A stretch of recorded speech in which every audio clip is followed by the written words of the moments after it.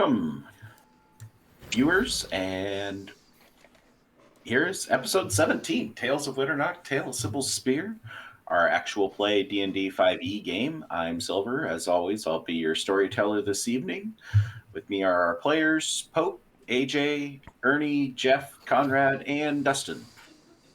For those of you tuning in for the first time, or if you've missed a session, we'd like to encourage you to check out our previous sessions, which you can find on YouTube at the link in the About section of our Twitch channel.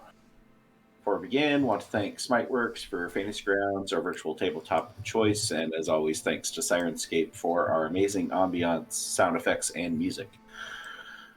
Tales of Winternock is not affiliated with either of these companies other than the use of their products. Last time on Tale of Cybil's Spear, the party finished vanquishing the army of undead and their necromancer leader before being left with possibly more questions than they started with, and some curiosities about what had transpired and what exactly they had just walked into. Took on a little bit of an investigation, checking out some things from following zombies on leashes to putting out fires to making uncomfortable relationships with nobles before ultimately retiring back to the Night Seal Inn, which is where our tale resumes tonight. You guys all make your way back to the north end of town, back into the Traders Avenue, arrive. As you're making your way across Traders Avenue, really no signs of any damage, like anything in the battle ever made it up this far. You can see there are, in the lower parts, the parts just outside of Pantheon Sphere, there is some individuals that are maybe harmed and stuff like that, that maybe your presumption would be that they left Pantheon Sphere and ended up here to get medical treatment. Not that there's any damage to any structures or anything to show that things were going on here. And that just dissipates the further north you get before finally reaching Night Seal Inn and walking into completely empty tavern. That there is nobody present other than the owner, Weston, that you've met before, as well as Narcisse, the bartender that you've had connections with in the past.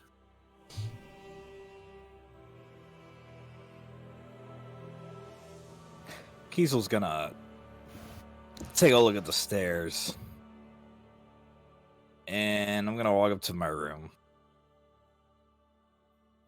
Unless we had anything to talk about. We didn't. It's about 1:30 in the afternoon. Yeah, whatever you want to do. Yeah, I'm gonna go upstairs to my room. Yeah, Alfred is going to go up and ask Narcisse if she could grab any like spare trimmings of like whatever meat they've had for the day or whatnot. And he'll just like take that and thank her, and if she has anything for him, and take that up to his room for Cybil, who's probably needing to go out a lot. He'll probably take her down and let her out and run around with her for a little bit. Yeah, Narcisse meets you about halfway across the tavern as once she finally notices Kiesel making his beeline for the stairwell, she like rushes over to the group, kind of sidesteps you, Alfred, and goes straight to Zedri and just like immediately, are you all okay? Did you get involved in all that? I know you said you were going to the funeral and they said all this stuff happened, and are you fine? And she just like touches your shoulder, like seems to be like eyeing you up and down as to, do you have any visible damage on you? Which you're pretty well beat up, a little bit healed up, but not much. Zedri will just like kind of look surprised a little bit. Yeah, I mean, we kind of all got into it. So, I mean, everybody else kind of got hit too. And he's gonna try to, if she has her hand on his shoulder, he's gonna try to move slightly so that she pans her view to the others. Yeah, she checks everybody else out. She seems still kind of focused concern on you, but just, I can get what I can to help out. I mean, I don't have a whole lot of medical supplies here, but I mean, what exactly happened? I've heard all sorts of stories, people talking about spike tails in town. Other people said that there was like people, something flying in the air. Yeah. There- Wasn't great. And he'll defer to Salinas.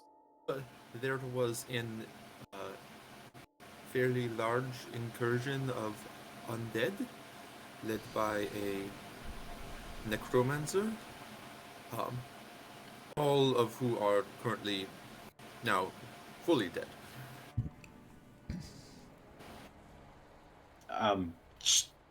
Kind of wide-eyed as you continue through that statement. Just the eyes get wider and wider to the point where they're dwarfing her little dwarven head here, and just bats her eyes a little bit as to trying to make sense of things. Yeah, medical attention. What can I do? I got some bandages.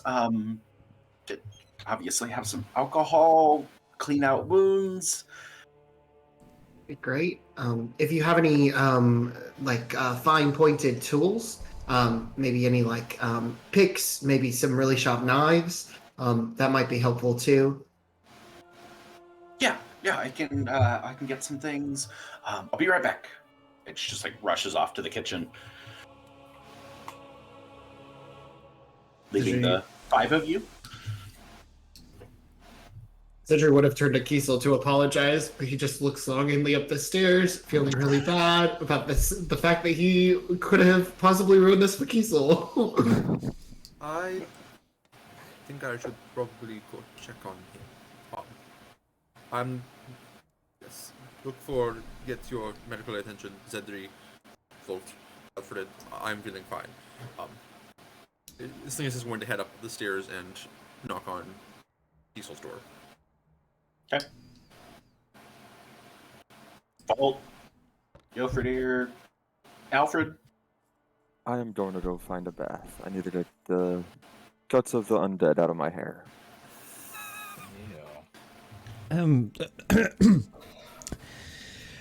I could use a drink, a tailor, and goodness, where's Brindell? Did he make it back? No sign of him down here. Shit. Is Brindell dead? Undead? Oh no. For even being ignored for the snippets that he wanted to grab for Cybil, he'll still go upstairs, retrieve her, let her out. He still has some spare rations that he can give her treats for, and as well feed her with. He'll take her out and take her for a walk, and then afterwards he'll sort of come back and start tending to his own wounds.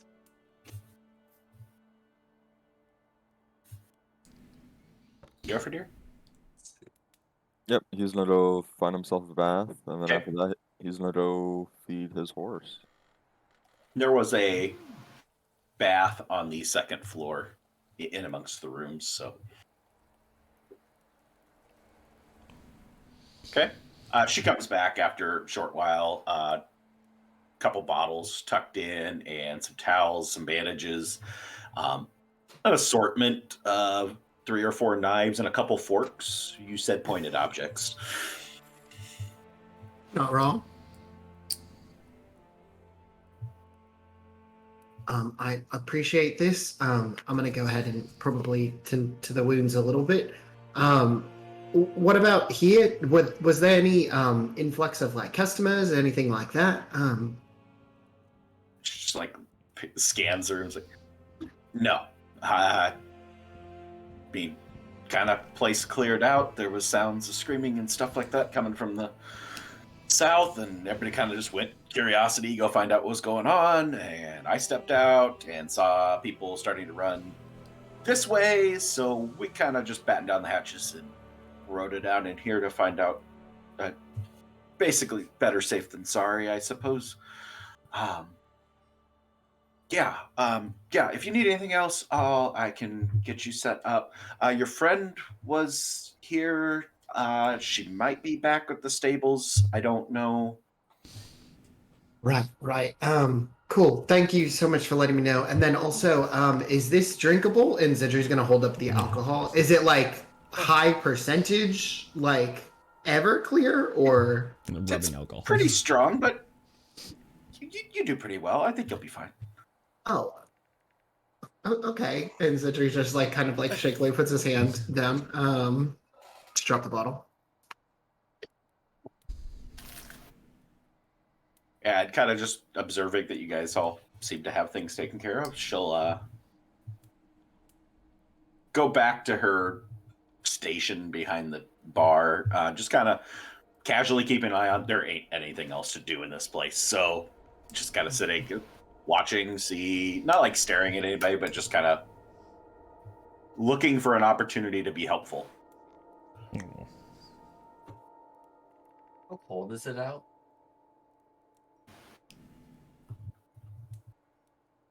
It is about 50. A little bit of wind. Just a little bit of rain at this point. Oh. Alfred, on his moderately short walk, we'll see if he can pick up some scraps elsewhere outside of the tavern. Very close to where we are staying. If not, like 1 or 2 blocks at most. If anything in that radius, then actually, wait, no, I forgot. I can't afford anything. Never mind. We've been over this. Okay. Alfred's just gonna take Cybil for a walk, feed her some rations, and then head back in. Okay. Make a little circle around, and as you get back to, you go and do your little walk. Jofreidr's doing his bath. Zedri and Vault are getting medical attention, alcohol, whatever they're choosing to do with the stuff that's been brought out. Salinas and Kiesel upstairs. Does my door have a lock? No. Oh, fuck, man. Okay. Salinas wouldn't just. Oh, sorry. You go for it. Well, I figured I would have maybe like a minute or two before he knocks on my door. So, as I enter my room and close the door, I'm just gonna take off my armor. And there be any like spare bed sheets or like napkins or paper towels or anything? There's a towel, not a paper towel. There's a towel there with a wash basin. I'll take the towel and I'll just start rubbing up on the armor for any grime, guts, blood that may or may not be mine. Just trying to take a general care of it after what's happened, kind of looking over if I had gotten hit with anything, any sort of visible dents that I can feel, and the same thing will go for the glaive. I don't think I would get very deep into it until I hear Salinas knock on my door. Okay. And I would assume, with the distinction between footprint and hoof print and the weight of the knock, that I know it would be Salinas. I don't think this would be Give the me first. A perception with advantage. Perception with advantage.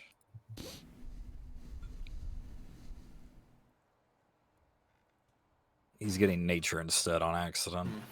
Interesting thought. Yeah. You know he's there before he's there.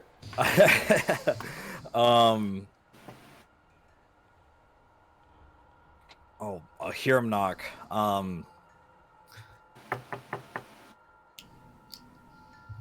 Salinas, give me like 15 minutes. I need to spend some alone time with the big lady. All right.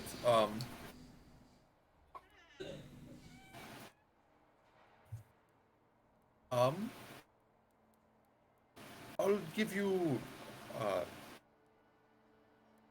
All right. With that, once I get done adequately cleaning and looking over my supplies, I kind of then want to sprawl them out ritualistically as I have been. Armor plate in the center, glaive off to the top left slanted. The two daggers will kind of be parallel to that shield at the top. Oh, what else do I have? Cape stays on because that's cool. And I will kind of get into a on my knees position, hands kind of clasped, kind of lean back into it so it's not like arching forward. It's kind of like a straight lean back. I'll take a deep breath. Zephora. Oh no, that sounds so weird. Ew. Zephora. Yeah, there we go. Zephora. I need some guidance. Honestly, I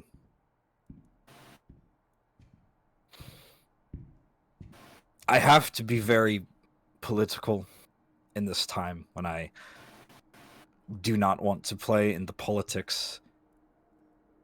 I see tyrants and those who seek power and lord over individuals not acting very honorably. They act like tyrants, and it frustrates me to the bones. And it's not just, and it's not right. And I have to shake their hands later tonight, possibly. Maybe not shake their hands, but at least reach my neck out and have them give me something.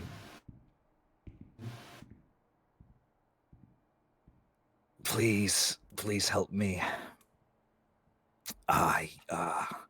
Lots of people who died didn't deserve to die today. And I just seek for further understanding. I even got this, and I'll kind of raise up my hand that... I think I had tried to use whatever cloth I could cut off my robes or whatever. But the Blood Brothers hand that I had cut with Vault. I've made a promise. And I just don't know if that even was supposed to be something I should have done. I just want to be able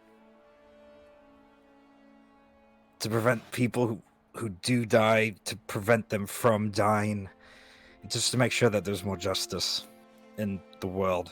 And if this brings more justice, then I guess that serves you a greater deal. But yeah, just for some guidance, that's all I'm asking. Amen. And Kiesel will then open his eyes, and kind of take a look at everything, make sure everything's clean. And then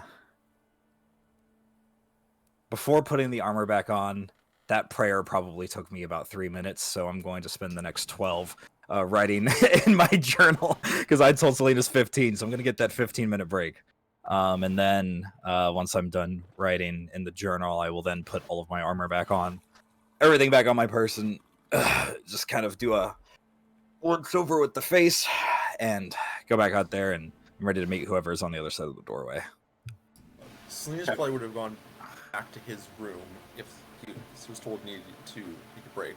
He would have also taken a little bit of time to patch up his mending, patch up his any marks in his clothes and his armor, and make himself a bit more presentable again.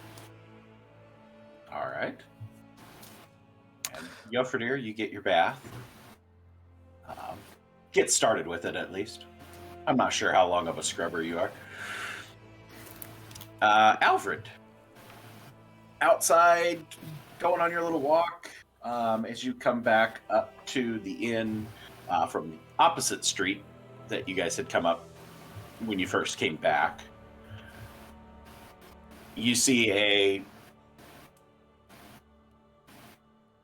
wagon parked out in front of where the stables are, and what appears to be a very annoyed Jenica standing next to the wagon, just kind of like looking up at the sun, looking around, and then she catches sight of you. It's like, All right. Well,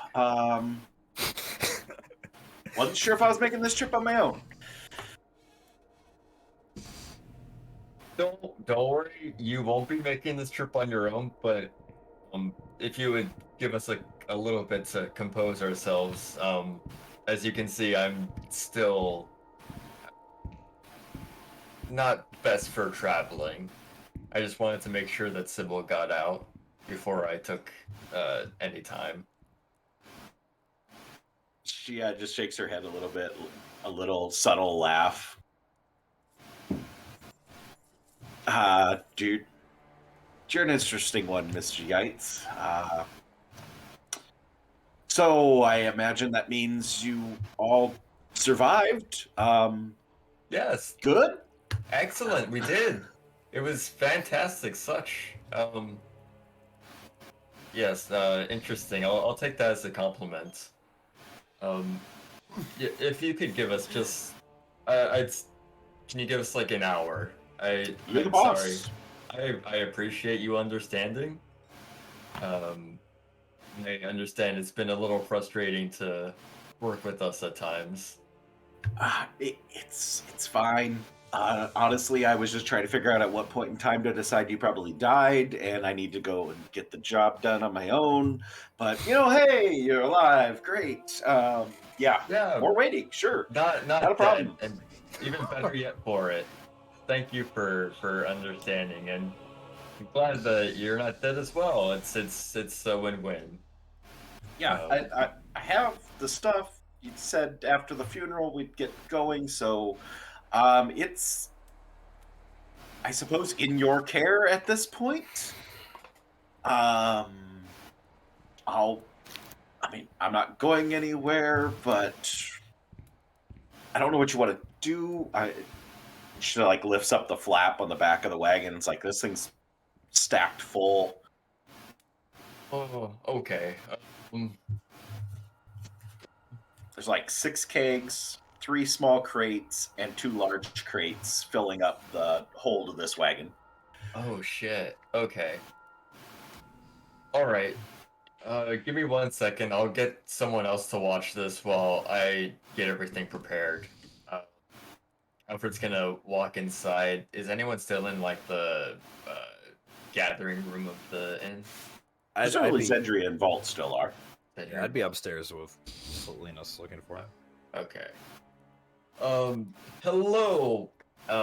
So we have a friend outside. Our friend is with our goods. He'll just sort of walk up in this hurried fashion. I still need to rid myself of all of this filth.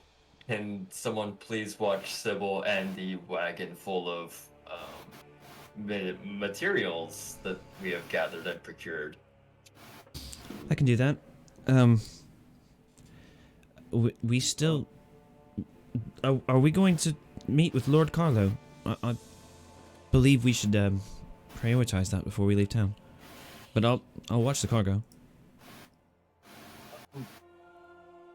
And Bolt kind of gets up, kind of does this, prestidigitates his shoulders, cleans it up, tries to straighten himself up with the holes in his jacket, and kind of starts walking towards the door a little bit. Alfred's sitting there with gunk and debris on him. He's just yeah, I'm gonna go get a shower or bath or whatever. I just need to compose myself and oh. Are we on the hook with this stuff now? I know some of you wanted to meet with Lord Carlo. I'm supposed to help with the funerary rites for Deirdre. Okay. Well, yes, we are on the hook for these things. I've been informed. Honestly, everything with the Lord, I hadn't even thought of as of yet. I just, I'm gonna go get a bath, and I'm just gonna. He's off. Okay. Oh no! Zedri's just gonna finish ripping a bandage that he was doing and wrap up his arm, pour just a heck a ton of alcohol on it, kind of woods from the sting, and then head outside towards Vault. Narcisse goes running up the stairs behind Alfred. Your friend was just in there. I'm gonna need to clean the tub. I feel like it'd be a little bit more efficient if I just got in. It's fine. Okay. Is it bad? Did Jofreidr leave it in less than desirable? Depends how bloody I died during combat, I guess. Let's see. I mean, you didn't take a ton of damage, but you did slice through a lot of zombies, so it's pretty rough. There's some stuff floating. There's bits and pieces. I think it's up to you. On second thought, he'll at least like give a hand. He'll start draining things and getting it ready too, because he wants to get in as soon as possible. He's very hard up for a bath. Okay. She'll get you situated. Cedri and Vault going out to first off, anything before Alfred came in? Vault had been pretty much slumped in a chair, just relaxing, maybe taking a couple drinks from the medical alcohol while also pouring it on some of the remaining like cuts and things. But no, I'm just gonna sit out in the cold for a little bit. Cedri would have checked himself over, but with most of the damage being necrotic, I'm guessing that more so has to do with the lack of moisture in the body. So it's just kind of like shriveled. What would that like damage look like? It'd be kind of like, in some ways, it'd be more in that dried up, but also just a little bit of. Honestly, it wouldn't be too far off from like a really bad sunburn type deal where your skin is kind of flaking off in places because the outer layer kind of like rotted off. And I guess against maybe his better judgment, he would have just taken kind of bandages, made them into like small little like rags almost, and then just padded, hoping that it'll kind of like bubble and like close that raw layer off to any weathering or abrasions. Okay. So you guys head outside to the wagon. Jenica just kind of gives you a, all right, it's yours, and heads inside. Fair enough. Vault, do we have to figure out how exactly like watching this is going to work? I don't know who we really put on the task of watching over these goods. I won't move. Well, no, you had a prior engagement with the Lord Carlo, and honestly, I think that you're probably the best suited to hold conversations with other nobles, right? Well, Vault looks down at like his jacket and tears and everything. I'm not sure I'm fit for elegant company at the moment, but I have promised that this won't leave my sight. And as long as there's no one else to watch it, I'll make sure it always has eyes on it. And I'm going to actually climb up into the like carriagey thing. What is this? What does it look like? Is it four wheels? Like a covered wagon. Just covered wagon. Okay, I'll climb up it. Question: if I were to climb on top of it, would it like break through with my weight? I don't want to test that. Like it's a knowledge. Yeah, it wouldn't support your weight on top of it. Okay, cool.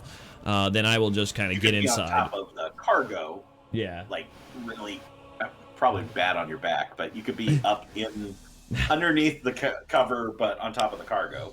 No, I'll just sit in there underneath the tarp and just kind of like just wait. I'm just gonna be waiting. Are you in there? You good, secure? I haven't done an inventory. We could do that. right now.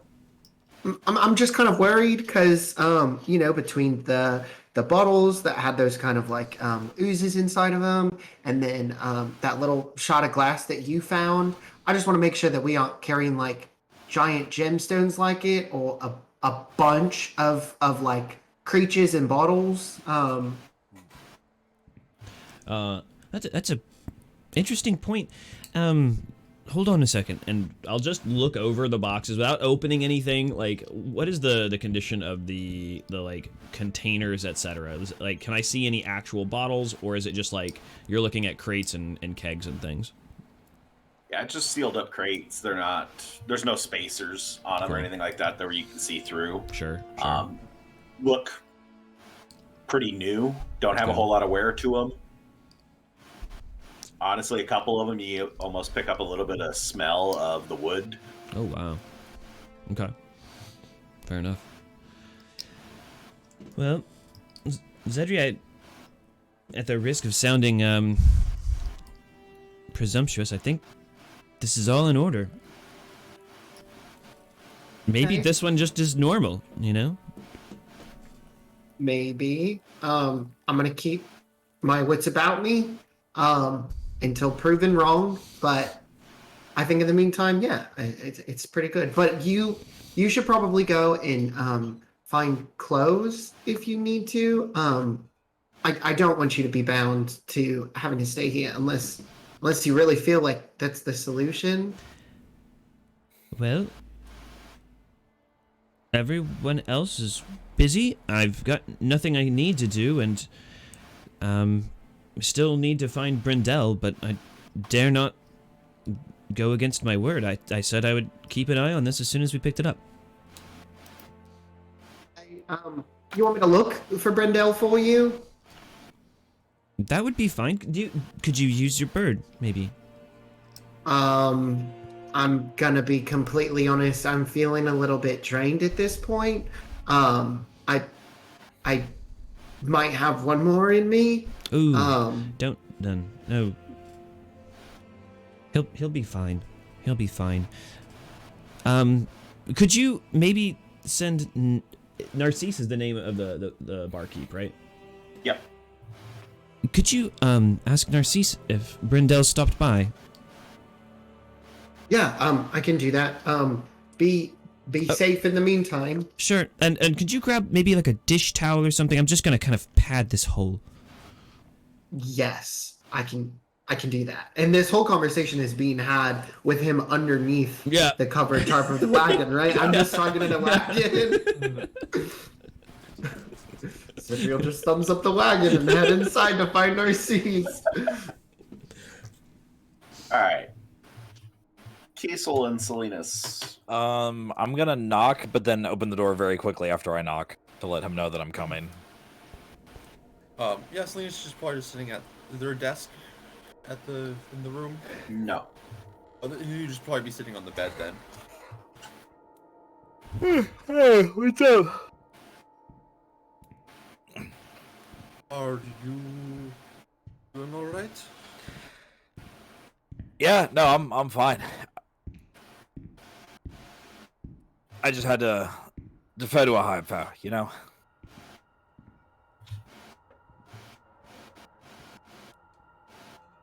What? All right.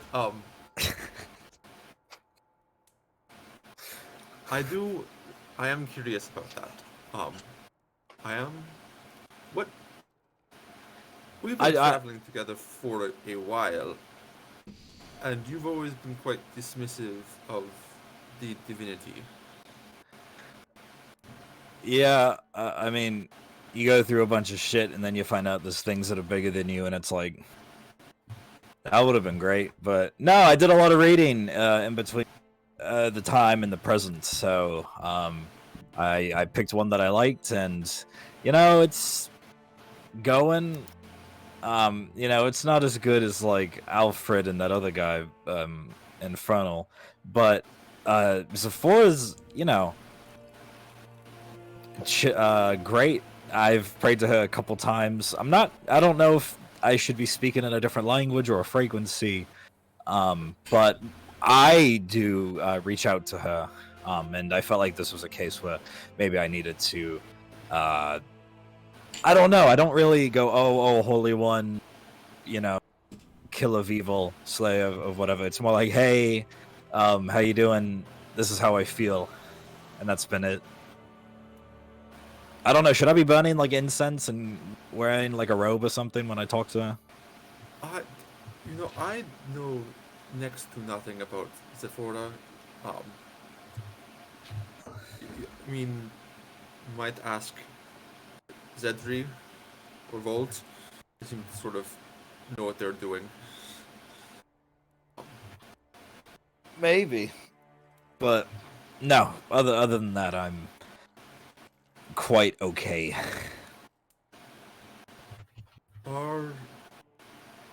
Since we're gonna get up and like put a hand on his arm. Are you sure? Normally, when you do that whole march off to your room and be by yourself, there's something eating at you. No, I just, when we walked into the warmth of the hearth in the tavern, just a couple days ago, someone had gotten on their knees in the battle and prayed, and something had happened, and I don't know.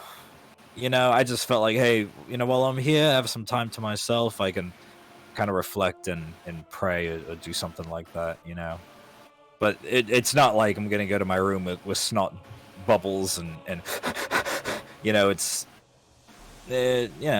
just 10 minutes by myself. But I do appreciate the concern.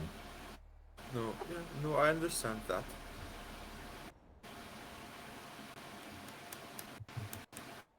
Oh, I didn't see Galfrank when I took my armor off, but I figured he had gotten loose at some point. But I will say he did make a very good battle buddy. He was strapped in here for like a horse rider. I was the horse, No. Sure. I think horse is a very apt descriptor for you, Kiesel. I'm just saying, if he looks maybe like he sits a little lower to the ground, it's because he was, I just wrapped around him a couple times and tightened it, so. Sure. Yes. Thank you, Kiesel. And I'll kind of like give Salinas like a sincere, and then I'll kind of bring it in for like a hug, like just a and then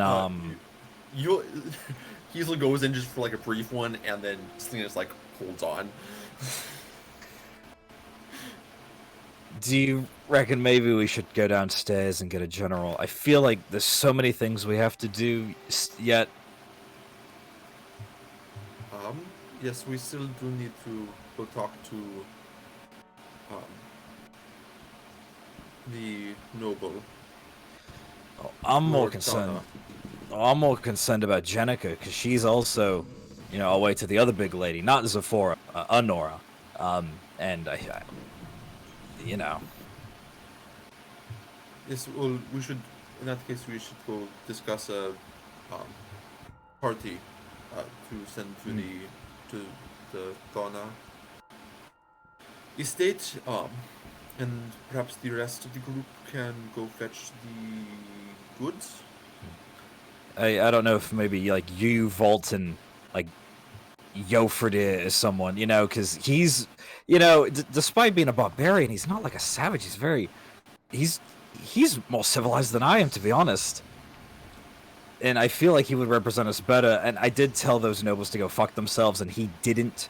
So, and then maybe like me and Alfred and Zedri, or like me and Zedri and, could stay here or something. I don't know. That's just an idea.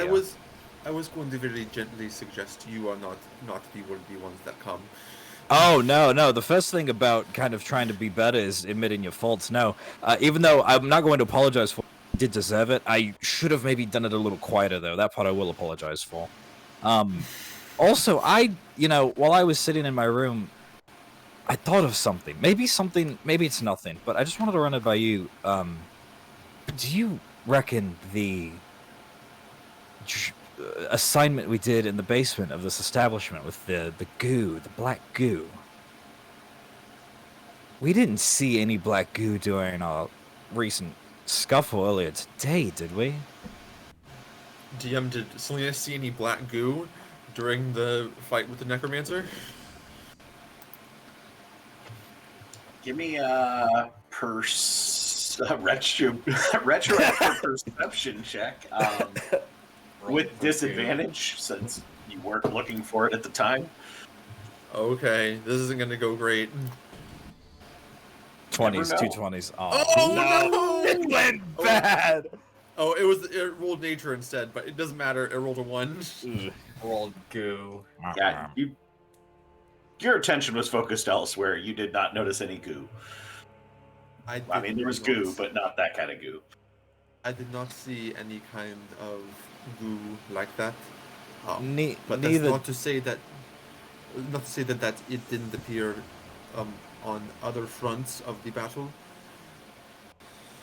I don't know. It's just something that struck me, as to maybe something that could be similar. But even with that thread, I don't know what we'd do with it. But anyway, I'll kind of motion outward towards the door after my thinking and emotional session with Salinas. Okay. You all finish up your tasks with the exception of Vault's hanging out in the wagon. But everybody who's not hanging out in the wagon, meeting back up at some point in time. Did I find Brindell in his room? Yeah, Brindell was in the room. Hey, yo! Hey! Dead. No, I'm just kidding. I'll go ahead and ask that he go downstairs. There's a wagon out there, and I would just really appreciate it. Vault's hanging down there too. So maybe you could go ahead and check in. He was awful worried about you, so it would probably be in your best interest. As you mentioned that Vault's waiting for him, he just suddenly gets a hurry in his step, just charging out the door. And then I'll get the rag for Zidri would have probably stopped by Narcisse and gotten the rag or the dish towel on the way up. So could I just hand that over to Brindell? Sure. Cool. Make sure to give him this too, please. Thank you. Big thumbs up as he's running out the door.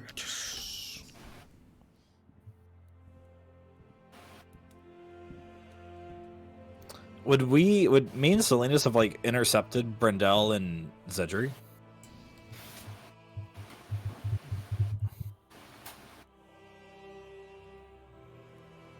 Yeah, I think probably pretty likely that you would have seen Brindell as he was heading downstairs with Zedri. Okay, so I guess then downstairs it would be Zedri, Brindell, or would they be walking back outside? You would have ran into them still upstairs. Still as upstairs. They were heading Okay. upstairs to go downstairs after Okay. Zedri retrieved him. Zedri, you look kind of wet still. It's I thought- alcohol. Oh.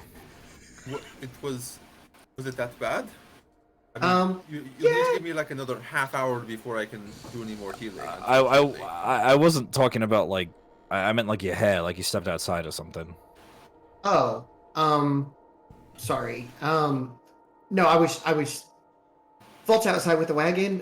We're kind of on the hook for the goods now, so I was trying to look for Brindell and then just get him a dish towel. And I guess I'm kind of run a little ragged and wet, and Zedri's just gonna run his hand through his hair.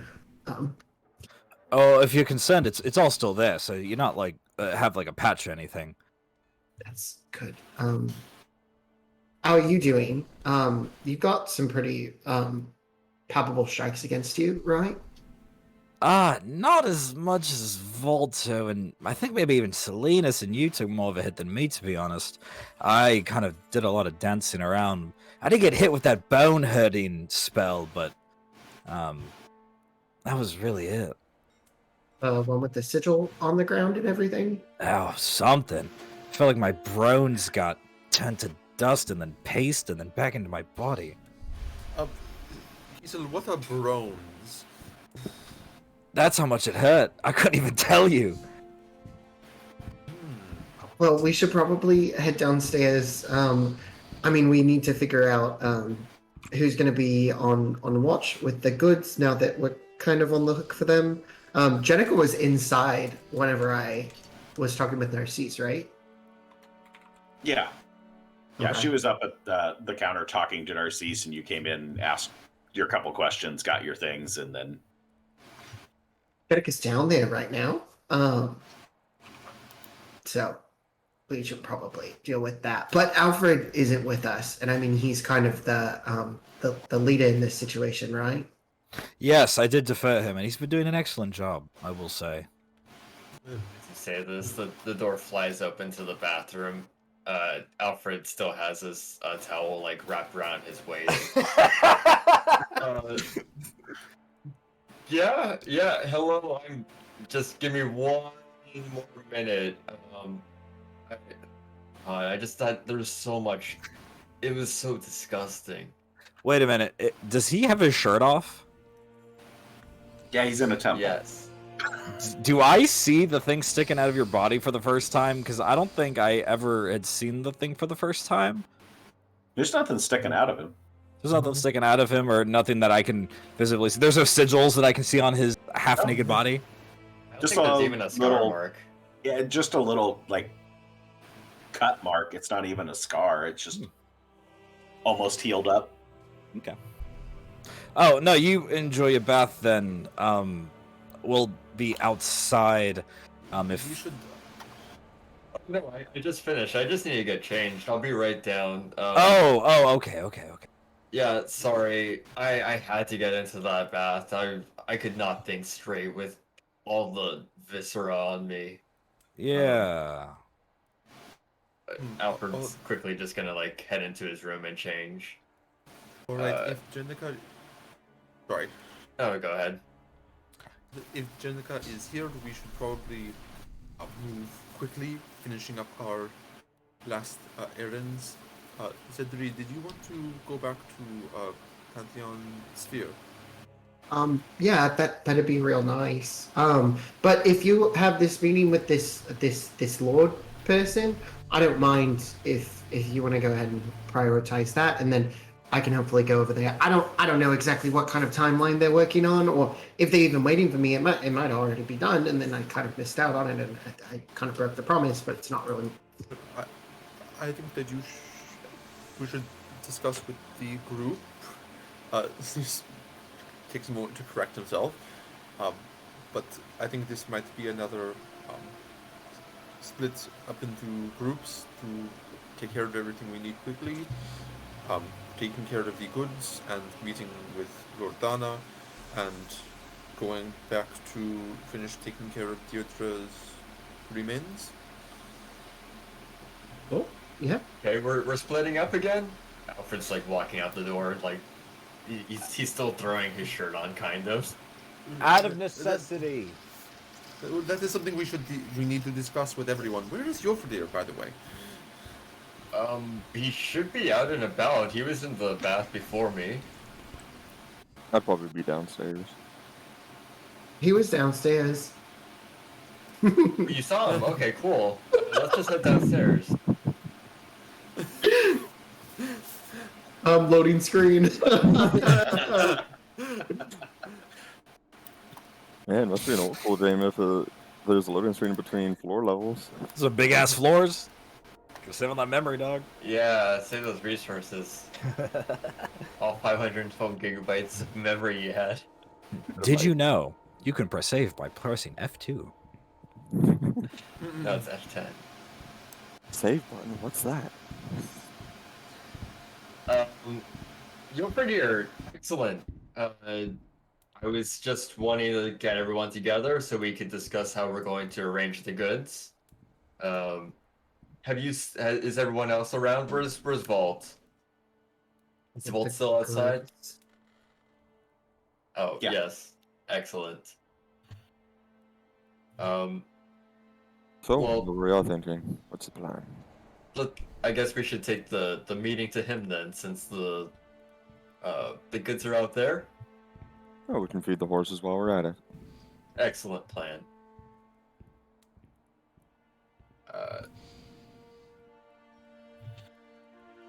Okay, so I've heard that we're splitting into two.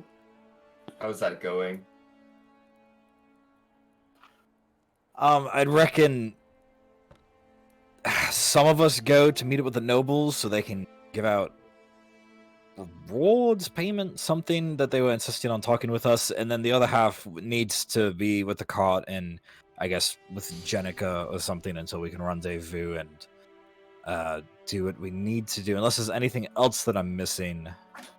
And I'll kind of open up the floor, I guess, to whoever else is here. Well, it's not a party of nobles or peace talks, so I can't mess up anything there. I can go see the nobles. I had mentioned to Salinas maybe Jofreidr, Salinas, and then Volt, who's outside, and then me, Zedri, and Alfred can sit on the cot and wait. But Zedri mentioned something about funeral rites.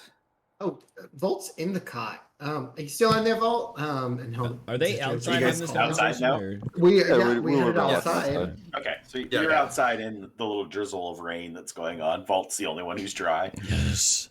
I will make a quick mage hand. You'll hear like a couple of mumbles from under the cart, and then like a little thumbs up will come out from the cart. Yes, I'm here. Oh, would you like to talk to some nobles tonight while we take watch? If I do that, one question: if they ask why we're in town so serendipitously, what should I say?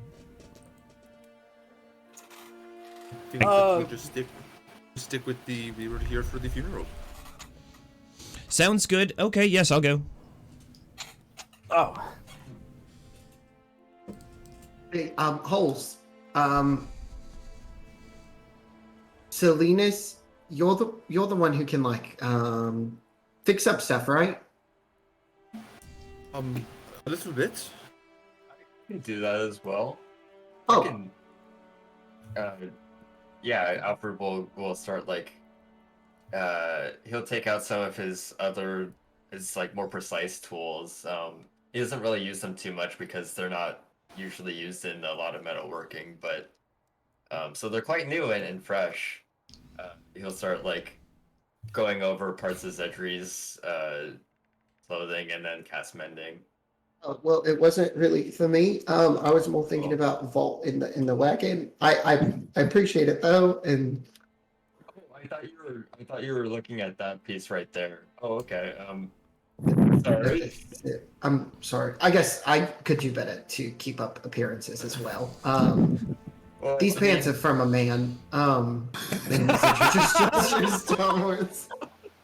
Those are still the ashen pants, right? That you rubbed all the soot and stuff on? No, they're the ones from that Emery gave me. Oh, okay. Oh, that's right. Yep. Yeah. one person hasn't this will- taken notes in 2 months. We have notes for someone's pants. 66 pages, baby. Salinas will cast another round of mending on Vault's coat, but I feel like I remember hearing that. You can only do so much. Yeah. Yeah, No there's way. a giant hole. Yeah. You're able to repair the holes from the spiked tail spikes going through him, so that combined with prestidigitation, it doesn't look too bad. Can they mend the dish towel in as a patch? Patches. Yeah. Okay. Then I will use one of my daggers to cut up like a few parts of the dish towel to make patch size mendable things. The color matching is not going to be the greatest, no. but I Look think like I a can hobo. work with that. You'll To be look fair, interesting. patched clothing is pretty common. Yeah. Maybe not so much for nobles, but for everybody else, it'd be pretty common. For everyone else, Well, there's patches. there is another trick that if one, as Alfred is kind of sewing the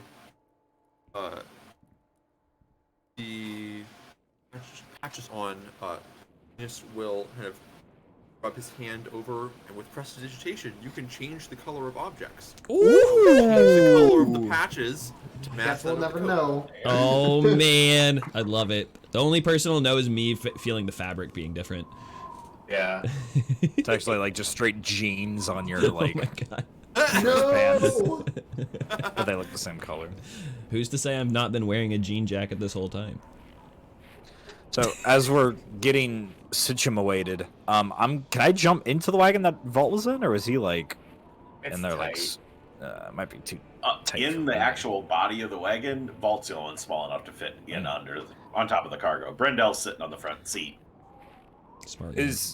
Forgive my questioning here, but is this just like cart, closed box, and then just like 2 seats and then like a horse or something at the end of the cart? There's no like over covering. Yeah, it's like a covered wagon. It's got the covering going up over top, but it's just a cloth that Vault is nicely tucked in underneath the cloth on top of the crates in probably the most uncomfortable manner, but it's there. I'll like turn to Alfred and like, I can sit in the covered pot. Not what Vault is, because that's tight even for him, I think. But I don't mind like sitting in. We both can sit in the wagon. You know, I don't know. I don't know if you'd be cool standing outside. Well, I'll stand outside. It's fine. You can have the wagon. I'm still here with Cybil, so I'll keep her company. Because it is getting a little windy. Okay. The group we haven't dispersed or anything yet. I don't believe so. No. Okay. Just standing in a drizzling rain. Yeah. Yeah. Well. So as soon as you guys get back from picking up our compensation for all of this mess, I guess we'll head onto the road. Zedri, are you still looking for? Yeah, I was just hoping to go to Pantheon Sphere, just super quick, to help out if I can. Yeah. But I'll come back here, afterwards. Would you feel more comfortable if one of us were to go with you? Someone should go with him. Well, I can Zedri's stay. gonna look towards Brendel. Well, Brendel can stay here with Vault. Well, Is- Vault would be meeting with the nobles, so Brendan could stay here with wait. me. With Kiesel, yes. Sorry, my bad. Or maybe Brendel go with Zedri? Brendel, how do you feel about that? Can you help him? You've been learning about some of these Briorn rites over the past few days. Yeah, what do you want to do? Whatever you need, Master Vault. No, Brendel, we actually, you need to know what you want to do with your life. Also, change that A to maybe an I. Just make it that like a Mr. Master, it feels a little weird. Okay. I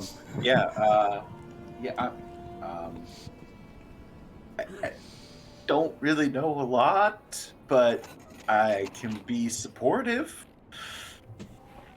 You're going with Zedri then. Wonderful. Perfect opportunity to learn some. Yeah, it's a great opportunity. I like the attitude. Thank you for your help, Brendel. And then I'll kind of climb out from the covered wagon here, kind of like try to like stretch out a little bit, look at the patches looking pretty nice, and kind of take the hands. So, if we have our plan, is there anything else, or should we just get on with it? I think we should just get on with it. I think that would be the best course of action. Is action. Question. During all of this chit-chat and bathing and whatnot, can we count this as a short rest? Please. Yeah. Okay. Okay. Goodness. Roll some hit die. That's all I want. I have 3 hit points that I'm missing.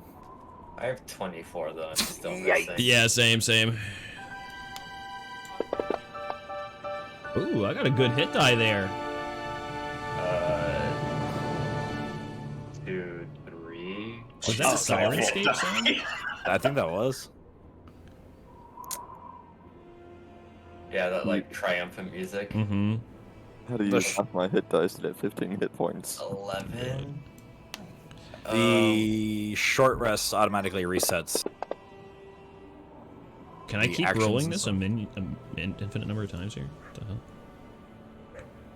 I'm gonna roll 2 more. I'm gonna have 1 hit die left. Oh! It's fine. I'm only missing 9 now. Hey, I'm Still, full that's- healed. Look at That me. +2 helps. I rolled 5 hit die and still missed 9 HP. Oh.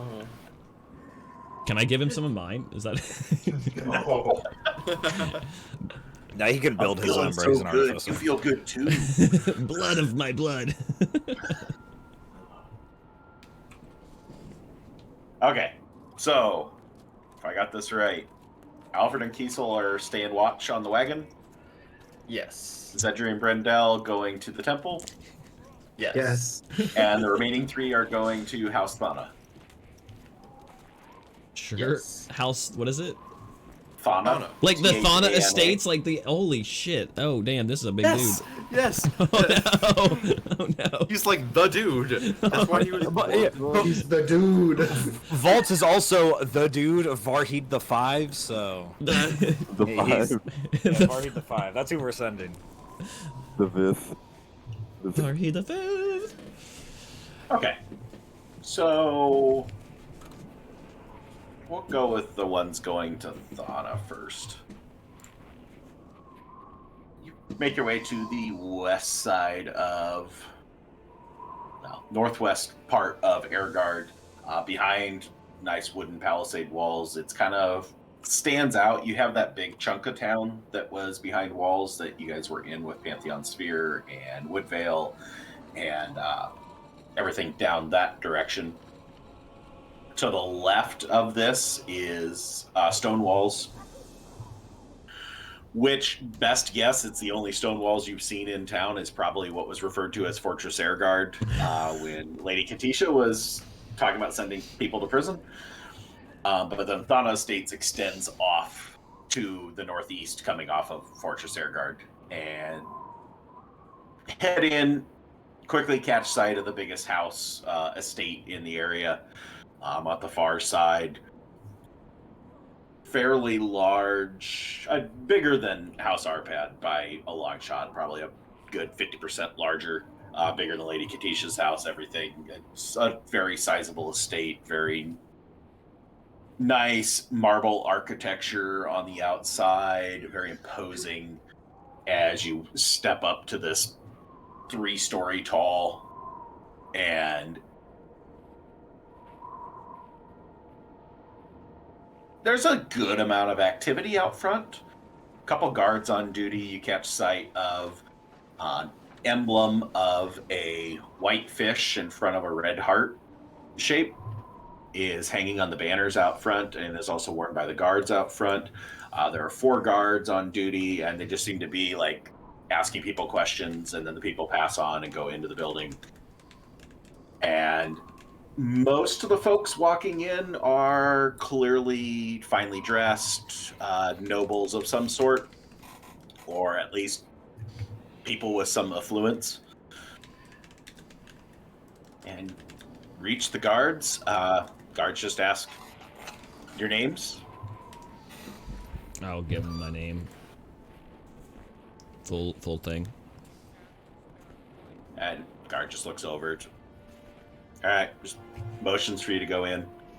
What, you didn't want to give him the full Voltavius House of Bar? No, that's what I did. Yeah, that's the whole thing. When Vault says he Yeah, gives I- his name, that's what it means. It's the Vault. Yeah, but the Short whole this like Gotta say it. Oh, okay. it's the weight of it. Weight of it.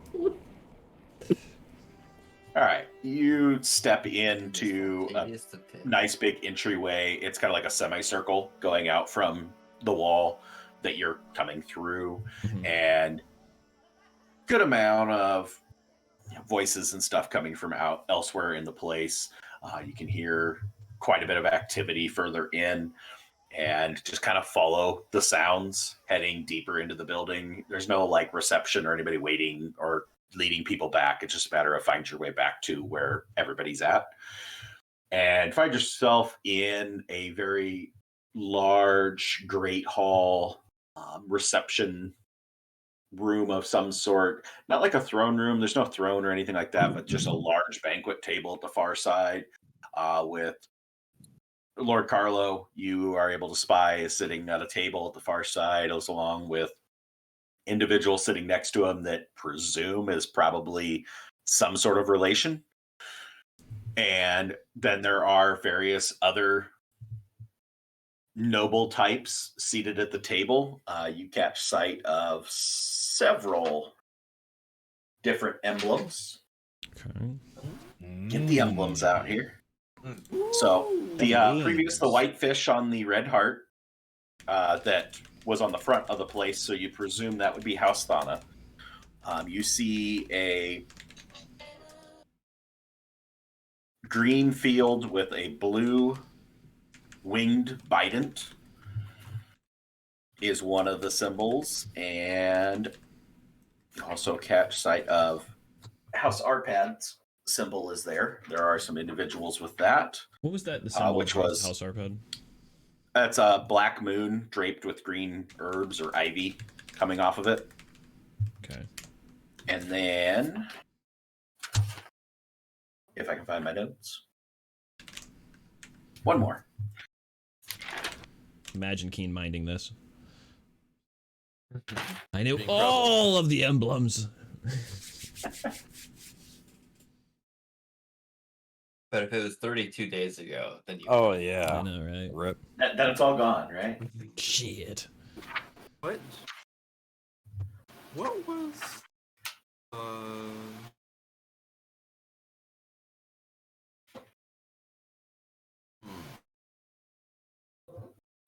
Does Jofreidr's family have a crest or a family emblem? I don't think I've ever. asked. So like a symbol for Snow Skull, it's kind of like a skeleton's head with like crystallized ice.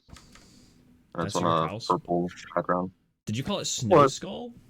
Yeah, that's my hometown. So That's it's good not badass. necessarily my house. It's just the flag of Snow Skull itself. So whoever's ruling at the time just happens to be my family right now.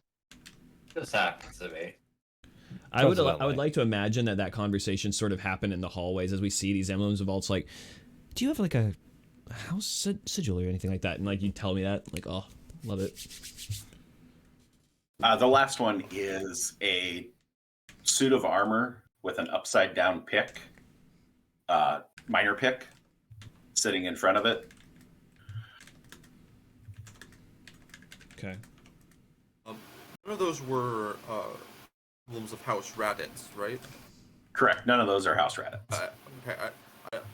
Where's I Goku? didn't think so, but I wanted to make sure. House Raditz is a direwolf.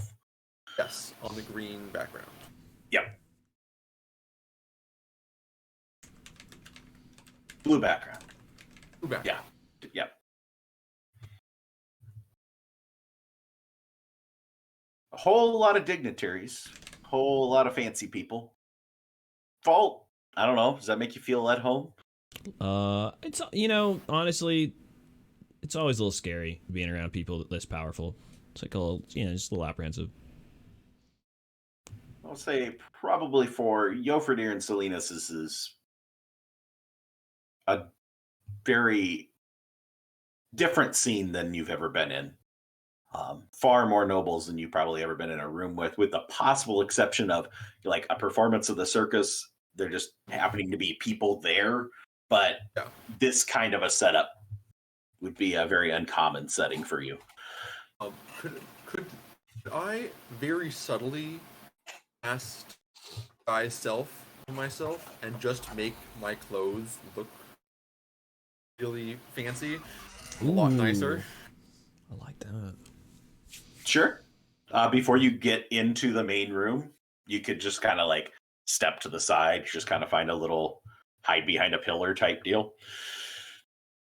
go into like blue and green silks and like nice, like a very nice fine fur collar and like embroidered leathers and golds and silvers. All right. Give me a stealth check for how well you hid yourself over in the corner. Oh no. Nat 20. Gonna be great. I hope so.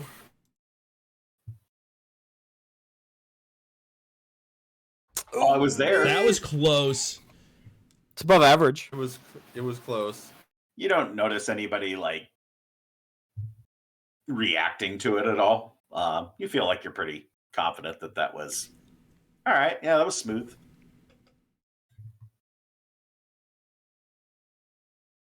After you guys have been in the main room for a little bit, you see Lord Thana stand up at the head table and just like lock eyes on the three of you, mostly on you, Salinas, because you're the only one that's really had any interaction with him out of the three of you, like to any significant degree in conversations.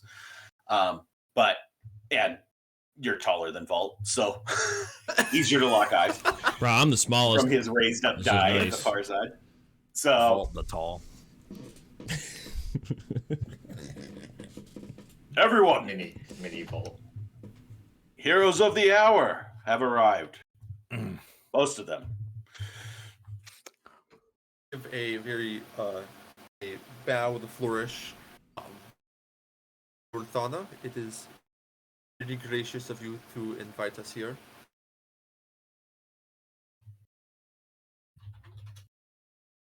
Yeah, no, I will bow as well, and just kind of follow along here.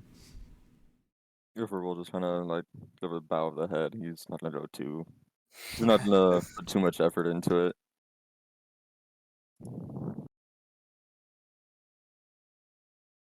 It just motions for you to come all the way up to the far side of the room. Sure. Following along. As you get closer, spying these couple other individuals that are sitting up here. So there's another dwarven woman that's sitting next to him that you kind of presume probably some sort of family member. There's not a whole lot of resemblance, but just by her placement would suggest that she's somehow connected.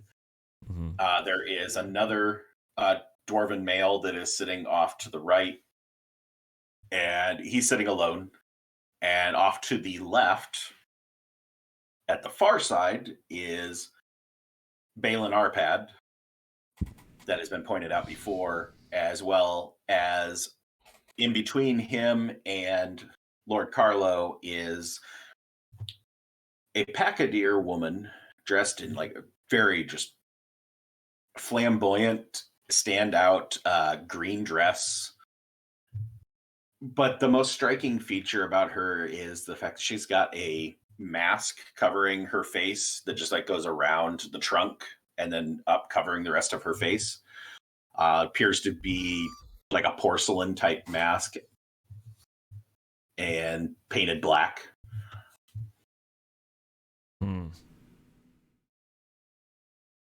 And as Lord Carlo just motions for you guys to come forward, it's like, all right, so this is all of you. The one of our party members is assisting the temple with the funerary rites of Deodra Arpad, and the other two are still resting from their injuries. I apologize for that they were not able to make it. Oh, it's fine. His demeanor kind of brightens at the. This is all that's here. All right. Well, I just want to, give you shake each of your hands. Thank you for your service to the city, and everybody here owes you debt of gratitude and appreciation for your help in fending off the evil undead scourge that befell us this morning. This was intended as being a feast to celebrate the life of Deirdre Arpad following the funeral, and has transitioned into a moment of silence for all those that did not survive, and a celebration of our fine men and women of the City Watch, the soldiers of the Baralian army, and you folks who came out of nowhere to help out in a horrible situation. I've had a chance to talk to a few others that helped out. I believe there was a Master Artemis monk that helped protect us in the battle. And anyway, enough of that. That just goes and reaches his hand out, and perception checks, folks. Ooh, good.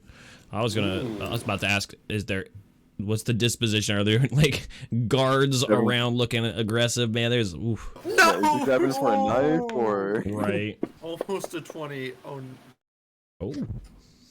damn it. Look at those 21s. Yes.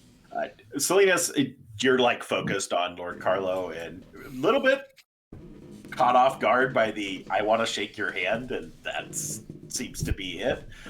Jofreidr and Vault, you both clock the woman, the female dwarf sitting next to Carlo, like rolling her eyes at what's going on, and also notice that the woman in the green dress, the Packadeer woman, stands up, towering over Lord Carlo. Lord Carlo is like 4'5". This Packadeer woman stands up at 7'5", so 3 foot taller than him, and just kind of puts her hand on his shoulder, and he just kind of like immediately like melts back at that imposition of her hand. And she just bends down and whispers something in his ear. Can I hear it? Come on, you're right there. You're right there. With the 221s. Give me another perception. Woo! I love to eavesdrop. Yeah, your 21 was to see the eye roll, so. It's only 19. Only. Only. That's still really good. Only. With a 19, you pick up just a couple words. Okay. I'll send them to you. Woo! Ooh, secrets. Ryan, secrets. I will shake. Does he still look like he's like offering his handshake? Yeah, he had already started doing the handshaking before she stepped up, so. Sure. I do not believe we have been introduced, my lady. Give another small bow to the Packadeer.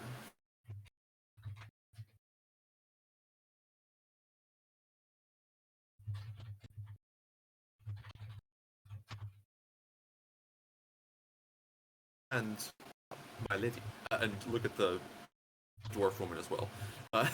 Mm-hmm. Oh boy.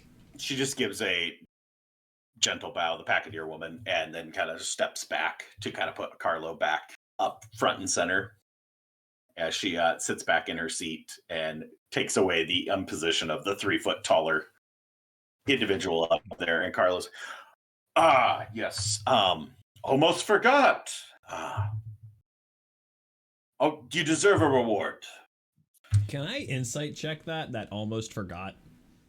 Sure. He was straight about to give you a pat on the back. Yeah, I'm wondering about that. Like, was it just the handshake till that? Oh, damn. Oh no! This was again almost a 20. Mr. Carlo, these are the ones that you said you'd bring out the millions of dollars for. Oh, that's... Yeah, sure, whatever. Oh, yeah, those millions of dollars. How could I forget?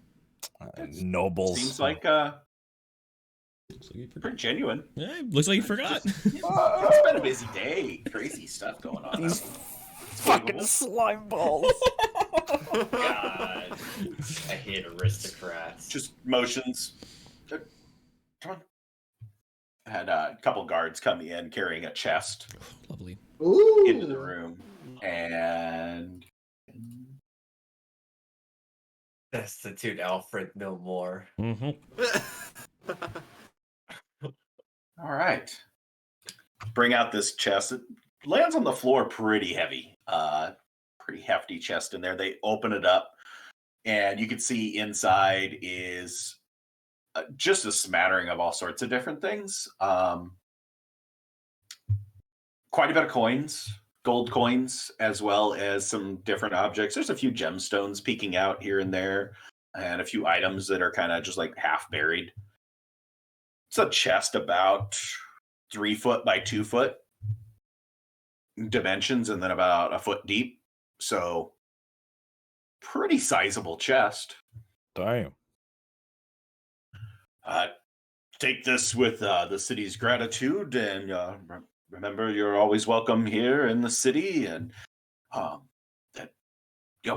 enjoy the festivities. Feel free to stay around for the dinner. We have all sorts of nice foods and drink, and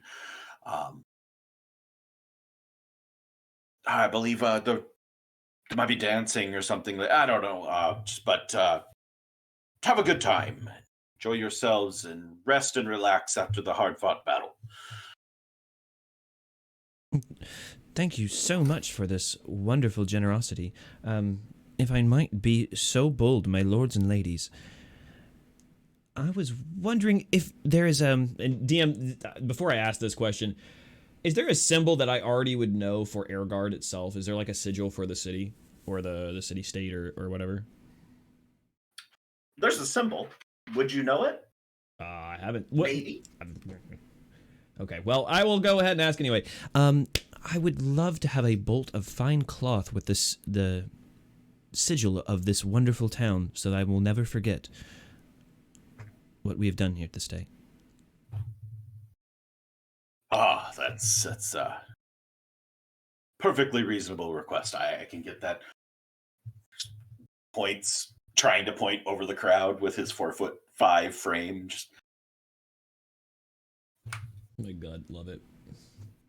after about 10 minutes, somebody shows up with just it's almost like a scroll case. Sure. And open it up. You can see there is, pull it out, look at it. It's a checkered flag. About a foot by a foot and a half piece of cloth, checkered flag, gray or it's a quartered flag, I guess is probably the better way to phrase it. So it's gray in the top left, bottom right, and blue in the bottom left, top right. Okay. And then there is a green shield shape in the center, and then a blue dragonfly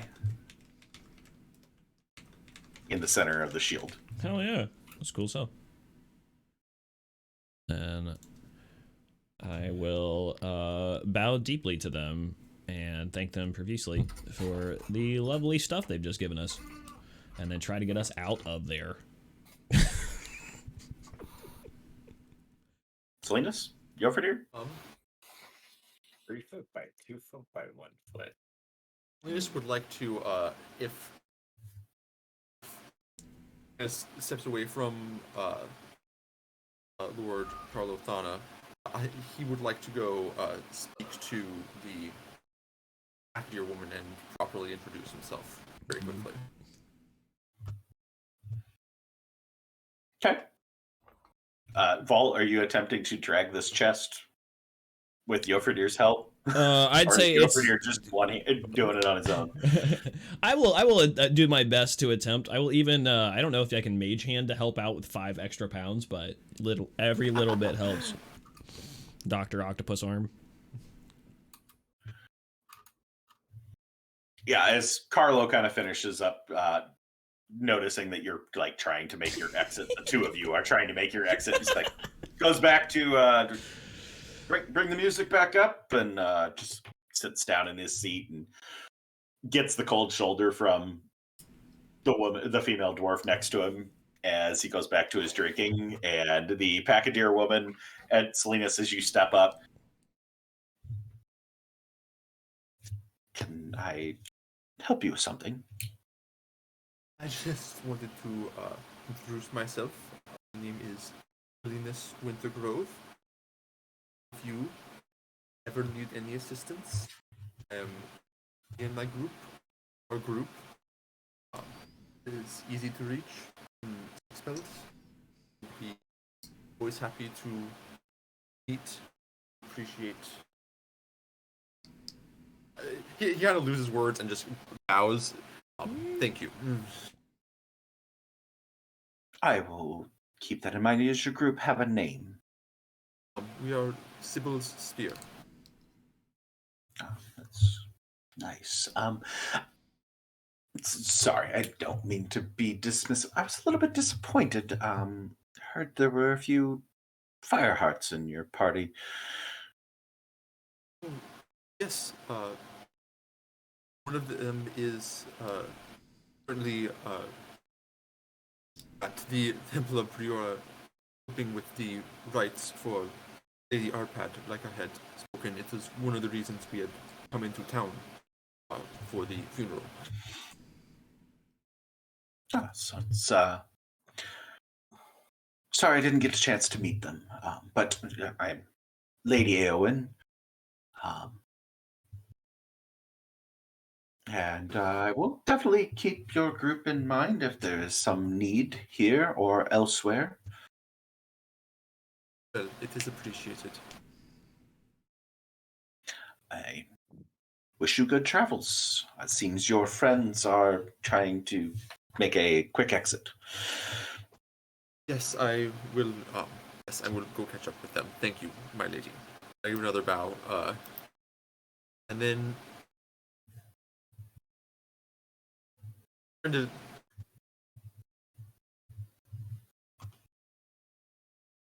think of a tactful way, going up to Lord Arpad and asking for a diamond. Speaking of tactful, 1 for 1. Is Jofreidr trying to count the money in the chest while he walks out? no, on our way out, he's gonna pick up a. I'm guessing there's probably like butlers or whatever staying around with like wine glasses or something. Oh yeah, there's trays going around with goblets on them.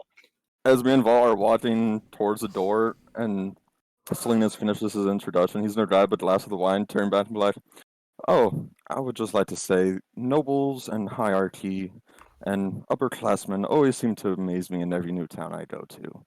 Back home, we fight, or they fight as well, and here they get in the way and watch. Have a good one." And he's gonna drink. Yeah!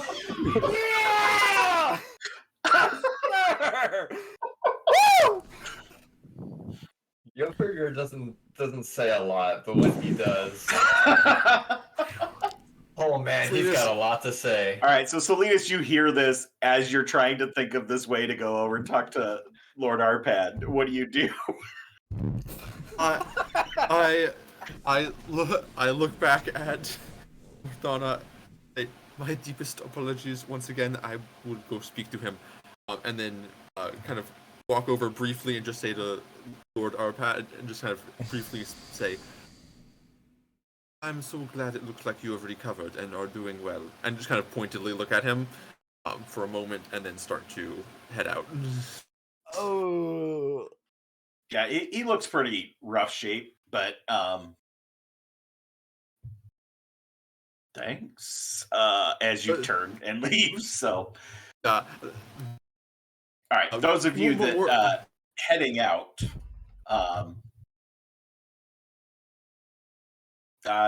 nobody stops you. You don't get much reaction. There's a couple scoffs from some of them as to your statements, Jofreidr, but they ultimately just like nobody impedes you walking out, and the waiters you can actually catch a few of them snickering at your comment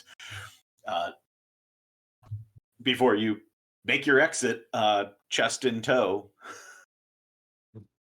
I would like to correct. I wasn't looking pointedly. I was looking expectantly, like I was expecting something. Then yes, I did head out. Okay. All right, Well, you guys definitely not gonna get a diamond after that, Bro, the color drained out of Volt's face when that happened. He just like as small as he could look after that. Just Same. Shit. 100%. You know, part of me was like, you know what? At least we'll shake hands. Owen, you know, this will be a silver lining from this. And fucking yeah. Did I get a sense which house Eowyn was from? Right. Based off the coloring of her dress, would seem to match with the bident with the feathers, Okay. or the wings. Okay.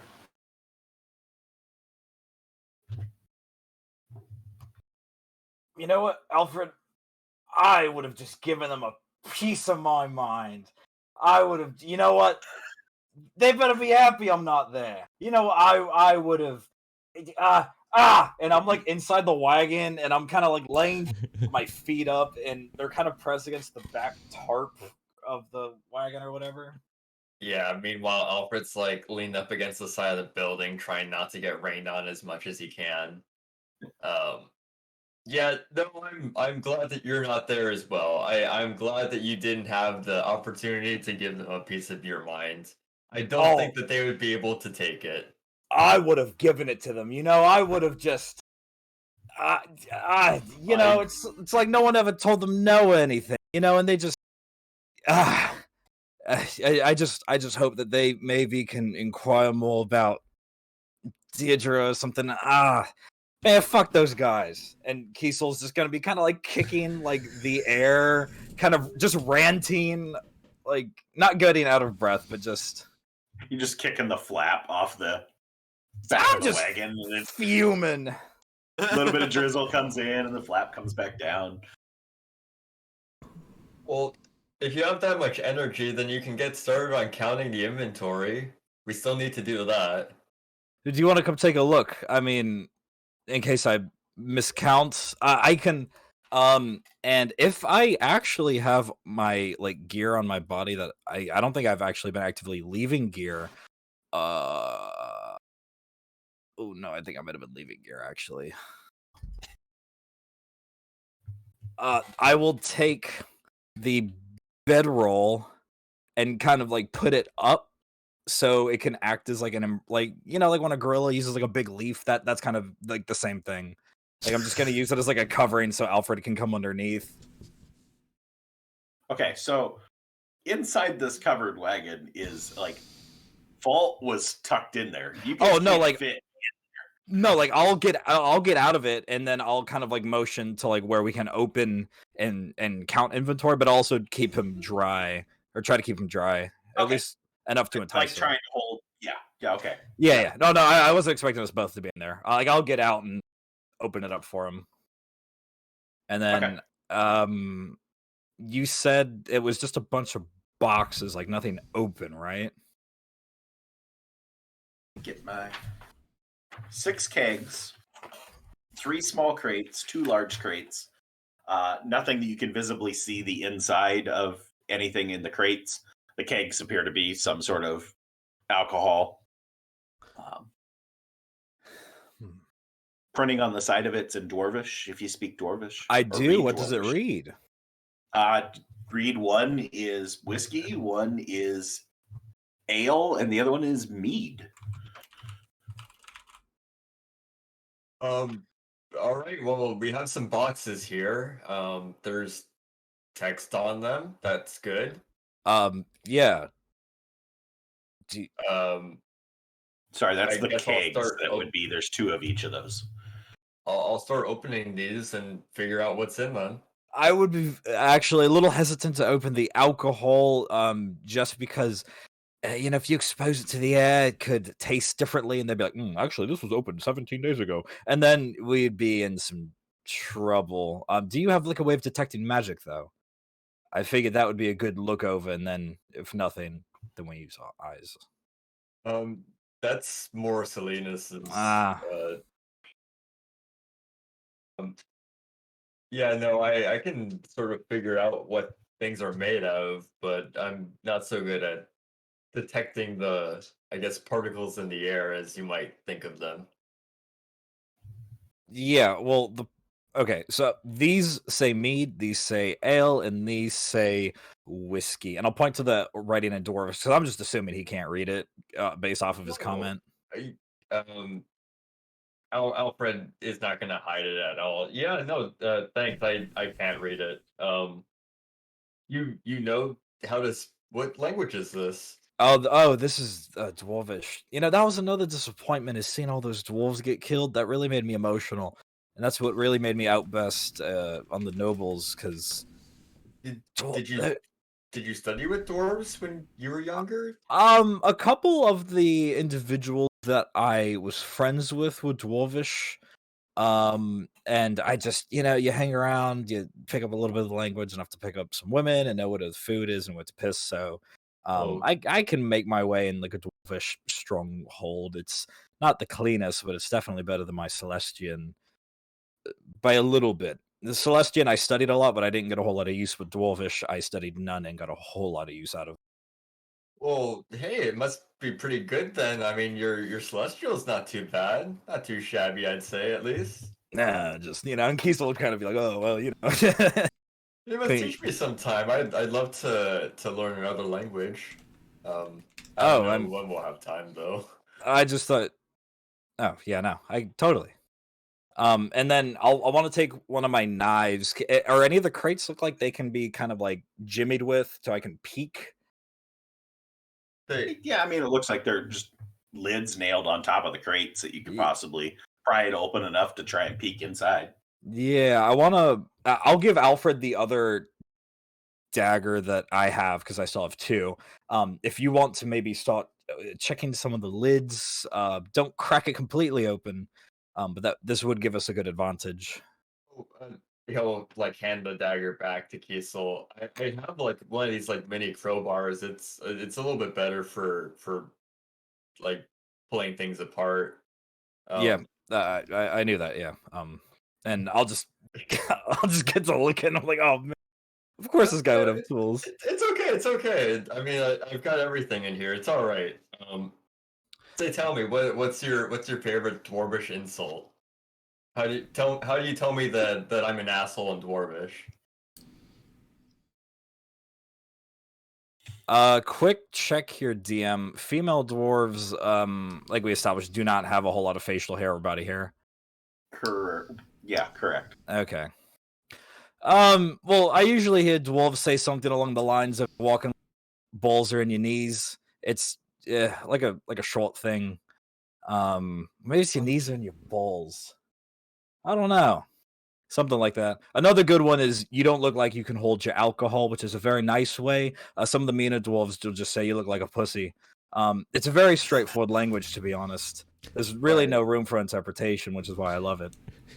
Right. Okay. If a nice dwarvish woman looks at you and goes, "Are you sure you can hold your alcohol?" That's a very subtle way of saying maybe you need to get the fuck out and go to a different tavern. Oh, okay. Oh, they take potting very seriously. Well, at least the ones that I hung out with.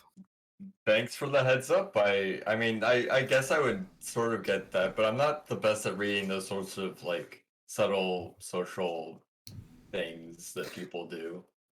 Just like how your arms are muscles and your brain's a muscle, social is a muscle as well. You just need more time spending talking with people, and you kind of, it's like lifting weights for your tongue. Lifting.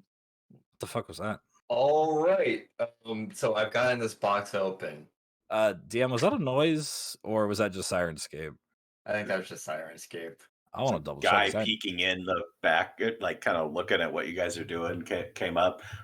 Looks pretty disheveled, rough shape. Is it that fucking guy from earlier? No. Don't recognize this guy. What's he look like? Yeah, what's he look like? Human. Below average height.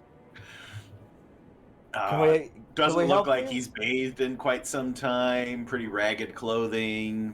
Doesn't have the patches, just outright holes, and looks definitely dressed poorly for the cold weather. No weapons or armed? Not that you can see on him. Yeah, then how can we help you? Got anything in there? Look, just kind of. You seem to be spending a lot of time looking in there. Just not. Maybe there's something interesting. Is this your wagon? It's just a bunch of boxes and shit, to be honest. And I'm gonna level with you here. Partake in whatever's in these boxes. I'm afraid you're not going to be able to either. Oh, that's rotten luck. I don't suppose you can spare any coin. No, I'm actually quite broke. I'm sorry. I will flick this fella out of my purse, keeping my eyes on him at all times as I take out my little coin purse. 1 gold, 2 silver? Wait, actually, I don't. No. I broke all my change, so I'll just hand him 2 gold. Because I'm that guy. Oh, thank you very much. Good luck hanging out with your boxes you can't partake of.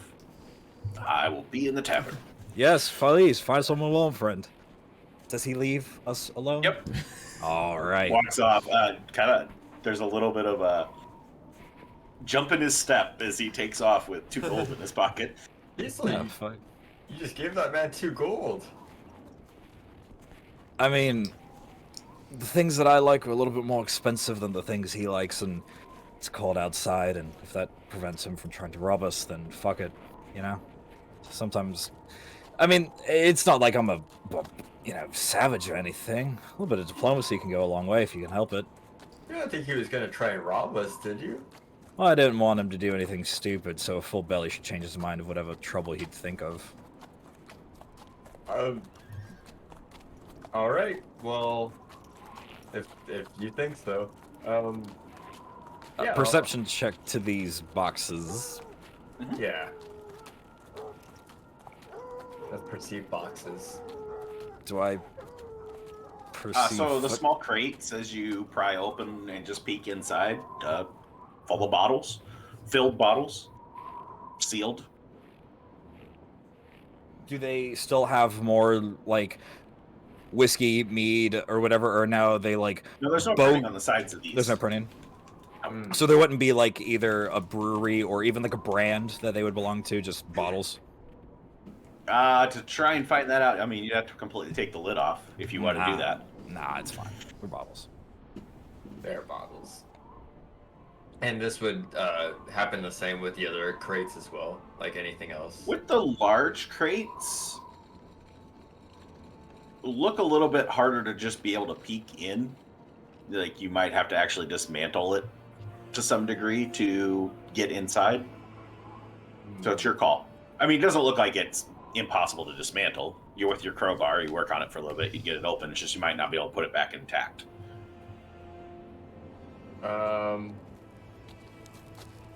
Yeah, knowing that and knowing that we are also split up, Kiesel, this one's going to be a little bit harder to take apart at the moment.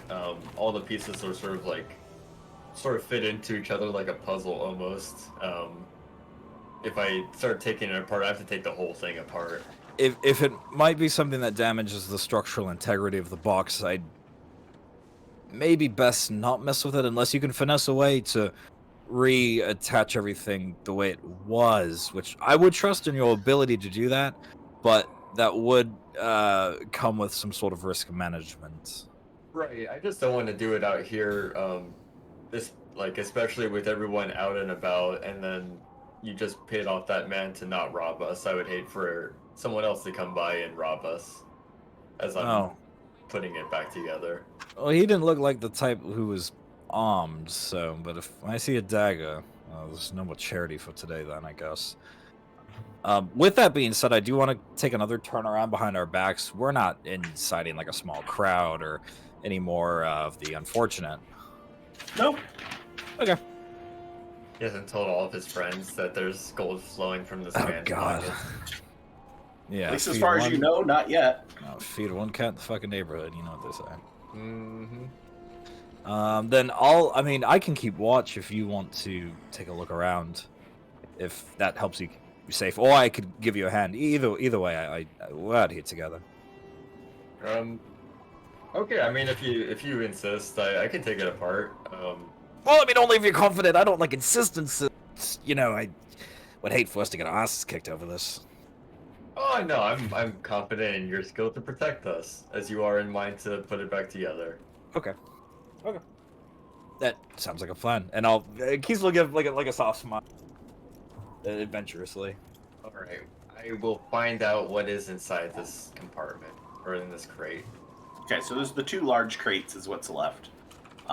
As noted, taking it apart is with your expertise. Give me an investigation there.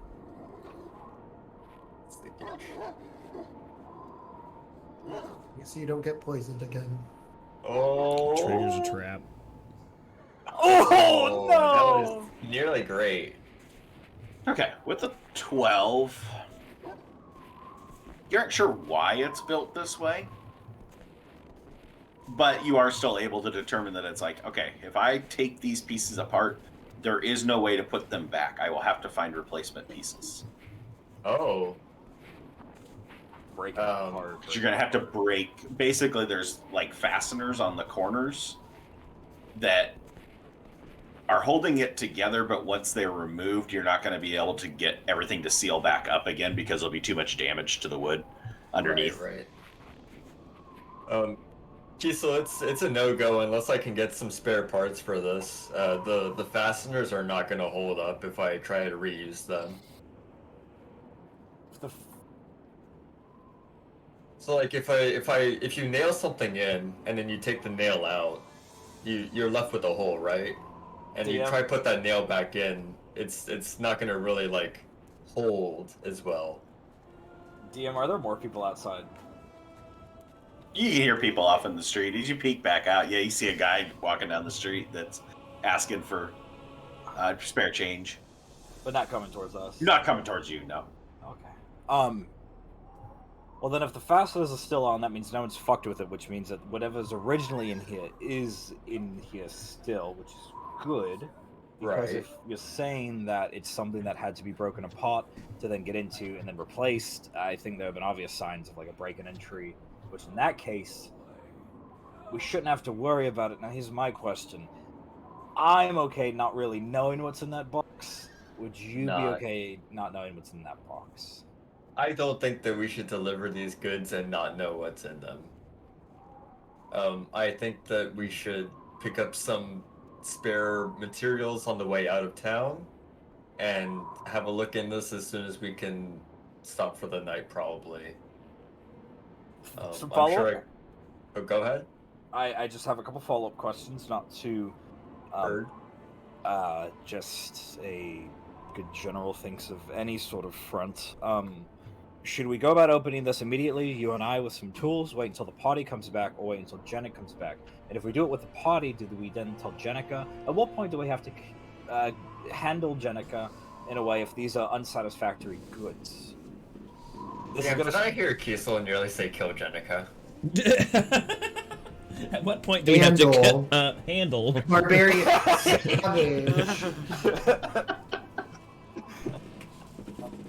Okay, so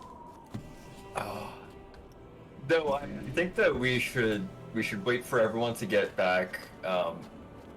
I don't know what. I don't think Jenica would have any problem with us taking a look at the goods. I don't think that she has a stake in this. Do you think we should ask her for permission, or do you think she'll defer that to you? We are in charge here. She's just helping us out, basically. Okay. I think she made that clear to me when I got the goods from her. She seemed to defer everything to me now. And as such, I think that she won't have a problem.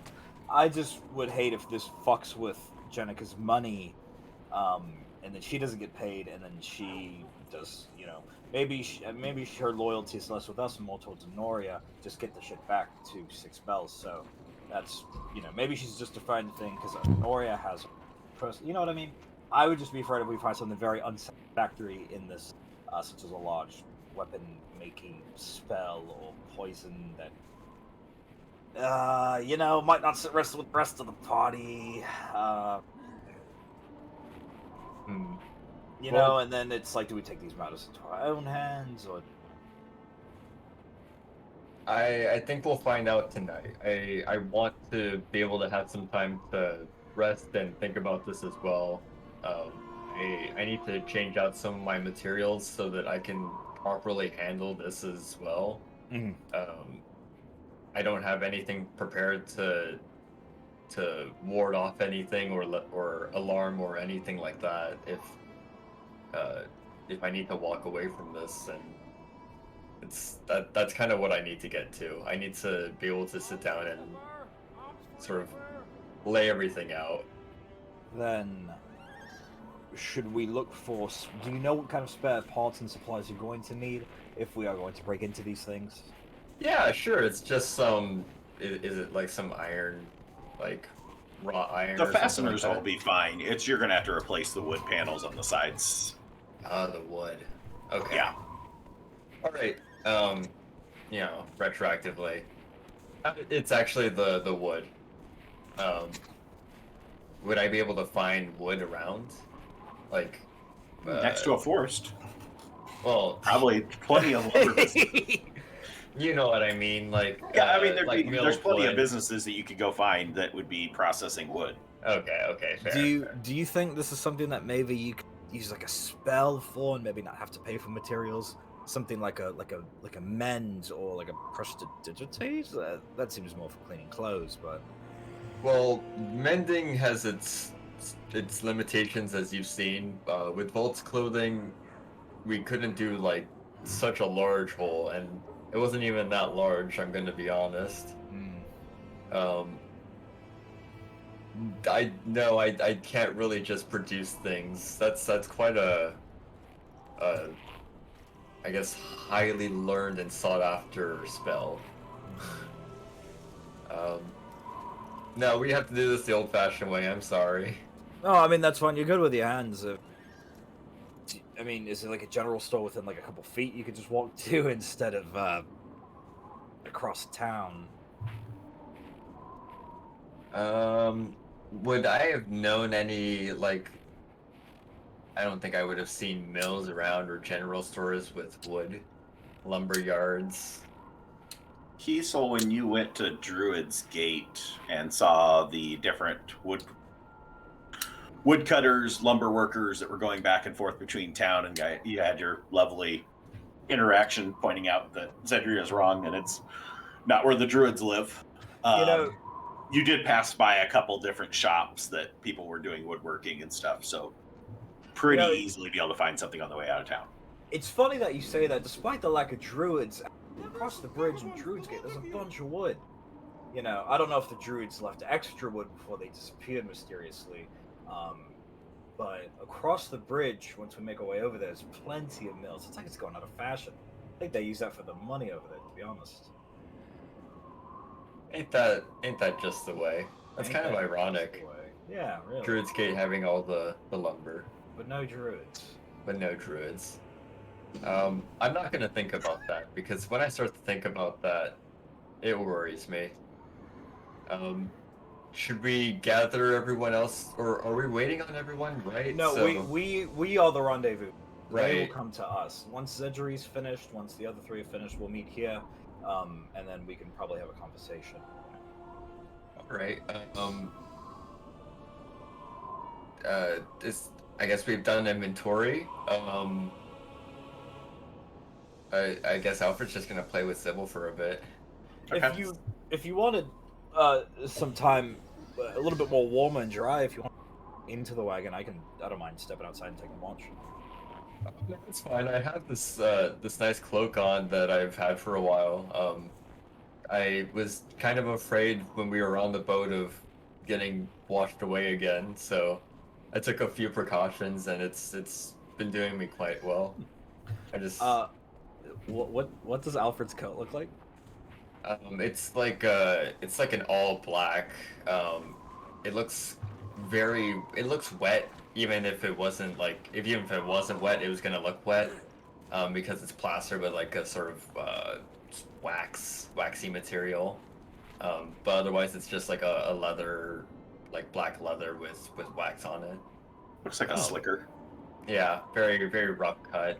Alfred's not good with his hemming skills or anything like that. He's very just like utility. I'll grab my cloak, and in one foul swing of it, I to look exactly like. Oh, wow, that's amazing. Yeah, we should go. I never thought I would say this, but we should go for a swim. We could. It's a little chilly, and this is actually just mimicry like yours, but it's actually just like a regular cloak. Oh, okay. You know, You haven't noticed how I've had cloaks in this. Like, I don't buy these things, and I'll switch it to the purple that I have it on. I'll switch it back to red. I'll switch it back to the wolf, like the wolf like coat one. Yeah, no, I've seen them. I've seen you change it a few times, but I didn't know that it was just the cloak. Sorry, when I saw you change it, I thought it became this cloak, and I was like, wow, it's amazing. You just willed it out of thin air. Oh no, not it's magical, you know. Oh. No, it still looks nice. I like it. Thank you. Okay, How as much you guys are White's going? Yeah. By the way, cut to the next scene. all right, we will actually go take our break now, and then we'll come back to Zedri, and yeah, down at the temple. So I'll take a quick 5-minute break. Probably one or two of us will probably be around during it. If there's anybody in chat that wants to chat back and forth, feel free to throw something up there and we'll respond. Yeah. Otherwise, we'll just talk about random crap. So, Oh, I'm glad that we had the same sort of pacing there, Silver. I was looking for a moment. I was like, I don't want to cut you off because I liked the slicker conversation, but It was a lot of fun. I appreciate that. like I your realized that smile. we are also we are taking up a bit of A bit. Yeah. All of it. Yeah. Oh, are you ahead? We're on BRB, by the way, so. yeah, I'll be back in 2 shakes of a lamb's tail. Wasn't that some saying? I don't know. Yeah. 2 shakes of a lamb's tail. Love it. Oh, in your notes, do you have the name of the necromancer Yeah, absolutely. guy? Therild Ruse. I did not. Earl Drews. Okay, I did not write that down. Yeah, I'll send it to you. I also found the date and the fantasy round notes for Z and Thylicia's contract. So it was the 43rd of Dunkmar. So I was like, oh yeah, I can find the date. Woo! I'm drafting a letter to Guinevere. Oh, nice. It was smart of you to get the names of some of those people while we were in there. Very happy about that. Good work. I think we did a good job in there. I honestly, I thought that disruption by Jofreidr was adorable. It gave me. I was some really laugh. hoping to be able to take a little bit more time to Schmooze. smooge, but also with Lord Arpad, lead with that. Hope you're doing well, and then use that as sort of a lead up to. Yeah. Hey, could we get a replacement diamond? And then I had to be oh no. Maybe there's a diamond in the box. You know, let's just hope. Let's hope there's a couple in there. But yeah, I think what I probably should have said is I will wait for the socially appropriate exit. Vault wants to be out. Those people are scary strong. Anybody who's got that much money, man, it's oof. Glad that y'all went. Hey, we did a good job.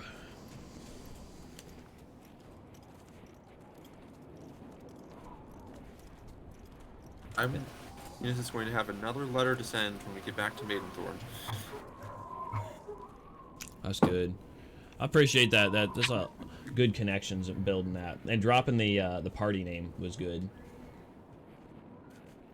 I was trying to keep it on the low key of the less information we give them, the less contradictory information we might accidentally slip up and give. I will say I did think in the back of my mind all week what he would say, and I had this whole thing of name dropping where Deirdre had been for the last 50 years, and do they understand the severity of the situation, and they couldn't possibly comprehend the horrors, the eldritch horrors that we've had to bestow, and it's I'll just chill in the fucking wagon, actually. Chill in the wagon. That's better for everybody. Oh boy.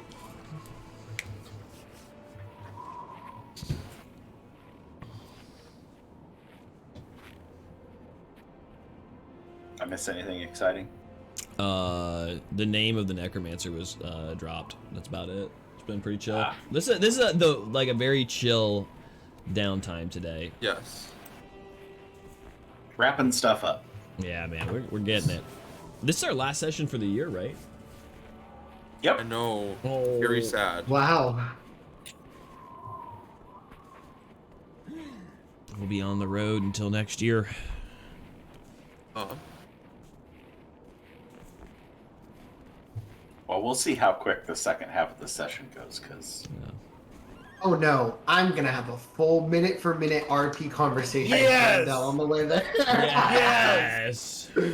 This is why our hours are 5 or sessions are 5 hours.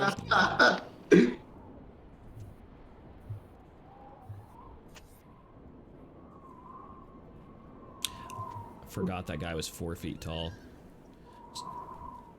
The what was his name? The dwarf. Lord Carlo. Yeah.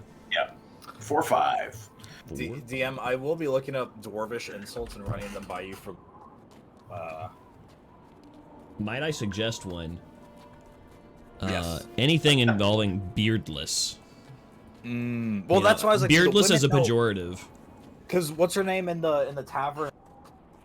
And that's why Kiesel was coming under. She's just a hot short lady. Yeah. It's like also like 40, but I'm gonna say being beardless. after that, there's a meme going in the Discord after that one.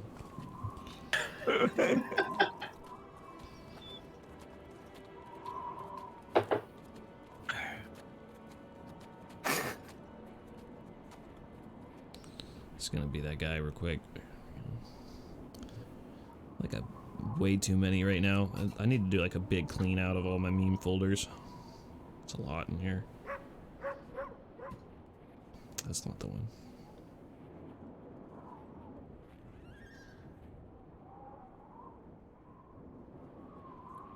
There A you little go. longer than I wanted to take. I had to wait for my coffee. Dang. So you didn't go for the red line, you went for a coffee today. Oh, I did. I got one earlier. Nice. No, you drink a red line and a coffee? Well, coffee don't do anything for me. Coffee's just coffee. Oh, I get sleepy when I goodness. drink coffee often. Yeah, I do can have a too. coffee right now and go to bed. Yeah. Yeah. That's how I am with most energy drinks. Like, Red Line is probably the only one that's ever worked for me. Like, I can drink... Back when I was in high school, I was drinking 3 Monsters a day until I started feeling my heart going plump, plump, plump, plump. I'm like, let's not do that. That's the palpitations. And Yeah. something drink 2 5-hour energies. And they're like, it's 10 hours, easy. And I was like, this is why we learn math in schools. That's not exactly what that's doing for your body, friend. Dude, I remember 25 hours because 5 times 5. Ooh, multiplier effect. I remember when I was 18, I want to say I just turned 18 at my grocery store job. I drank like an entire 5 hour. I'm so tired. Chug it right now. My heart palpitated so hard for 30 minutes, and then I felt like dying. Like I just felt like the most tired I'd ever felt. I was like, "Oh, you're supposed to space it out." I've never even had one of those. 1 sip an hour. Oh, is that how Oh, it yeah. works? Yes. Oh, She okay. drank 2 before French class, and in that class, she just like had to have her head down. She was like, I feel everything so fast. And I was like, oh, before you go, it like just die on me. Like, do you need to go to the nurse's Shit. office? Probably not, because we all know school nurses are just Oh my like, God. Here's a Benadryl. Just lay Lay down down. for 5 yeah, minutes lay and go back to down. class. Exactly. Get out of here. This is not an official comment on school nurses for any school nurses who may watch this video. You work with what you got, and we're proud of you for it.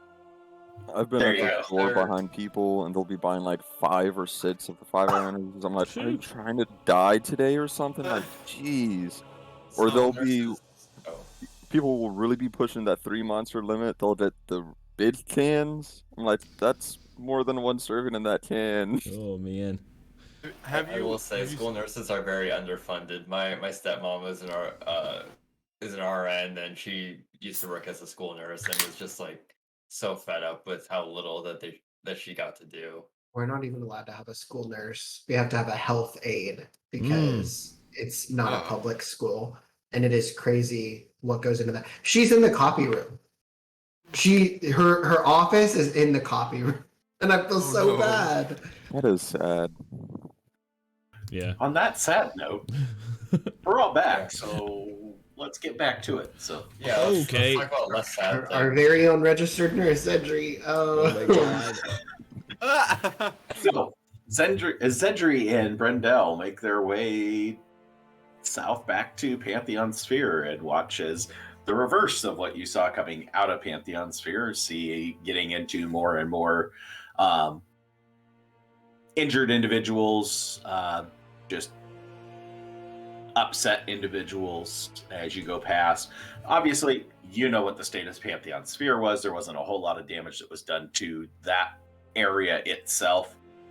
But you make your way back to the Temple of Briora that you've been to before. And it has calmed down quite a bit from when you guys were here earlier. Things are more kind of put together. There's actually less people around, as presumably most of them have fanned out to other areas to help with healings and whatnot. But you are able to find Priestess Cerelia in the temple after some time. She is kind of like gathering up some things with a couple other clerics and like making their way back out of the temple when you find her. The couple other clerics are carrying Deirdre's body on a kind of like a makeshift, basically like carrying a hammock.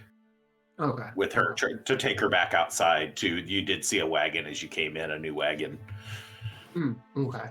Yeah, Zedri will go ahead and like run up, and he'll just try to get Cerilia's attention. Excuse me. It looks like I'm not too late. Can I still be of any assistance? And I brought a companion to go ahead and help and assist as well. Yeah, that's fine. We're just getting her out to the wagon. We're gonna head up to the river and proceed with things. Yeah, you said you're familiar with this and how this goes, so Cleric of Briora? No. Actually, I'm not a cleric at all. Oh, yeah, that's fine. That's fine. Yeah, you can help. It'll be great. She just kind of like motions. Brindle kind of just looks around, doesn't know what to do, and sees that the clerics are kind of having a little bit of a tough time. So he goes over and like takes the whole back end of the hammock to carry and get Deirdre situated on the wagon, and Cerelia jumps up on the front seat with one of the other clerics. It's like, if you just want to follow along, I don't know if you have mounts with you or anything like that, but it's a bit of a jaunt. I can follow along if you don't mind. I can go ahead and keep up pace. Sure, we're not going to go fast or anything. Not in a hurry. Just want to get up there before it gets too much later in the day. And well, then in that case, yeah, I'll just keep up on foot. And Zedri will just like stand confidently beside the wagon. Okay. In walking towards the river, is there any way that I can inquire about the specific like ritual that we're going to be completing?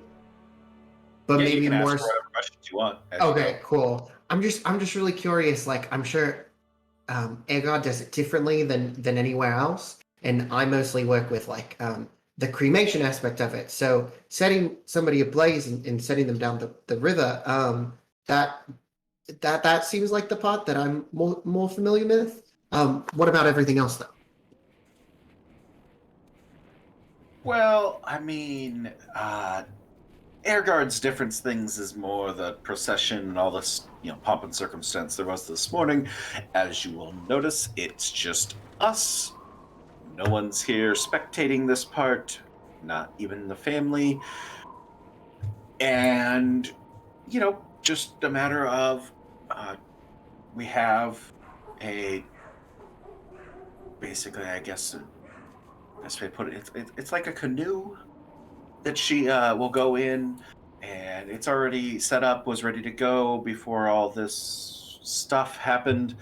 And we'll just, put her in that, and then after so long, it basically will be like a slow burn ember, or like just some, put some kindling in the bottom of the canoe, and it will start to burn, and she should get a good ways down the river before it actually goes and engulfs. And we've had a lot of practice with this over the years, so it should be calculated to get her all the way out into Granite Sound before it actually submerges. Okay. But I mean, as to any ritual beyond that, it's just a matter of the calculations that go into making sure that we time things right, so she is put out into Briora's bounty in the Sea of Kings, the Granite Sound. Not a whole lot of fancy words or anything like that. Just a matter of we all say have a moment with the goddess to pass on our well wishes for her to be reunited with her. But this is more the transition of her body. Her soul has already passed on at this point, so. All right. Great. Then I think I should be able to definitely assist with that. Oh, splendid. Yeah, so you just pass through Minstrel Row, heading up to the north end of town. Basically moving alongside, there's that road that comes out of the top of Pantheon Sphere, and then just kind of like you start arcing over through Traders Avenue, through Minstrel Row, up to where there's that cutout in the bottom of the river that goes up against the walled-in Emerald Enclave. And so that's just a big set of docks, and get down there, and at the far side of it, you find, just a little canoe. It's been painted up nicely with just different symbols of Briora, waves, and different water symbology, some celestial written in the side. And they proceed to get Deirdre situated on what's already been laid out as to the different firewood and whatnot that's set underneath, and get her positioned the same as she was earlier, with her hands crossed over her chest and tucked in nicely so that she is well protected, least likely to possibly tip over or any imbalance. And just Cerelia just kind of takes a step back and like, want to say anything, or is there something you want to do before we cast her off? I'd love to. Yes, and Zedri will go ahead and walk up to the boat, or the canoe, and look back to make sure that Brendel's doing okay. Yeah, he's just standing there, kind of a little bit of a shiver from the cold and the drizzle, but just kind of watching on. He'll go ahead and kneel over the canoe, kind of like putting his hands on like the edges of it and kind of nervously like rubbing his thumbs into kind of the wood. Deirdre, I apologize so much for everything that you've gone through today. I really do think that it's nice that you have such a small group of really good folks here to finally see your body off. And then he'll go ahead and kind of like push off, stand up, and then look up towards the water. Briora, I apologize that this entire ritual has been delayed, and I hope that it is by your grace that we can go ahead and have a proper ritual completed now. While he says this, his eyes are going to slightly drift to the kindling below Deirdre's body. Does it seem like, based on what Cerelia said, they'd had practice and they've timed it out, kind of? That this seems like it would last quite a bit until it gets out to where they were talking about, the Sea of Kings? Give me an investigation. Okay. Ooh. There you go. It looks pretty well calculated, best you can guess. I mean, it's hard to tell exactly how they're going to start it just from what you're looking at. but should have sufficient fuel to just slow burn, especially with the dampness of the wood from the drizzle that's coming down. Yeah. Zidri's not wiping his hair, so it is very much like falling on his face right now. But I think that everything should be ready on our end. The only thing that we ask is that you receive Deirdre's body through your kind waves, and thank you for everything. And he'll go ahead and kind of step back and just do like a slight polite bow, both towards the river ahead and towards Deirdre's body, and then look over towards Cerelia.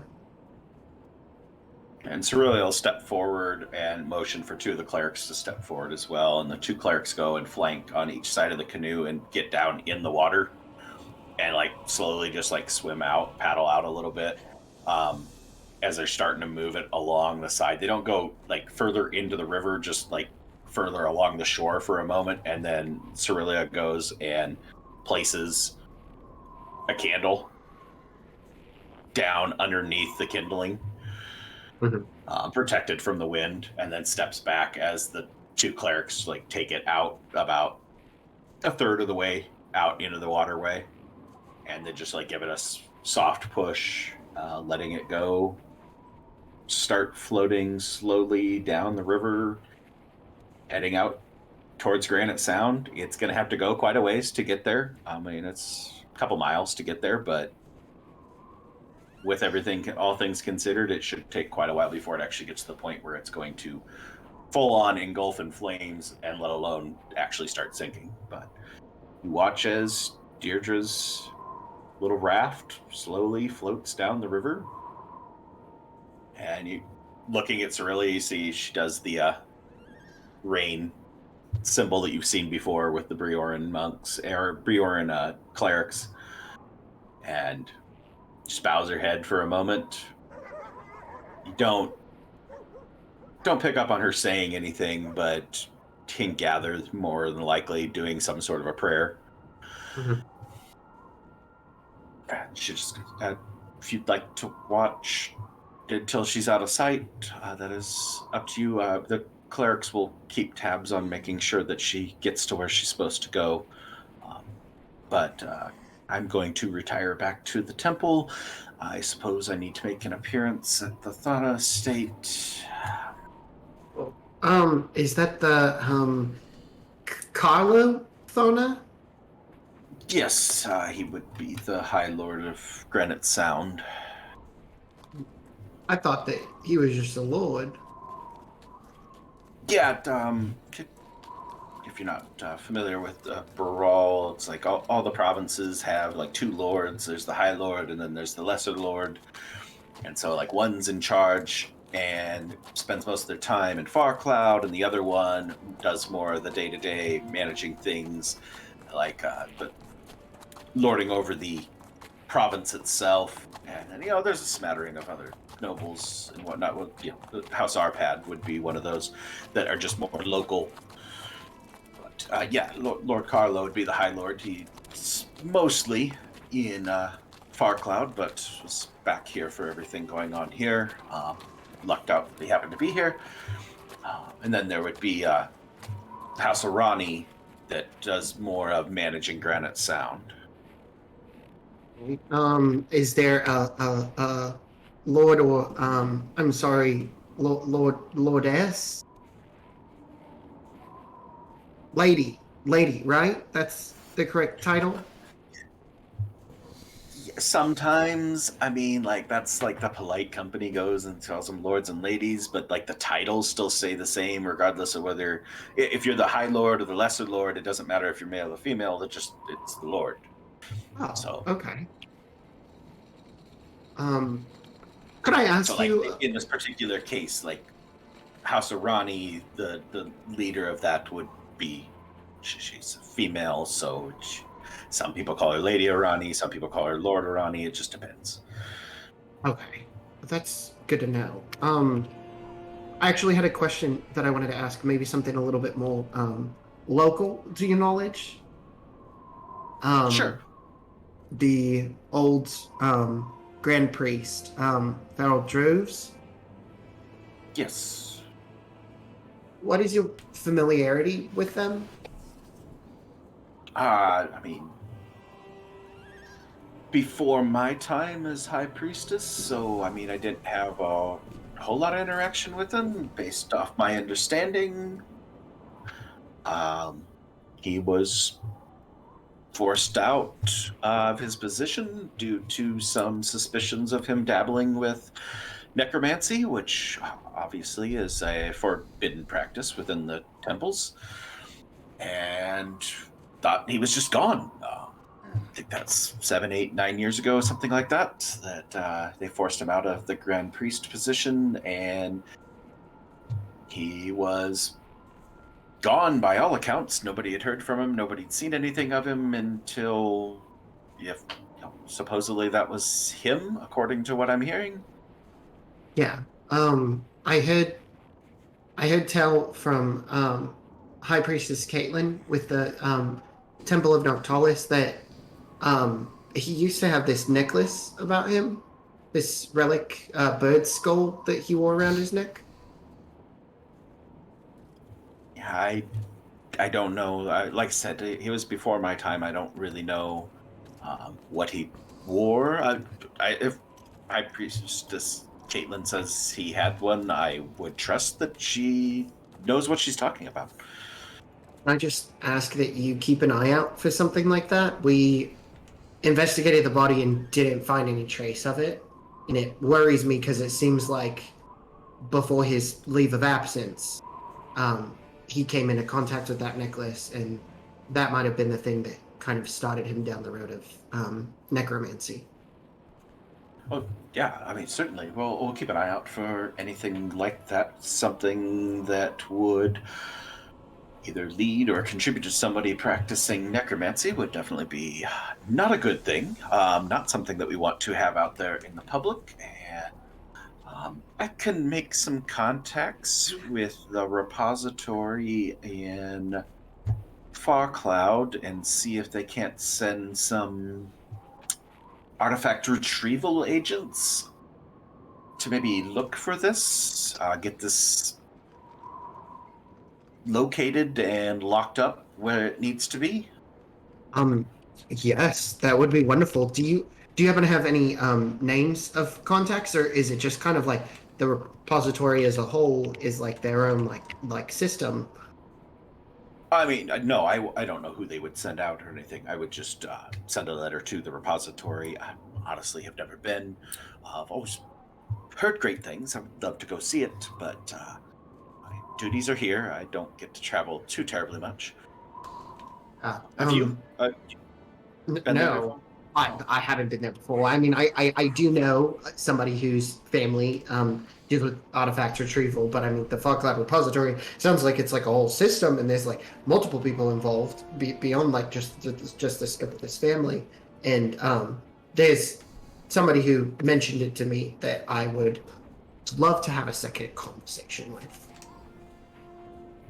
Yeah, I mean, I don't know a ton about it. I just know that within Brawl, that's usually what's used to take care of housing rather unsafe or too powerful of items to make sure that they don't fall into the wrong hands, or ones that have some certain cultural significance to make sure that they are protected and preserved. And I know they probably have some things that are from outside of Baral, but yeah, it's a pretty large system to my understanding as to agents that work for them. I mean, maybe they do work with the entity you're familiar with. They do work with some others on occasion, so... That would be wonderful if you wouldn't mind in your letter asking for assistance. Maybe for them to also reach out to me. I should be in 6 bells. Yeah, I can mention that you might have some information. I will for sure get information from High Priestess Caitlin as to what she knows, since she apparently told you some information about it. And yeah, I'll throw in a good word that if you happen to be that way, that you were looking into this, and if they found anything, then maybe you could get to see it or get to hear about like an update on things. That'd be wonderful. I appreciate you spreading yourself across so many different issues right now and taking the time Not a to problem. send that out. Thank you for your assistance and being here. It was good for Lady Deirdre to have a friend here to help send her off. I know she's not here right now, but I just think it's the least a person can do. Not many do. I understand it's disappointing that her family isn't here, but maybe they're worried that they almost lost Lord Valen. And speaking of that, Sure. I kind of consumed a material in order to bring Lord Valen back. Do you think that it would be best to inquire with the Arpad estate about maybe reimbursing that specific material? It's diamond. It's I mean, yeah, I suppose you could. Do you know Lord Balin much? no. Is he? I kind of heard stories about how the politics of the family might be working after Lady Deirdre passed. Is he not that good of a person? Oh, no. I would never presume to say anything like that, but he's a difficult one in his advanced years, and I'm not surprised to not see him here. He made it quite known that he would take care of expenses of this through the house, but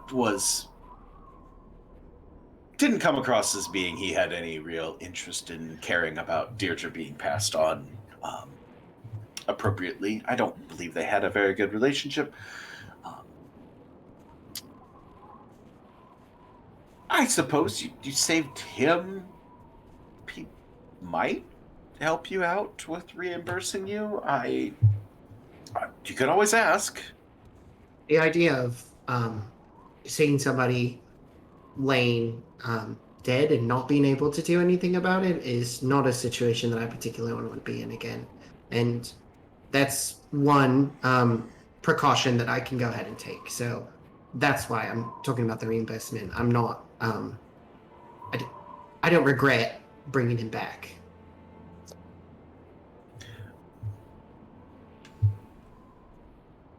She goes and she, like, checking different little pouches on her belt, and she goes and she opens up this one. Why don't you take this? And she hands you a replacement diamond. Thank you so much. Oh, well, indebted to Briora once again. I very much appreciate it. And Zidriel put his hands out. Your assistance is much appreciated, and everything you've done for the city. I'd hate for you to go deal with anybody and have to go begging for something that you're fully entitled to. So consider it a gift from the goddess. I thank her for placing you in my path and placing you here to aid the city and aid me in this unfortunate task. It's the least I can do. I very much appreciate it. Blessings of the tide. And Zidriel's gonna start to bow, then he's gonna stop. He's gonna go ahead and do the monk movement of the rain in front of the face. Brendel goes is following behind you with the bow, and then he looks over and sees that you stopped the bow, and awkwardly goes back up and kind of rubs his hand across his face, I don't know what I'm doing. And then another like little bow as he's horribly uncomfortable at this point. So And we shouldn't have stuck Zedri with Brendel, if we're being honest. But yeah, then Zedri will go ahead and head out with Brendel, and on the way back, he just wants to briefly explain like what that movement was about, and maybe just talk briefly about Xanathy, kind of more so as like a friend or companion rather than like how important she was to him. He doesn't want to trauma dump on Brendel. Brendel doesn't talk a lot, so he's mostly a pretty good ear to just listen to things, and he seems to like nod his head when you're telling him something that he's supposed to try and understand. You don't quite gather whether he really understands everything you're passing along to him, but for the most part, like he's trying. Okay. All right, so you guys head back. Cerelia heads back down to the south, and we're all reconverging on the wagon and Kiesel and Alfred's inventory work.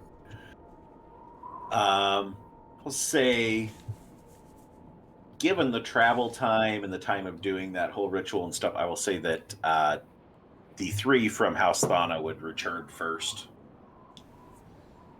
Okay. And find Kiesel's feet sticking out the back of the wagon. And Alfred, are you outside or inside at this point? You've been offered a couple times to go in where it's warm.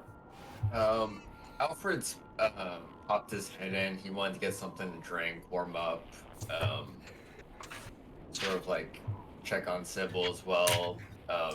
Or not check on Sybil's been outside. Sort of like take her inside, let her get dried off a little. I do want to say that after I offered him the inside, I don't think I would have stayed. I would have gone actually where he was standing originally underneath that kind of shingle or whatever by the tavern in case I had any more unexpected friends stopping by. Yeah, I mean, you're right in front of the stables, so you could just like step right outside the doorway of the stables, still keep an eye on everything, but be out of the rain. Yeah, so I'd be like a lookout. So if there's anybody walking, be like looking. Yeah, I mean, some people walk by, not very many. It's pretty minimal activity, and nobody approaches you. Good. All right, so the three of you return with your chest of goods. Y'all just walk in the front door. Where is it, in the front or the back? Where's the wagon? Wagon's out back. I The probably stables would are be out back. walking towards the stables. That'd be like my... Although I can't probably carry... I don't know if I can carry that whole chest by myself, so... No. Yeah, no, we're headed Go to for the your back. good, but Okay. Follow your lead on that one since you're doing 99%. You're like humoring me probably at this point. Like, help. You're just holding it, and Volt's just holding on to your... I'm holding the chest up and he's just dangling from the bottom. bonus weight. Yeah, I would just set the chest down and be like, well, boys, we did good. We did? Oh my. Wow, that is Wait, heavy. Truly, I can't even carry it. And Kiesel, I don't know if me going was a better choice than you, but it was... We did a good job. I'll look... It wasn't, but at least me and Volt didn't have to carry back this chest. I'll look to Jofreidr with a big grin, and then immediately look to Salinas and Vault and like dread his hit in my face. We can keep all of this, right? We didn't offend anybody that much. I think that we're clear, but... Yeah. Okay, well, It would be best to be on our way before we wear out our welcome. we are still waiting on Zedri, but I do have a proposition. Alfred and I would Alfred still be indoors at this time? If That's Sybil's up to you. outside, I want to be playing with Cybil while this conversation's happening. Alfred would, for the sake of everything, Alfred is going to be outside. Yeah, so Alfred and I took an inventory of what we have. Lots of things in dwarvish writing, whiskey, ale, and mead, there are several larger crates that have a little bit more of like a heavy, like a deadlock or like a latch or something. We cannot adequately peek inside without the destruction of the box. I asked Alfred, and I would assume maybe many of you are the same idea of not feeling comfortable with what's inside it until we know what's inside it. And I'll kind of like open up the floor a little bit to see if I see any nods or. I'm a bit confused. You wanted us to do this to get the information. What in the blazes does it matter what's in the box? Well, I just wanted to be courteous to everybody. I personally don't really care what's inside it as long as we can get it back. But just, you know, with everything being a little bit more democratic, I want to be courteous to the rest of the team here. And, like, if not everybody feels comfortable until we know what's fully inside them, then I'm not going to twist anybody's arm. We still have a whole boat ride we have to share together. That's very nice of you, but I'm here for you and to make sure that we get this back. So my vote is leave it alone. I would like to know what's in it, but would us knowing what's in it change our decision? If it's one thing or another?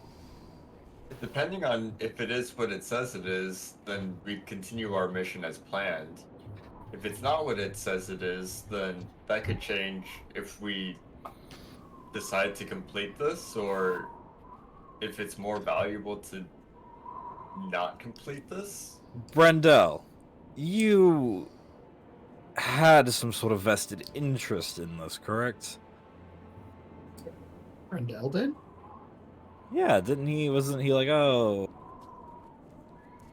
He was no. supposed to sabotage it, I think. But Yeah, he kind of just Brendel and Zedri are walking up about now. So Oh shit! I forgot. Oh no, I didn't even say that. We were coming in anyway. I had actually just messaged Zedri saying that he'd be arriving about now, so it's okay. I read your DMs. So Brendel just kind of like looks down at the ground. I was just supposed to make it not get to where it's supposed to go. Mm-hmm. But you don't know what's important about it, No, or what's inside it. no. Insight check, real quick. Go ahead. I know we haven't insight checked Brendel in a couple months, but that's In a couple months. We're getting too comfortable. Yeah, This Brendel. ignorance. Let's not forget you're a thief here. I think that if Oh! What the hell on that 20? Where'd that come from? we would have to break crate and wouldn't be able to put it back together, I think perhaps we don't do that. It's not that we can't put it back together, it's just that I need more wood for it. It'll break the wood. And if the wood is new and not matching everything else, Honoria will know that the crate was opened. Well, why don't we open it in front of Honoria then?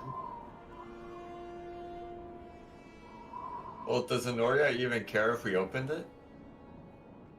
What's the point of our journey here, friends? We Yeah, came to- here to get these objects for a trade for information on something much more valuable. Are we sure we want to jeopardize that information?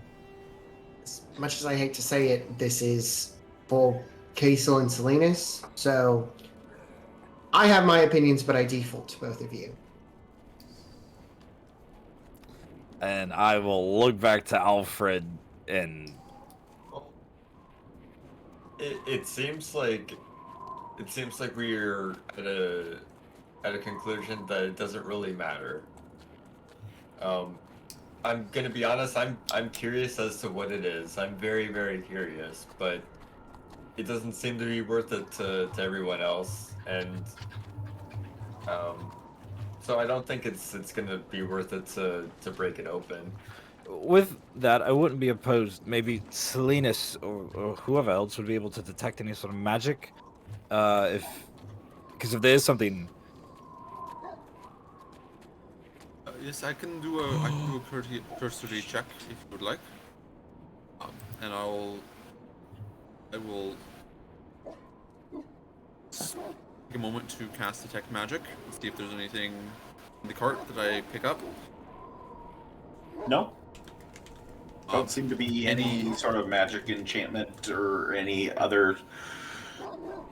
on the cases themselves or anything within the contents. Okay. Any conspicuous dead zones that might No. might indicate some like hidden areas? Just a whole lot of nothing. Wait, where's Jenica? She was inside when you grabbed your I was drink. going. Okay. I was going to ask you that, Alfred. We just swapped back. Actually, I just remembered she was inside. She's sitting in the corner, as she does. Well, does anyone else have anything else to do? Oh man, there's. Yeah, let me check over it real quick. And Zidri is going to go ahead and just try to find one of the large crates. You said it has these like caps on the ends that are holding everything On structurally the together. corners. Yep. Is there any gaps between the wood? No. What fine craftsmanship. No. And taking like It's a just very, very sturdy crate. and taking like my finger and like putting it against it. If I run it, does my fingernail fit or does it like break in between it? Like, how tight is it? Because it's structurally sound, but It is, yeah. No, there is no space whatsoever. okay. You're correct, Alfred. It is very fine craftsmanship that this has been built solidly and thoroughly attached. This is different from all of the other crates in terms of the wood being used. Could I identify what wood this is? Oak. Oak. Okay. Just for reference, because we have a little bit of a game afoot here, DM. These are not airtight packages or boxes, like in particular, but they are ones that say like a small insect probably could not fit inside. Correct. Okay. Mm-hmm. Yeah, there is no gap to it. It is just thoroughly, solidly sealed as compared to the small crates that had pryable lids. Yeah. And are they all labeled? Even the No. sealed. Okay. Nope, the only things that are labeled are the kegs. Okay, so this sealed crate is just it's a mystery box. Yep. Wonderful. I love it. Is oak native? Ooh, good question. Yeah, I would say you probably would have seen a couple oak trees in your guys' trip through the bramble thorn. Okay. Majority of the bramble thorn it's a good mixture of coniferous and deciduous trees, so you get a little bit of both. But yeah, there was a few. Probably not the most common wood. You'd probably see a lot more pine and cedar. Yeah, oak is a very rich wood. It's very. I mean, it's built because it's used because it's very sturdy. So. Unrelated question. In my detect magic, pick up anything from the quest of goods that we got? There's some unidentified objects in there. Yeah. Yeah, there's magic objects in there. Salinas would like to pick out the magic objects in the chest. 4? I think. I think there's more than that because there's a few of them are listed as doubles. There's 1, 2, 3, 4, 5, 6, 7. Yes. And 4 of them are magic. 4 of them are magic. Oh my I pull out god. the magic ones. 2 and I say, 2 that appear to be some sort of potion or whatnot. And then there's a bag and a set of like eyeglasses. Ooh. all right. I think I did not pick up anything from the crates, but from our reward, there are these things. Alfred, perhaps on the on our ride. Oh, you can do it while riding the horse.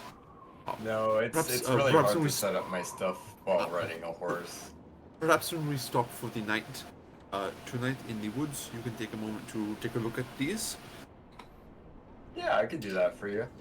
I mean, Um, it's probably just some specialty old aged, like 400 platinum, or even more something more expensive than that. Well, from my count, this is quite a bit more than 400 platinum. 3,600 gold. Damn, what was that noise? Oh. Some guy in the street What's that guy in the street doing? running away from the dogs. The blink dog zombies, they're back. Aye. Roll for Part of initiative. that missing side quest on the pies. well, let's Sybil, please stop let's- pulling. let's get Jenica and the horses, and there's no other objections. Let's head out. Yes, I think that's a good idea.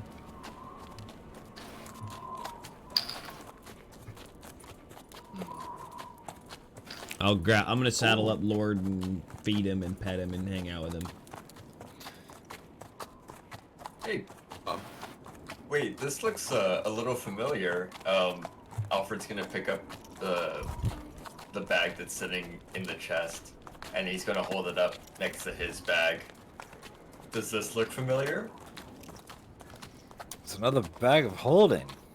Is it? Bag of Is it? something? It holds things, right? Yeah, there you go. Oh, neat. Who would be well equipped to hold on to that? I mean, What happens if you put this inside? Nah. What? I've actually, I was told not to do those type of things. all turned it inside out. You could in the world. The inside out normally can just hold on drops to it. all the contents, but Zedger, you want to hold on to it? I absolutely think that I should. And he's staring at the others and just putting his hand out. I didn't say I was gonna do it. I was just gonna say I know you're not supposed. It's just I'm Say. gonna sleep very tightly with this bag at night probably. It does worry me some of the ideas that we have.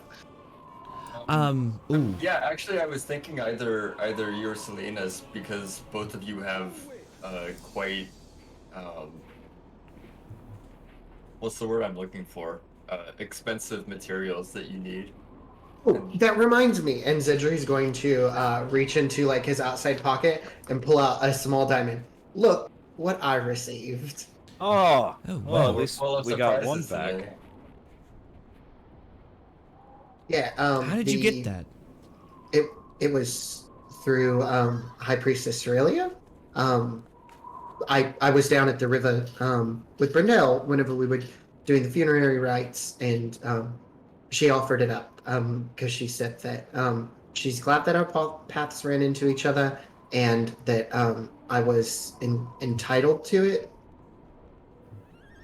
Wow, wonderful. Very, very neat. Very good. One for one. Blessings had of some- the Evertide.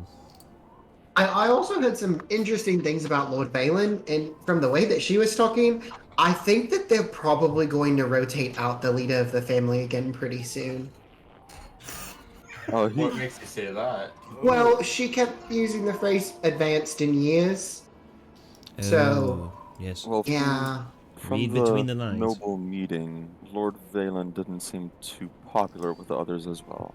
He was there?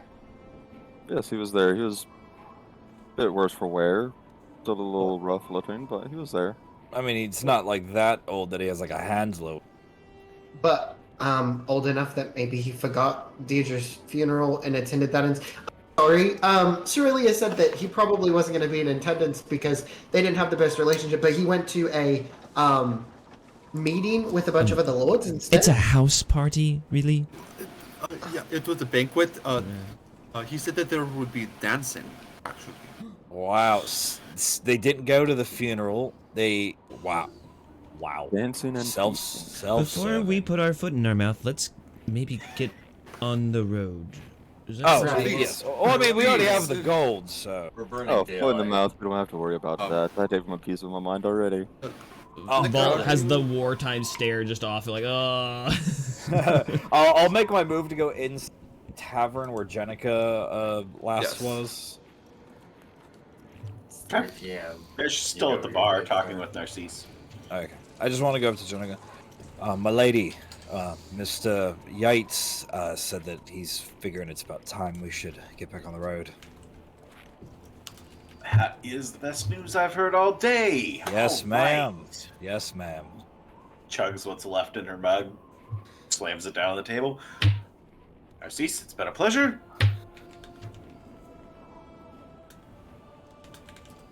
Let's blow town. I'll fucking lead her out the door. Don't look back. Just keep on walking. Keep on walking. Keep it on fucking walking. Are we grabbing our stuff though from the? I got all my. Oh wait. Well, I grabbed all my stuff while waiting. You know. He just already said he was gonna go get ready, so he's already Yeah. in the process of doing that. Yeah, my stuff. I'm walking Jenica back and everything. Yeah, Alfred's gonna go up and get all of his stuff and put on his armor and everything. Sidri will empty out his bag onto the bed, and he's going to scoop everything else into this bag now. Yeah. Does it fit? Is it poking out, or this is indeed a bag? Turns of out it's a holding? mundane bag. Yeah, I was like, if this whole time we've been working on false pretense. It actually Yeah! just exploded. It's an actual Brilliant. bag of holding. It's not even like an artifice bag of holding. Or a haversack. Incredible.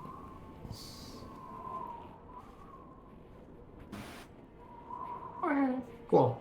Yeah, Zidra will pack up stuff. Give a nice wave to Narcisse down at the bottom. And just thank her for all that she's done.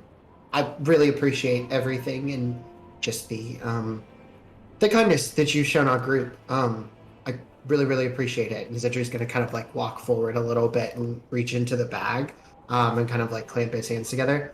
I think that you should probably have this. He's gonna hold his hands up.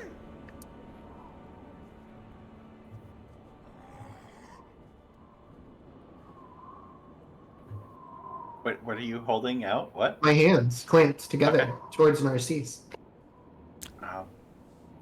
Okay.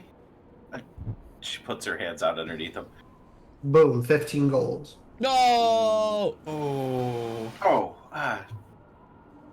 you really didn't need to do that. I'm just happy to hear you're all okay.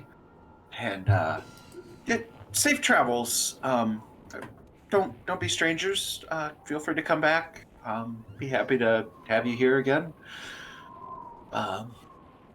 Yeah, maybe it'll be better times, less funerals and all that other nonsense. Well, this was better than the tavern we stayed in a few times back, so I have no problem saying that I might actually come in and see this place again. Ergard doesn't seem too bad. The only unfortunate part is that Druid's Gate isn't home to druids, but maybe Well, we'll rebranding. see what we can do about that before next time you visit. Such pull apart. Join All right. everyone else. You all gather up your stuff, mount your horses, head off into the drizzle that's starting to let up, and just shift to just a low wind.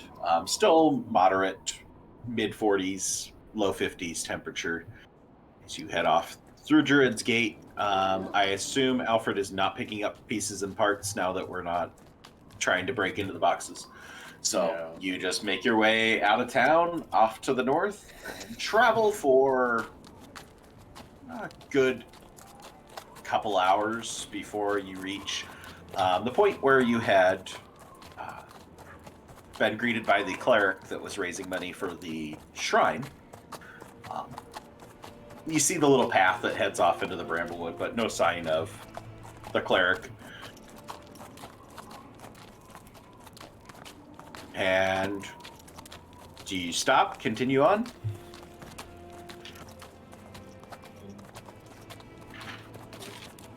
I think we'll continue on. Okay. It's good. All right. We're not delaying Jenica anymore. So you continue on for a couple hours until you get to sunset, and it's starting to set in as darkness is starting to set in. Travel becomes a little bit difficult.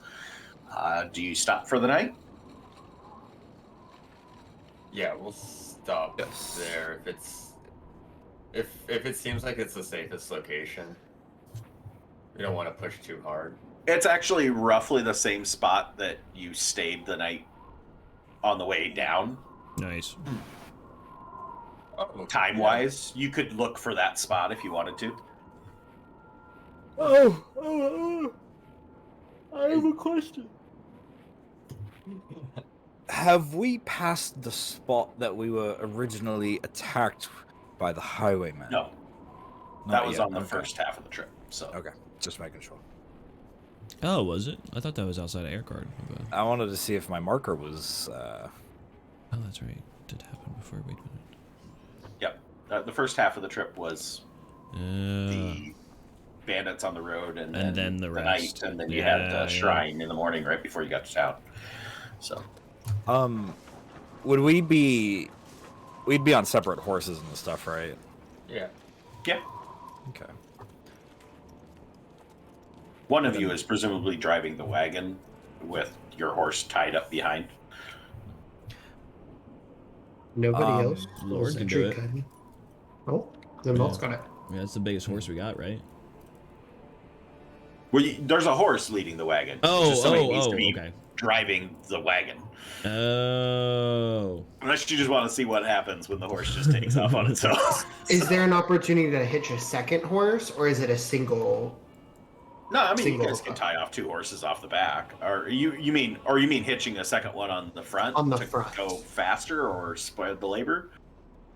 Well, Yeah. just because if we have one rider who's on the thing directing the cart, then that's one horse that doesn't have a rider. So if we could hitch the two in the front, then we Exactly. account for.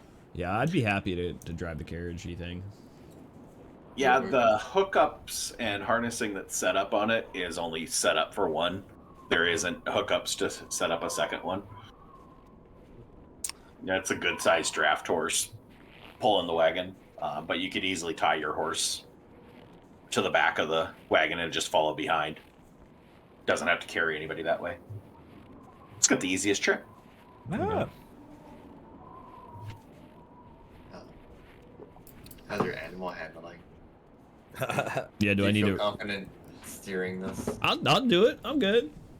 Oh, so it wouldn't be an animal handling; it'd be a land vehicle Oh shit. that's check, Land vehicle. I think I have which like, would just be dex unless you have proficiency in it. I So think I do. Let me check. I don't see land vehicles on here now. Womp womp. All right, dex check. soldiers and stuff that get that. So Yeah. Let's go dex check. Yeah, that's Oh. the nexiest check. Bruh, I got this cart. it's like you were born for this. And Pretty you just dexy. take off, snap the reins, and takes right off. You end up leading the pack with Jenica, who's like in a complete hurry as to like get the hell out of here, as she spent a couple days doing nothing. So, yeah. So you make your way. You found your stopping point. Stop for the night. Any set up camp? Watch. What are we doing? We could set up camp, set like a fire and stuff. I think we all have camping supplies to be able to hunker down. Yeah, we'll do when full someone looks comfort. like people are getting ready for bed, he will once again cast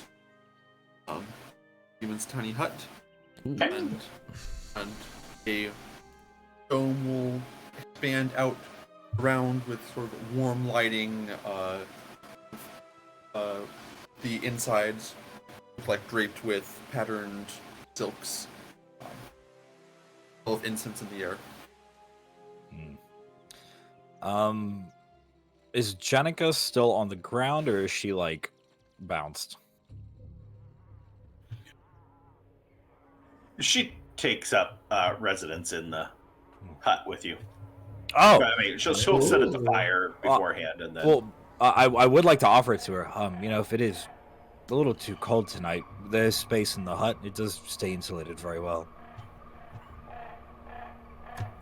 yeah. figure that's probably as good a place as any. Sure. Oh. It should just like flop down a bedroll wherever she can find a spot, and fairly near the doorway. Is there a good place for our horses to hitch up, or are they going to be like exposed or anything? How big's the hut? I don't think the hut fits horses. The hut didn't carry the horses before. 15-foot diameter. 15-foot radius. Pretty much, you just need to set up a tie line outside that you can tie them all up to. We can keep the cart under the hut, though. Probably not, right? I would say no. Not and us sleeping in it. Probably have to be a choice. But I assume somebody's going to be keeping watch, so you just I am have to have keeping somebody watch. keep watch outside. I will keep watch in the cart itself, just like I did before. Okay. 10-foot radius. So we think we can fit the cart and 8 of us. Is there enough space to sleep under the cart? Ooh, good idea. I was just about to ask. I suppose you could probably put it in there, and if you wanted to sleep underneath it, yeah. Yeah, I mean, there's enough clearance that little vault could fit underneath the wagon. No problem. Oh yeah. Well, Honestly, probably any could of you too. can lay under there. You just have to crawl. Yeah. Army crawl, drag your body underneath. Vault could crawl on all fours. Advantages of small. Dude. Use them up. As we're all like getting comfy here, can I like army crawl on my way to Zedry? Or at least kind of near where he is. Hey, As long as you tell me what the watch order is first. Oh shit, good idea. So vault first. Alfred second. Zedry third. Oh, You're for fourth. Oh, Kiesel 5. Okay, what was third? Zedry? Zedry over third. We only need 4 for taking 2-hour shifts, right? Yeah, it's how long a shift you want to take, so. It's true. No, then if that's the 4, then I don't have to go and watch. Okay, so Vault, Alfred, Zedry, Jofreidr, Salinas, and Kiesel take the night off. Nice. Okay. Alright, so Vault, you're off on watch as the initial 2-hour shift. And okay, go ahead, Kiesel. Zedry, you're very talented. I mean, everybody here is, but you're also talented, like with drawing stuff correctly. You have a very good eye for things, portraits. I guess so. Thank you. I appreciate the compliment. Oh, just observing, in different situations, like when we went on the boat and you did the whole ash thing, I know you've drawn portraits very accurately before. How do you get better at that? Or at least, like, did you have any sort of formal training, or was this just like a natural eye? A hobby, I guess.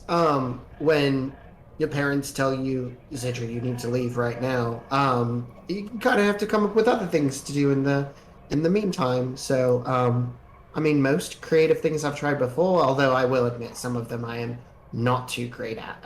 Pottery and, I guess, simple sketches, more so like breakdowns and stuff like that, cross sections, more architectural, I guess, kind of.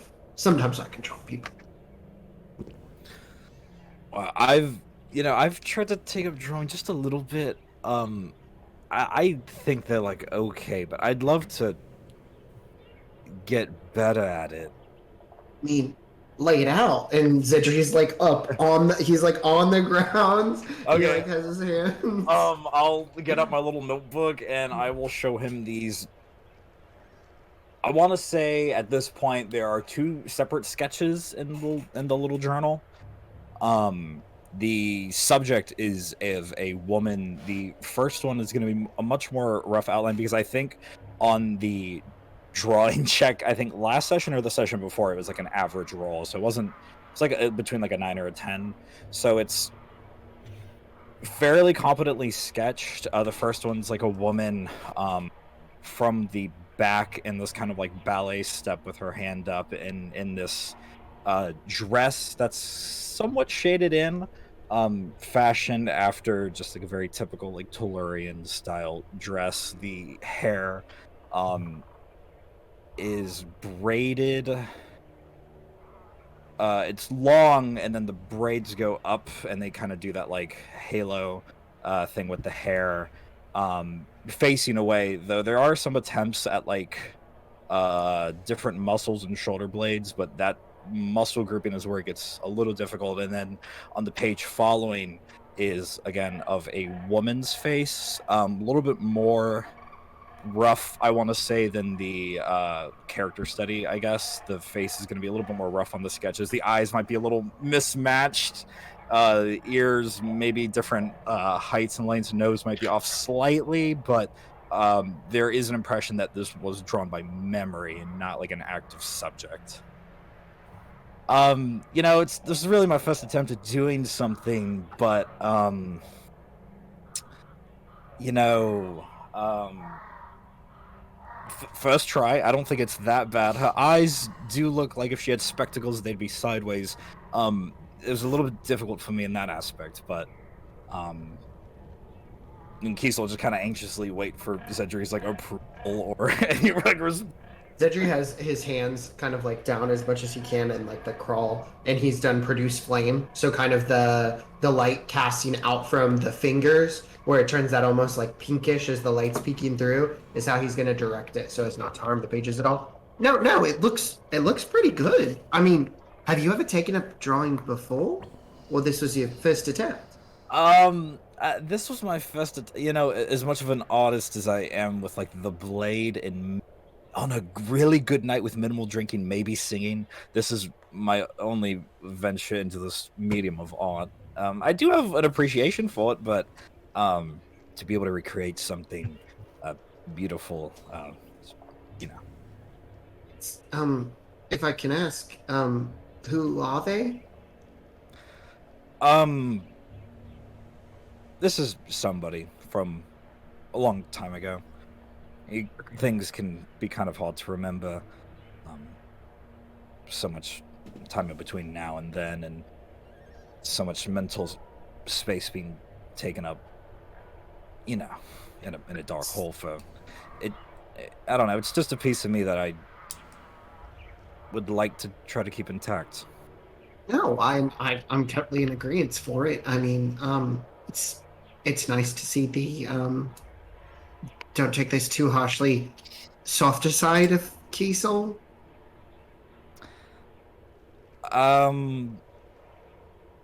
Yeah, it's all right. Hard exteriors have their purpose. So it's the same person between both images? Yes. Oh, well, I mean, are you looking for feedback? Yeah, you know, just how I can get better, a little bit more of like a realistic, you know, just maybe, I don't know. The body's great, the face kind of fucked up. I'd like to maybe, just, I don't know. Should I be practicing with an actual person in front of me and... You can. I mean, I don't know her, so this might be how she looks, but from what you're saying, it might be a little bit off. The easiest thing to start with is don't get focused up on the details of things. Instead, try to look at it as the big picture. So break it down into like simple shapes and things, and then you can go in and add all of the details.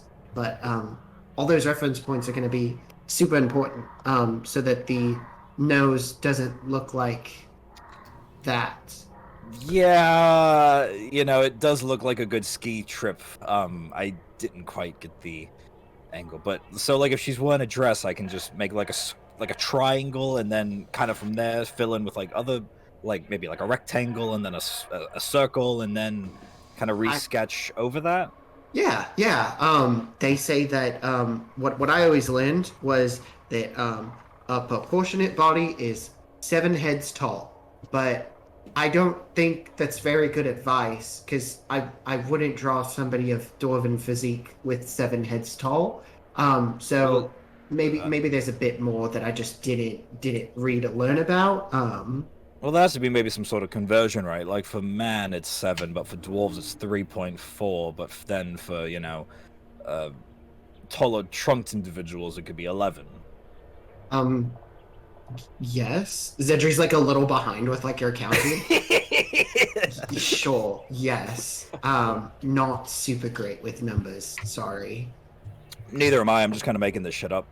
Oh, I mean, you present very confidently then in that case. It's eyeballing. My eyes don't tend to fail me until Well, they do, but let's keep on working on it. And honestly, we're gonna be riding for quite a bit, and I don't think much is gonna happen. So why don't you go ahead and try to sketch somebody from on top of your horse? okay, that might be a little bumpy, but yeah, that could be something that I give it a try. Don't be mad if it turns out ugly, as long as you're putting something on the page. I think that's the most important thing. Indeed. I think between that and writing, that's how maybe I'll fill more of my free time. But thank you, Cedric. It means a lot that you would be able to give me feedback, and so such excellent feedback at that with something like this. I appreciate it. Well, you're welcome. Anytime. I mean, I might consult you about hitting things a little bit better. I'm not exactly the strongest. I've been practicing with Jofreidr in the morning sometimes, but if you have any sort of training regimen, I'd be super interested to partake in that. Yeah, we can, running's great, but it's all about technique and how you present yourself. If there are certain mornings that we can come across together, we can maybe do a little bit of sparring. I can teach you a little bit more about distance or how you want to go about if you have something to swing. As far as spellcasting, though, I'm kind of an idiot. I can't really do any of that, so it's a little bit outside my range. But if you ever find yourself with a dagger, I can definitely tell you how to maybe try to get the upper hand, or at least know how to keep your distance. It'd be nice. I try to keep my distance as much as possible, but it feels like things come up to me most of the time, or things are literally centered on me and unavoidable. So I would Yes. appreciate learning some close combat techniques. Do you keep a weapon with you? Yes. And Zedri like shuffles like his arm back, and he like has to like full fan it out and like stick it behind. He's like, just give me a second, and he holds out the quarter staff with the skull on the end of it. Yeah, I mean, this is the kind of weaponry that I'm used to. Have you thwacked anybody with that, or is it more of like a... I've hit somebody with a whip before, and I don't think they were phased at all. I can strike things, but the strength behind it just kind of bounces off, if I'm being completely honest. It sounds like a stance issue, just knowing the angles. You know what?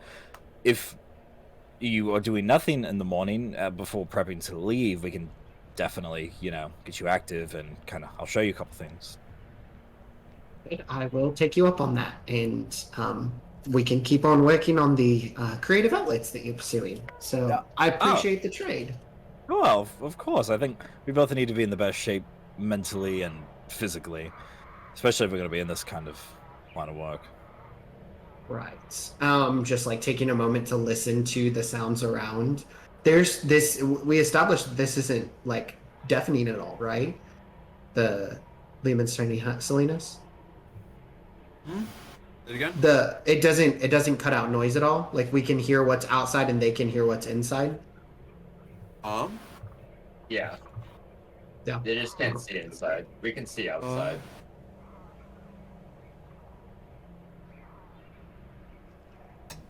It does. Yes, it does not say it blocks sound. Well, all right. And yeah, line of work, definitely fun. It's the cockatrices are balking around. Kiesel will just give him a big smile and just be like, "You try to have a good night, Century." You too, Kiesel. Enjoy the full night of rest. You too. I'm doing a watch, but I appreciate it. Oh, damn it. Yeah. Paul sitting outside listening to all these sounds, which includes, some cockatrice sounds off in the distance. Nice, lovely thought after one of those Just this morning. Yeah, just Bit a you and- little shiver down the spine there. Yeah, I'll be keeping my ears open as much as possible. Okay. As you sit outside, yeah. With the exception of there being, some sounds that are a little bit unsettling, overall, you start to kind of get the rhythm of kind of peaceful. Nice. It's not raining, so way better than the last time you guys were in the woods. It's pretty clear night, a little bit of wind. It only gets down to about 40, so Oh, nice. it's chilled, but not cold. not horrible. Coming from the person sitting in 8-degree weather right now, so Right. 40 sounds nice and balmy at this Sounds point. balmy, Shit, yeah. I'll take that. beach weather. Right? I can only need like a long sleeve shirt for that. But yeah, your 2 hours goes by and no problems. Excellent. And who was second on watch again? I forgot. I'm sorry. Alfred is next on watch. All right. Then I will mosey on over towards him, wake him up, and then I will go and lay in the cart and adjust to see if I can sleep in the cart. If there's not like, if it wouldn't be comfortable, if it would like inhibit a long rest, actually being restful asleep. Yeah. You'd end up with a level of exhaustion if you tried to sleep on top of the crates in the cart. Sure. Then I'll sleep under the cart if I can get a long rest there. Sure. Find a spot. Barring anything interfering with it. Yeah, yes. yeah. I want to make sure where I'm sleeping is lengthwise with the cart, so that if it starts rolling, I don't get rolled over. Does that make Yep, sense? you should be good. All right, yeah. cool.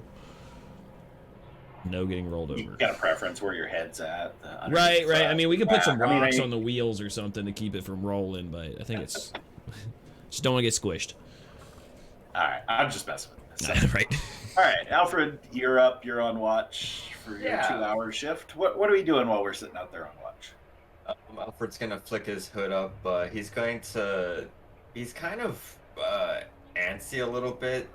You know, they've been in the town for a couple of days. He's happy to be back on the road. Things moving again. But he's sort of like not doing a rotation, but he's just sort of like aimlessly walking around the camp, like still keeping his wits about him and like keeping an eye about, but sort of just off on his own, just enjoying the Meditative weather. stroll. Yeah, something peaceful. Okay. Give me a wisdom save. What the hell? Dreaded words in this game. Shit. He comes upon a bar in the woods. I was gonna continue and say if I had Cybil with me, it'd be nice to have her for a stroll if she's still up or whatnot. But if she's still asleep, then That's up to you. You want to have her out there on guard duty with you? That's fine. I wouldn't wake her if she wasn't already awake. No. Okay. Oh Have boy. Sybil give me a wisdom save. Emotional support animal. Oh boy. Oh, Did you hear me, Alfred?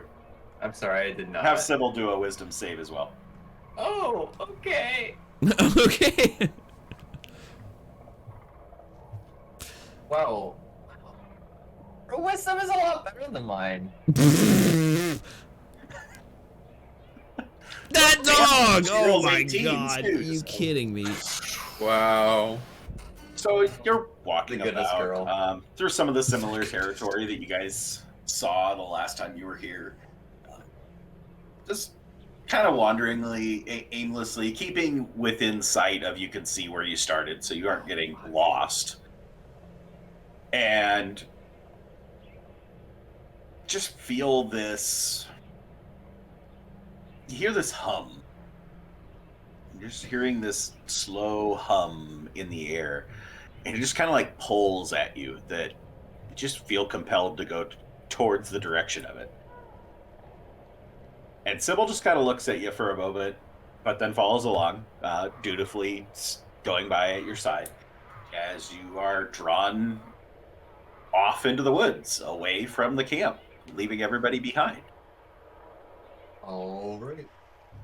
And you don't like feel out of sorts. It's just like it's an uncontrollable urge to find out the source of the hum. As you just are drawn deeper and deeper into the forest, and that you feel like this is part of your watch. You need to go find out what this is. And you get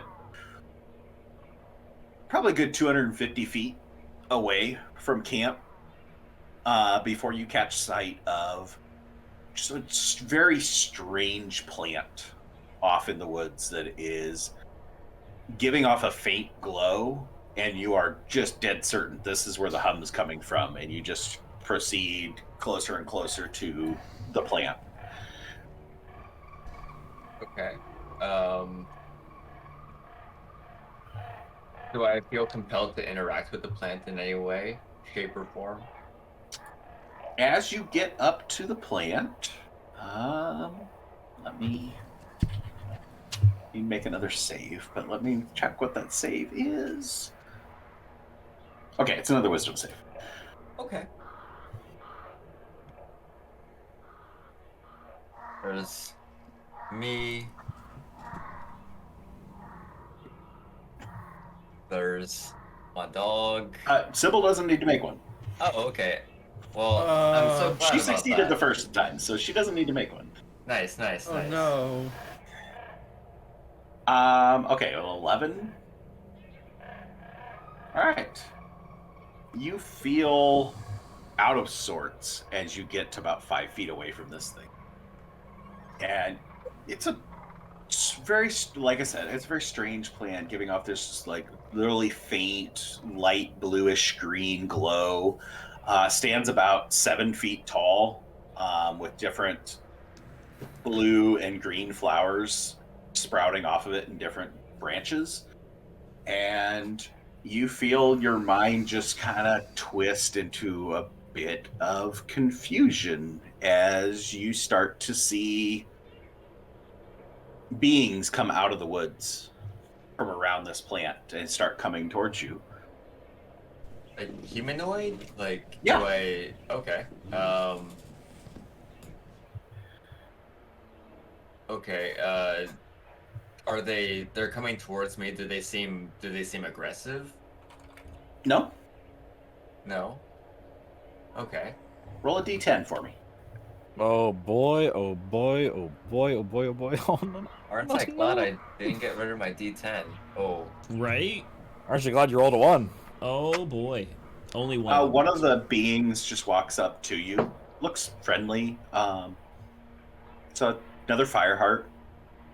And they go and they just like reach their hand out and just take your hand gently, very calming influence, and start to lead you off into the woods. Roll a d8 for me. The D4? D8. D8? Oh. Oh. 7.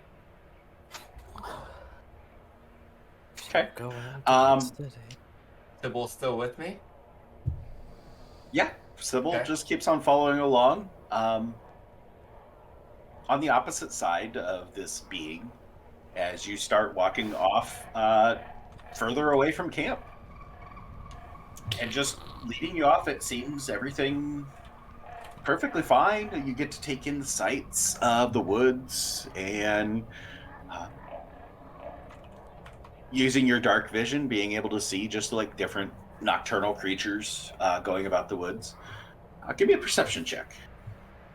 Okay.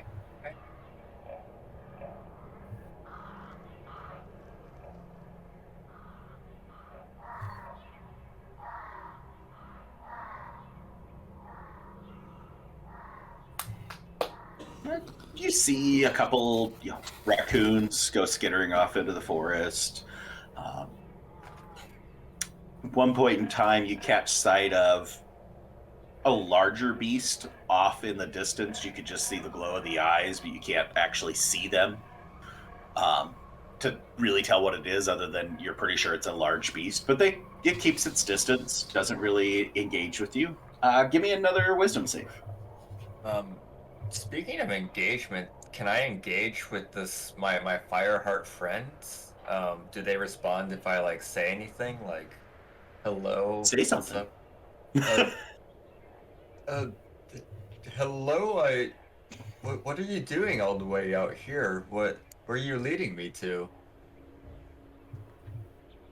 The words just kind of echo in your mind as you say these things, and it just the little Fireheart just looks at you and smiles, and just a very friendly smile, nothing sinister, just peaceful. And then just like points off in the distance that you're heading. 8 on the wisdom save. Oh, roll another d10 for me. Man. I don't know if anyone saw, but I put my finger up when this whole thing started because I had a thought, and I forgot that we hadn't leveled up yet. Oh no! Gotta finish that long All right, rest. with a 10, you find yourself in this clearing in the woods, and you look down, and your little Fireheart friend's gone, and Cybil's still there, just kind of looking at you strangely, a bit confused as to where you're at. As you look around, you don't see any sign of where you came from. You can make a survival check to see if you can figure out where you came from. You don't really remember where you have walked at this point. All right. How you got where you're at. Alfred will look up. He'll look at the moon, and he doesn't know how to judge anything from the moon. He's gonna hope that, but he knows his way back. Hopefully. You're pretty certain of the direction you need to go. Give me another wisdom save. All right, Cybil, where am I? Where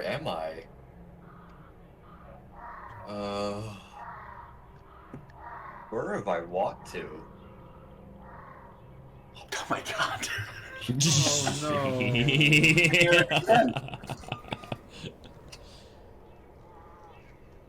Why can't I get that for...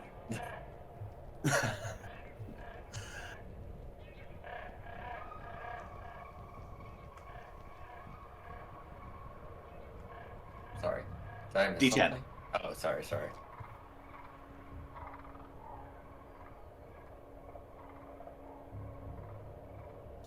Give me a D8.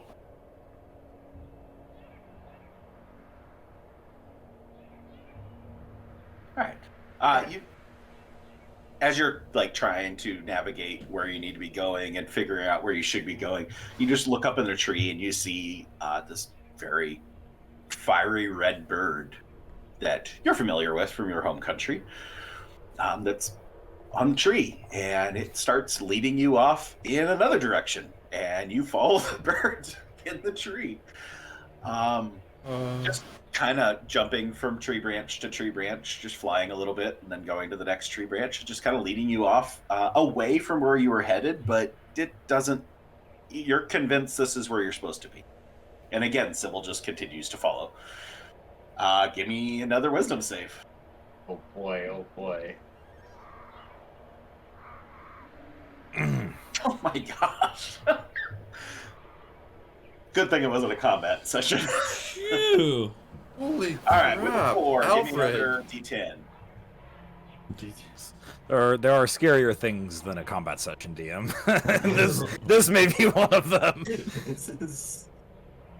As you're walking and following this bird, the bird just like starts to gain distance and get away from you, and you go and like try and pick up the pace to follow, and then you just hit this spot on the ground where it's like your foot gives a little bit, and you just start to suddenly feel like you are sinking into the ground. Let's say your character be very unlikely to be familiar with what the concept of quicksand is, but you just feel like that's that concept. That would be the feel, is like you're being sucked into the ground. And you cannot move, you cannot do anything, and you are in a full panic as to you don't have enough mental faculty to be able to spellcast or anything. Sybil's not trapped. Sybil's fine on just looking at you as you just feel like you are being sucked into the ground away from Cybil. I'm just having a full-blown panic attack here, I guess. I'm just like consumed. I'll start like incoherently yelling, I guess. I'll like toss Sybil's leash away and like because I'm thinking I'm like sinking to the ground. I'll yell for Cybil to like get back and like uh, yeah, that's kind of Okay. where Alfred is right now. Give me another wisdom save. Okay. This is the one, right? Yes. Yes. It's there. 16 DC. So just as you're feeling your whole body, just like the pressure, like grabbing your body and pulling you down into the earth, and just suddenly you're closing your eyes, just preparing for the inevitable, that there is nothing you can do, you can't get out and just make it go away. And you open your eyes and you're just standing in a clearing, Cybil looking at you completely confused, as you have been just like complete in panic, and you're just standing there fine. You're not trapped, you're not no sign of the bird, no sign of your little fireheart friend. A couple nocturnal animals go moving off into the distance. Completely lost, but you're fine, safe. And give me another survival to try and find your way back. Alfred's just gonna take a moment and like hug. Let's say this will be a disadvantaged survival check too. Okay. For your post-panic attack state. Oh. He succeeded the last one. Wait, he does again. He'll do great. All right. Yeah. With an 8, you really struggle to find your way back. Actually, I'm going to give you the 10, the 9 that you got, and put it back to a normal roll, because we'll say Cybil helped to put it back to a normal roll, and we'll actually give you advantage that way. But you really struggle trying to find your way back. You are just like wandering aimlessly in the woods. Cybil is doing everything that they can to get you back. But your 2 hours have passed. And nobody's there to wake up the next watch. You've been gone. How long past am I? At this point in time, just like 15 minutes. After about another 15 minutes of aimlessly wandering, trying to find your way back, you see Jenica running towards you. Not quite from the direction you're headed. You were clearly not running directly towards camp, but in the vicinity, not away, so improved. And Jenica just comes running up and she's like, What are you doing out in the woods? You were supposed to be on watch? You off for a piss?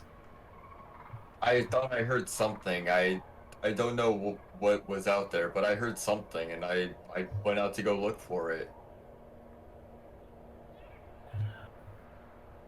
Okay. Maybe leave watch to your employees going forward. Yeah, I'll get the next person and I'll take watch. Let's get you back to camp. She like clearly can pick up like you are a little bit out of sorts still. And she'll lead you back to camp, and Cybil just like happily goes in the right direction. And you get back to camp. Wake Cedri, are you next? Mm-hmm. Wake Cedri, and Jenica's going to take watch with you, as Alfred's kind of pointed over to his bedroll where, yeah, a bit confused, as you just played with the confusion spell for 10 minutes. So, What's Jenica doing? Is she perching in a tree during watch, or? Just sitting by the fire. Okay. Assuming your fire was not in the house, so. No, I'll just produce flame like outside, like small kindling. So how has it been? Were you staying up earlier, or? I don't want to disturb you. I don't need the same amount of sleep as you folks, so I'd finished up my rest, and there was nobody out here on watch. I don't know about your boss. He seems to be out of sorts. Maybe you should check on him. I don't know, but definitely nobody's been on watch for a while. How many hours do you think there's gonna be before the sun rises then? And Zidru's gonna try to like look up and see like position of the moon, try to help out. I'd say we probably got 6 hours before sunrise. Okay. Okay. Yeah, if you don't mind, I'm gonna go ahead and Yeah, I got this. It's fine. okay. Zidru's gonna like start walking towards and then realize that he is still feeling extremely drained. And he'll go ahead and still walk through and try to wake Alfred. Okay. Hey Alfred, sorry to wake you up. It's all right. I haven't really fallen asleep yet. Oh, Jenico was saying something about you having a rough go of it.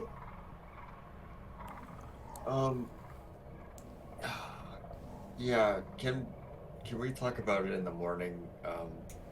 I don't know what happened. I'm gonna be honest, but Yeah, sure. Then I hope that you get a good night's rest. yeah. Sorry. Be careful out there. I will. Okay. So Joe, go ahead and check in with everybody, or check on everybody. Is everybody still positioned, asleep? Sure, so. Everybody else seems to be fine. Everybody's sleeping. Nice acting, Salinas. All right. Then yeah, Zedru will go ahead and go back out and just take his seat and say, everything seems pretty all right with the boss currently, so I'm here to assist. And she offers you, she's brewed up some tea and just sitting there, eyes off on the distance, checking the surroundings. And yeah, you pass the next 2 hours pretty quietly. She doesn't really converse much, accepts your response that Alfred's fine, and just kind of keeps to herself. And after the watch has passed, you could tag in Jofreidr. Yeah. Zedru will go up to Crunch and just go ahead and give him some pats, make sure his mane isn't too messy. But yeah, then he'll go ahead and go to Jofreidr and wake up Jofreidr. Okay. And Jofreidr, much the same. Jenica doesn't mention anything about Alfred to you, just kind of keeps to herself. She goes off for a walk at one point in time, but comes back about 10 minutes later. And you guys just keep a pretty peaceful watch and gets you through till you can start getting those first rays of daylight coming. The sun hasn't quite broken over the horizon, but it's at least got it illuminated a little bit above the trees. And she'll help you start breaking camp before you guys start waking everybody up. And everybody will have a long rest. We will wait and do our level up stuff probably out of session. Sure. At this point, since we're close to the end of session anyway. So, but everybody does get the effect of a long rest finally. So, a much needed one. Oh, yeah. My staff of healing. So I Hey. get 7 charges back. Wow. 7. Nice. Savage. Yeah. Charges. I figured we were gonna get a long rest soon, but I was like, if we get some sort of combat encounter before then and then, I'm gonna be mad. If you got, because there would have been. Bruh. I thought Yeah. the point was going to heal him, so. When Silver said 250 feet, I was like, oh, I'm gonna die. Yes. Correct. Correct. I totally thought it was going to be like a giant Venus flytrap and just munch down on him. Yep, that's Yes. it. You died. Roll new character. My only regret was I thought of it after like I can't even remember what like stopped me from doing it, but like I was gonna have Alfred just like put his hand out when he was like 5 feet away from the plant. Because Chomp. no, he would burn the plant. Brain, big brain. All right, so you all wake up, break camp, get ready to be back on the road. Same party roles. Volt, you gonna continue riding the wagon? So long as they let me. All right. I got the reins, boys. With that 20 from the day before, you can continue driving the wagon without any issue. As you guys pass a relatively quiet trip north. You pass through the same area that you passed before, pass by the area where the bandits had attacked you. There's no sign of any bandits, no sign of any ambush or anything like that. Everything's pretty quiet. Yeah, Kiesel's little sign for beware is still there. Love it. My scarecrow. It's a little rotted, but it's still there. You pass through the rest of the day pretty quietly. As you get to the late afternoon, Vault, with your passive and driving the wagon, you see off in the distance something hanging from a tree. Oh no. I'm in front, right? Or is Jenica? Yeah, you and Jenica are up front. Okay. I'm gonna look over at Jenica. Roughly, like, how far away? Like 100 feet, 200 feet? 150. 150. We'll split the difference. All right. Jenica, do you see that up there? It's kind of like not. I don't want to be too loud about this in case this is a problem. Yeah. You want me to go check it out? Would you mind? That's all right with your boss. You know what? Never mind. If it's all right with you, anyway. Yep. She gets a little giddy up in her horse and takes off. And then you see her up ahead motioning for you guys to come up. Okay, cool. We'll keep on moving. Catch up. And as you get closer, you see that it is a humanoid body hanging from the tree. Shit. And Figured. next to the tree there is a ladder set up against the tree. Does this individual look familiar? Dwarven No. girl. It doesn't appear to be anybody that you recognize. It is a dwarf. Male. Appears to be an adult. Best guess, probably been there a couple days. Okay. Any signs of stress other than probably the fact that he's hanging from his neck? And also presumably dead, right? Like, we should presume. Oh yeah. Okay. It is Bloated a clearly little dead, bit. has been dead for days. Can I Yeah. can I do a perception check to make sure that this isn't like a honey pot or something, or like there aren't people coming behind us? Yeah, I want to Yeah. help with that. Jason, you can throw up perception with have advantage advantage, then if Vault's helping. Yeah. If somebody's wanting to investigate the body, like you were bringing up there, Vault, that would be an investigation check. I don't want to touch it. Cedric can. I'll give you help with the mage hand if you He's want. gonna cloak. He's gonna just like cloak his hands in like a quick flame, just to like burn off any oils or anything before he's about to touch possibly a body. And Can I give him an? gonna. Oh darn! I should have said it earlier. I was gonna burn inspiration for this one. Go for it. It seems pretty imperative that we. Ooh. Okay. That's a good roll. Me and Volt both got a 8 and then a 9, so a 9. Nice. Yeah, with your 9 on the perception, you don't see any signs of there being anybody lying in wait. Also, just looking at the situation, you don't see any signs that this is anything. Yeah. There's no honey to this pot. It may still be a pot to trap things in and get your attention, but there's no honey here. The investigation check, Zedri, looking at everything and putting it all together, best presumption would be this person put themselves there. Whoa. With the ladder. They climbed up they- into the tree and did this to themselves. Do they have anything upon them at all? Marks, Any sort scratch of- marks. Body marks? Any sort of belongings at all? Is there any sort of symbology that's on their clothing? If they have Nope. any sort of. Just commoner's clothes, pretty simple clothing, nothing to really give any indication of a profession.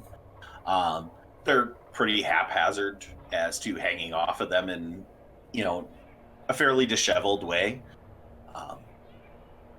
Shoes are missing, if they ever had any in the first place.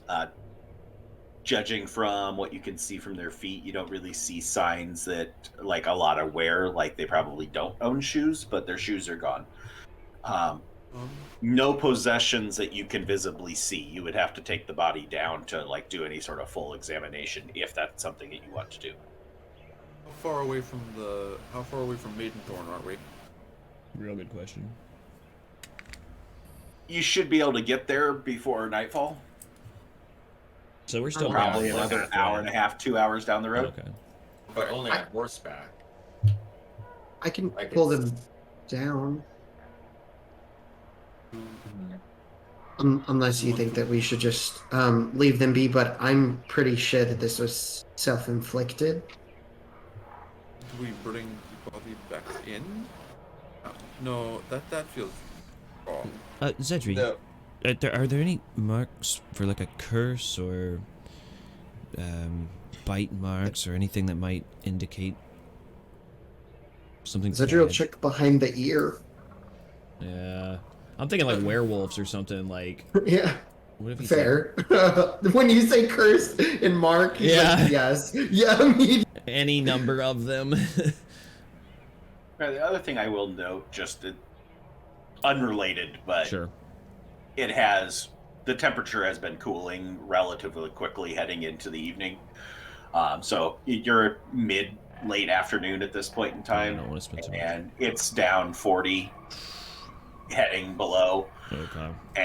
But you taking the body down then, Cedri, so you can check behind the ear and everything?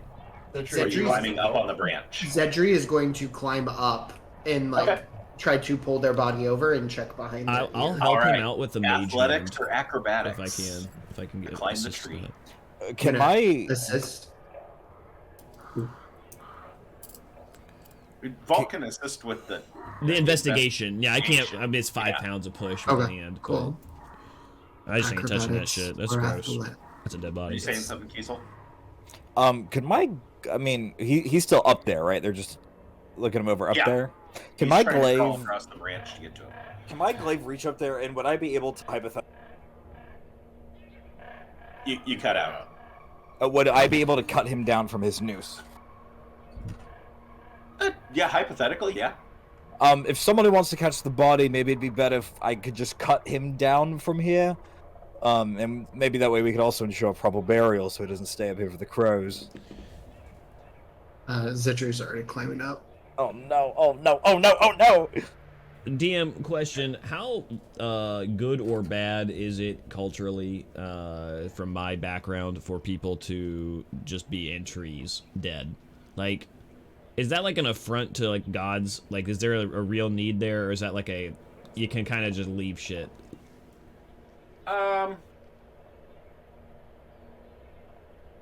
I wouldn't say that it's like suicide's off, like some sort of a sin type deal within the pantheon. Different sects would take different approaches Sure. to that, but in general, you wouldn't see it as being that. As to leaving somebody hanging in a tree, typically would be frowned upon. All right, People deserving burial rights. fair enough. With your 12, you're able to get, because you had the ladder to get you halfway up there, all you're doing is just scrambling across the branch. You're able to get up there, and so you can give me an investigation with advantage from Vault's assistance. Well, that and then also with mention of Kiesel, Zedri will just like alight his hand and say, I can burn away the rope if you would like me to. And then he'll peek behind the ear with Vault's assistance. I'll grab the mage hand will kind of pull it apart a little bit so you can like get a good look at it so you don't have to touch it yourself. Oh, that would be nice. No signs of any marks, nothing in any sort of magical language, celestial language, anything like that to show any sign of believing there's some sort of a curse or some sort of a mark to them to believe they had a curse, like putting runes on people's backs. I mean, some people do that stuff. Yeah. But no, there's no really nothing to go off of other than this person is probably lower class, just based off of their possessions, that you're able to kind of reach about and see things up top. There's no sign of anything possession-wise. They're just in a shirt. There's no coat, which is a bit surprising given the weather. And if you want to burn away the rope to drop the body, you can check rest of possessions down below. Bedroom check with Kiesel. Are you ready? If I drop it? Yeah, I'll put my glaive away and I'll get an athletic stance and athletically brace myself to athletically catch him. Okay. Give me the athletics check to catch the body. Thank you. Great. Roll a dex save. Oh, roll to go fuck myself. Never mind. Roll to go fuck. Oh no. It's a lot different when it's like it's a dwarf. You don't have a whole lot of experience catching dwarves. And it's just like you go and you hold out thinking you have the right reach around to try and grab and stop the movement, and just go straight through your arms. And you catch just the top of the shoulders as the legs break into the ground. Oh my! It's the thing I said about eyeballing last night. I'm very glad that they cannot feel that. Jeez. Zedriel dropped down from the tree.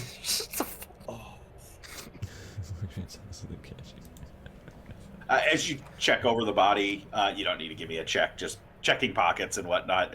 There's no possessions on this person. They either were robbed or didn't have anything on them when they did this.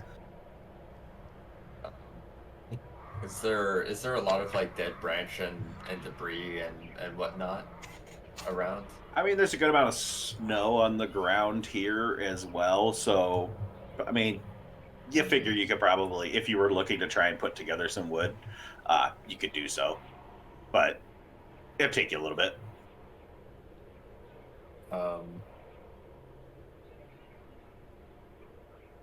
Well, how much time do we have to spare for? I think we need to prioritize this. Pretty much any time you've put into doing this is going to put you like past dusk. So it's going to be, a little bit tougher getting into town, but not impossible. You got enough people that dark vision could just lead the way. You'd be able to follow behind. I can offer quick rites. I don't know if we want to bury them or if we would like to cremate them. It would be quicker if we cremate them. Yeah, I don't have a shovel. Perhaps the quick route is best. We should be getting in town as soon as possible. And I'd hate for, anybody to take advantage of the site here. Well, silliness, is that agreeable to both of you? I think expeditious is best, yes. Okay. Zedri's going... Oh. Say it one more time, Conrad. What you will. Oh. Hey, consent! Zedri is going to cremate this body! Hey! Democratic cremation. Yeah, he's gonna go ahead and light his hands. The flame is actually burning a little bit more blue than normal, so there's less of that kind of sootiness coming off of it. And he's gonna start at the hands, shift down to the feet, after arranging the body and fixing the legs as much as possible. You just heard the snap. They're still pretty well. I mean, just a little bit crooked. So then he'll go down to the feet, and then he'll trace back up. Holds the head as the body immolates. All right. Do so without any issue. Just watch as the body slowly is engulfed in flame and just quickly dissipates and burns down to ash, and melting the snow all around it and leaving a nice big snow dwarf in the snow, left with the ash behind. I'm going to cast Prestidigitation around myself and change the smell of the air so it doesn't smell like burning body. I'd like it to smell like potpourri, please. All right, that'll work. Yeah, Can smell like Volturi. Zedriel will put his hand into the soot and just kind of like move it between his hands and just offer a quick prayer to Infernus to stoke the flames. You did a whole D4 of psychic damage, Conrad.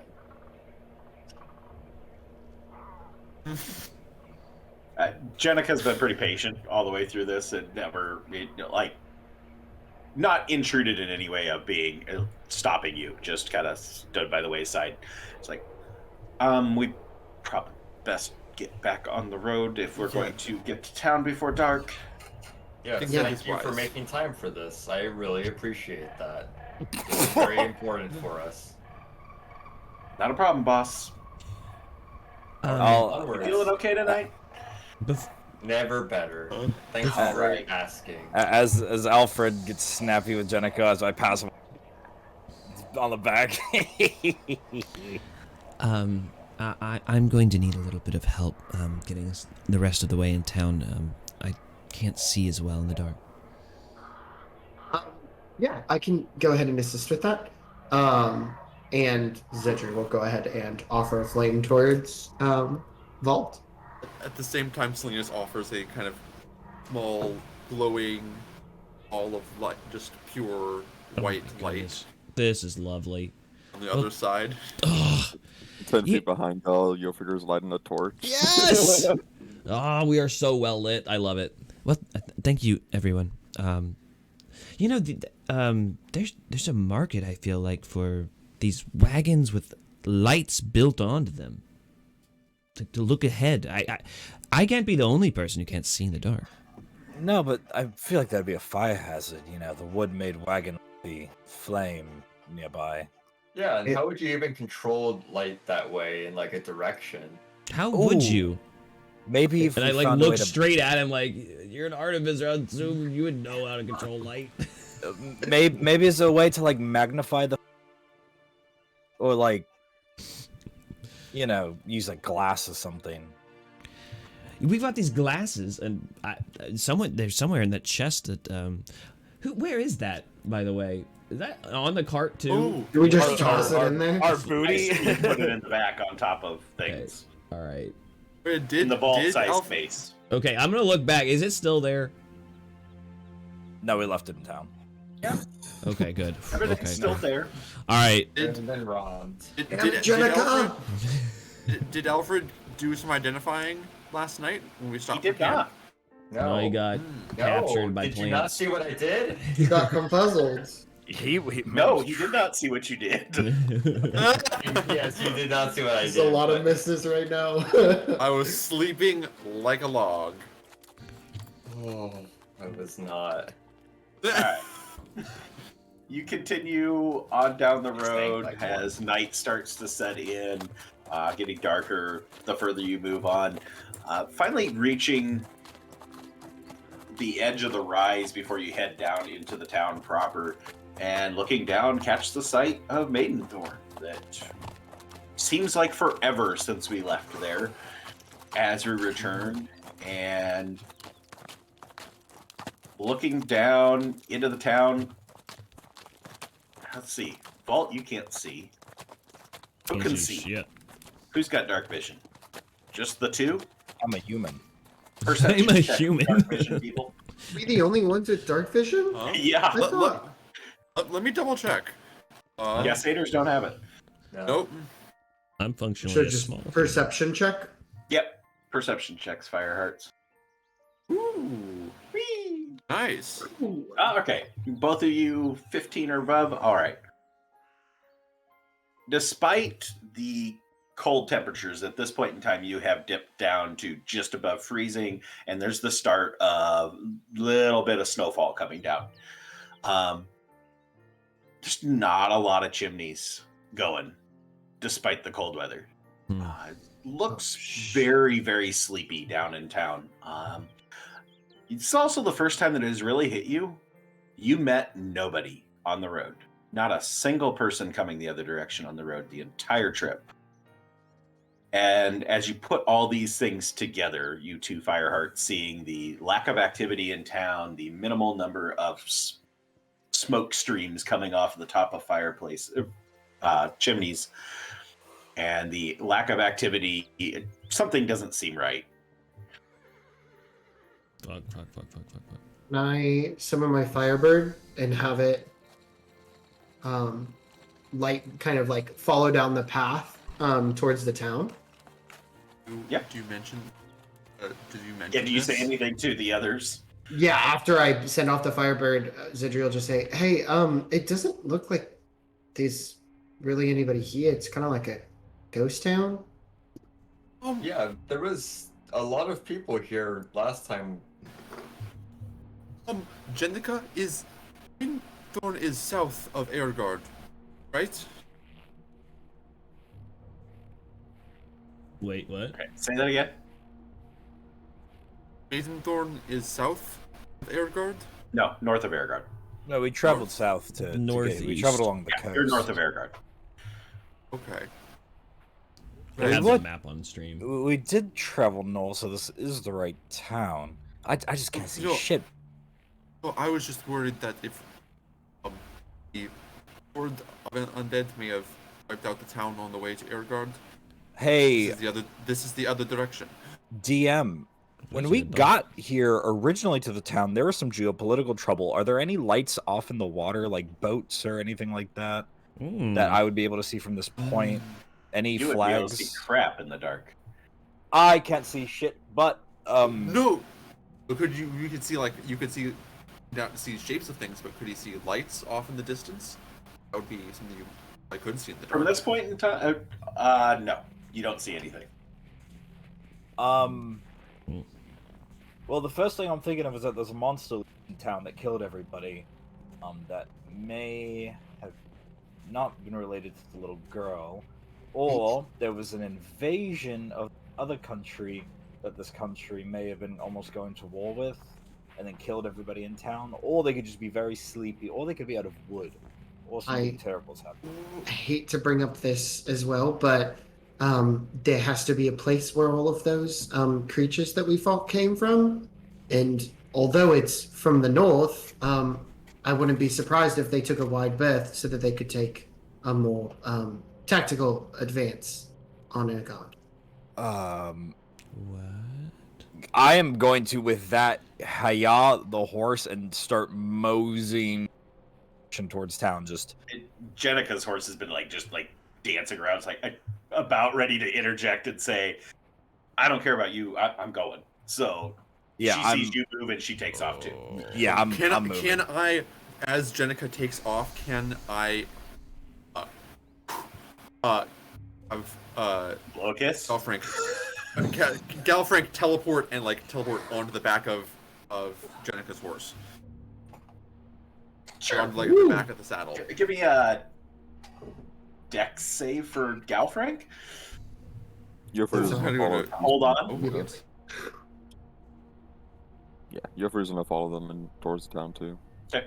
Yeah. All right, everyone, stick together. Let's move on and see what we find in this town. Yep. Didn't have to dig the claws in too much that we have a problem. Idri, you stick in front. I'll stick in the back, so we have eyes in front and back that can see. Could we swap The- that?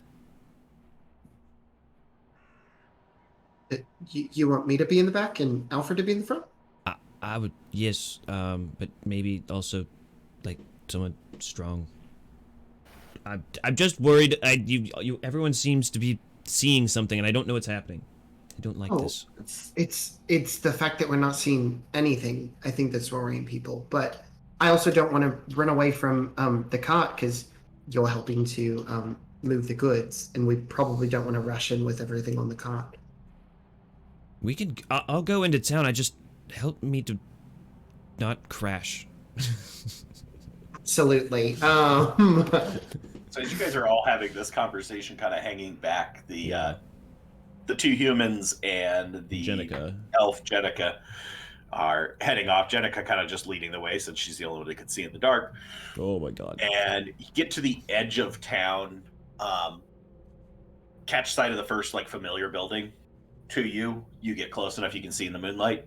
Wind stables. And Wind stables. And horses are just kind of wandering around inside the stables.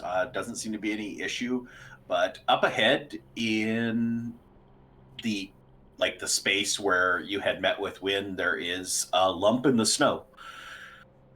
Oh God. Kiesel's just going to start kind of breathing very heavily.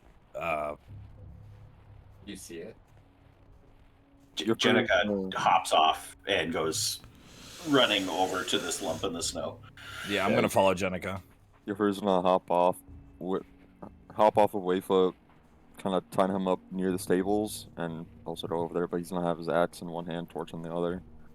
Okay. Rest of you are slowly making your way down the road.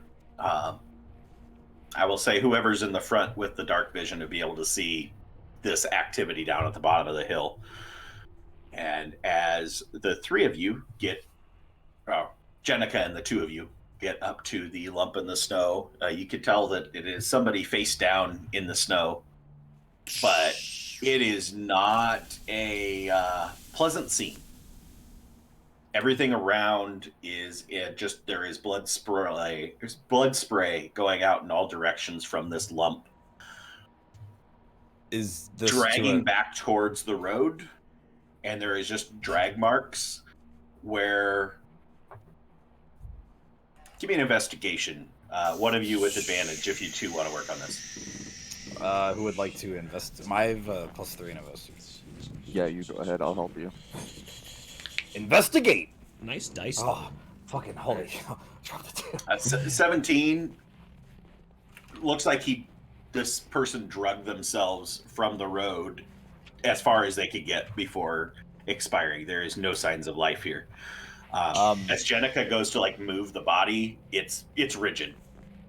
Can't tell whether it's rigor mortis or frozen, but it is rigid. Probably both. Does this look familiar to the scene that was described to us of the initial murder that we did, the girl that went into jail that we did not investigate? As she gets the body flipped over, very much so. Gosh darn this it. person is ripped open. Whole chest cavity has been pried open, and everything inside is missing. Fuck. What about the captain that we left here in town? And the fucking rest of the crew? Oh, no! Hey, we saved Brendel, though. As you catch glimpse of this body just ripped apart, that somehow this person was able to tear themselves that far with minimal left of them. It's Win. No! Win. And that is where we'll end tonight. No! Win. We're going into the new year with this shit? Oh no! When the game says side quests have real consequences. Oh boy! Oh my god! All right. We left the captain. He was gonna leave. We He was gonna leave. He was gonna leave town. Remember? I don't. That's why I'm freaking out because I don't know where where our crew is. Dude, Jofreidr can pilot a boat. It'll be fine. We'll just. Yep. Worst case scenario. I know how to handle the boat. I Or navigation tools. I just don't have the navigators. Or he can push the boat since he's technically faster, and we get there. Yeah, there we go. Just I bet put you, him in I front. bet you and he's towboating. Ryota has the last of the survivors safe in the keep, hopefully. Yeah, oh my fine. god. Yeah, hopefully that's one of the 17 buildings in there that is smoking. You know what I mean? Only a handful of these buildings are smoking. Yes, I will point out that there are a handful that do have still smoke coming from the smoke. From the chimney, so, Something you want to give me a has, roll for MVRP? something has been praying. Oh boy. Or Flower. I know, right? Oh, dude, Flower just lost her husband. She's probably dead too, though. I don't know. Actually, Flower's a beast. She's not dead. She's like. Reroll. Oh, She's part of Jenica's network. There's a good chance she's still up and about. She's like a Sarah Connor kind of thing. She'll make it. That's why somebody ran away and hung themselves. Shit. Yeah. Damn. Oh no! The zombies weren't. the zombies weren't like this violent though, so I don't think it's zombies. I don't. No. I think there's so. something hunting the people. There was like, something in the town, yeah. like a All werewolf right, among us. Salinas, you have MVRP first. Not the Among Us. A spreading plague of badness. Xenomorphs all over town. I'm gonna need a moment to collect myself after that. Sorry, I'm going to Oh. use my right to. Then it's pass. Kiesel. Well, With a lovely 1 on the reroll. I know. Kiesel puts Salinas through a lot of dumb shit. The fact that I got hit with a what? That was actually pretty funny because usually Salinas rolls with what I say in this instance. He's like, what? And that made me laugh, so I'm gonna give it to Salinas. Salinas was kind of on point in this game as well. So Thanks. What are you talking? What part are you talking? like The when prayer. you're like what exactly what he's talking about. when you were like I was like I needed to defer to a higher power, and Salinas was just like what? I think it was talk to the big lady or something like that. No, I was said like, what the hell are you talking about? I need Oh, to no. consult higher authority or some shit like that. Yeah, like I had It to was to consult the the big higher lady. I was very much considering making like a. Or did you find someone else to?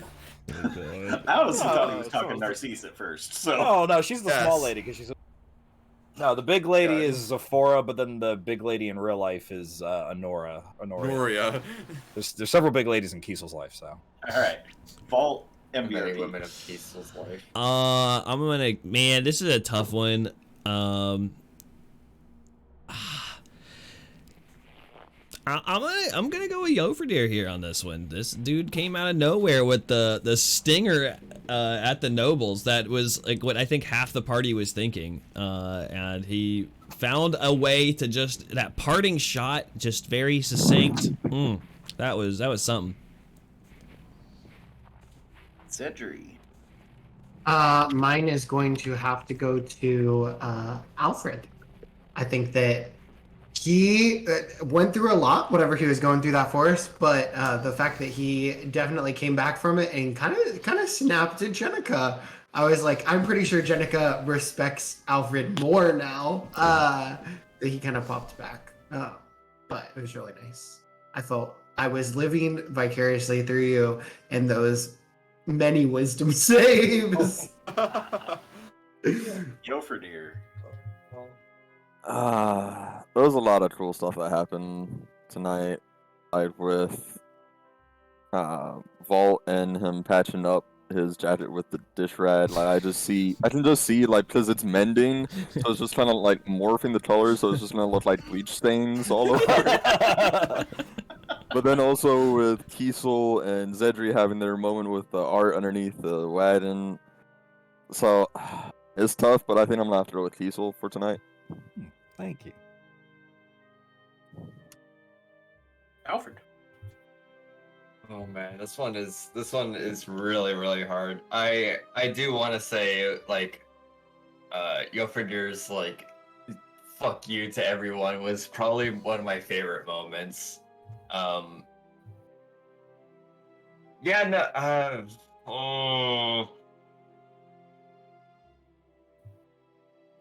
but okay, I like that was one of my favorite moments, but I think I'll give it to Zedri tonight. I'm sorry, Geff, but Zedri was there was a lot of moments where you took the time to sort of like make peace with the world around you, and like you made sure to bring peace to everyone that has fallen in this world around us. Everyone that we have known, and even like going to this last person that we don't know anything about, and the first thing that we think of is giving this person their final rites. It's been interesting and fun to see Zedri grow in their journey as a spiritual person. High praise from spiritual Alfred. Salinas, back to you. I'm going to give it to Vault. I think Vault was the MVRP in the sense that he was a like support. He was supporting kind of everyone in the party. He was I really enjoyed with the going to the doing the stuff with the coat. The like, oh, I'm going to squirm in and be like in like the 3 inches that are left in the cart, and then the I will use my mage hand to carry 5 pounds of this chest. Jofreidr can carry the rest. The other 20. I think it's a little bit more than 20. All right, roll for questions. And then he drove the cart. Thank you. Oh, darn, that was a good roll. Actually, no, it wasn't. It went wide. Thank goodness. I got the same roll twice. Look at me. And since you guys all chose to vote for different people, Is this the first time this has ever happened? yeah, Are you really? everybody voted for Wow. somebody else. So That's all 6 of you incredible. got votes. I guess all tie break. Oh, let's hear the DM. Oh yeah. End of the year, MVRP. everyone gets it. Hey, free Sorry. money.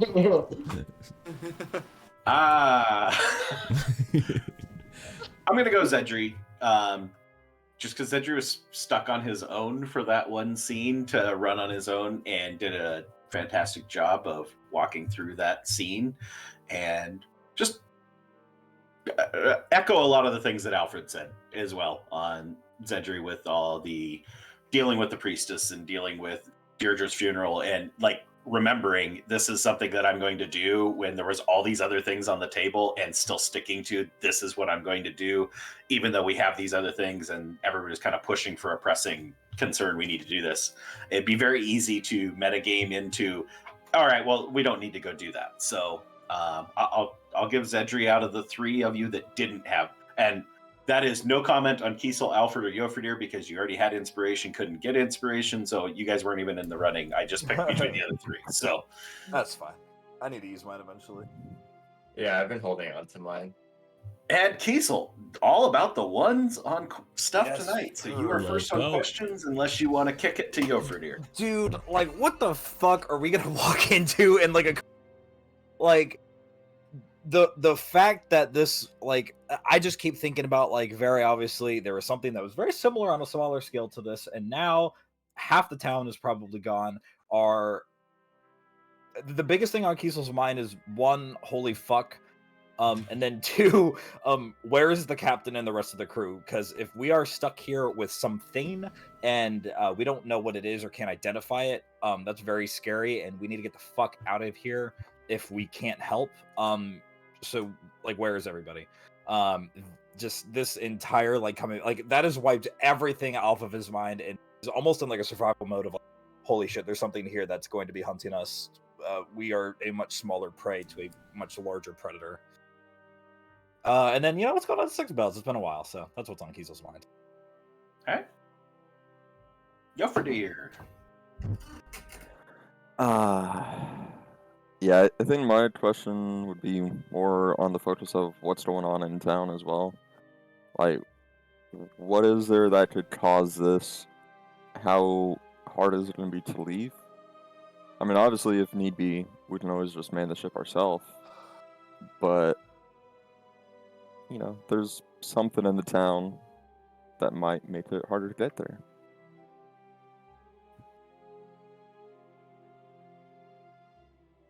Vault.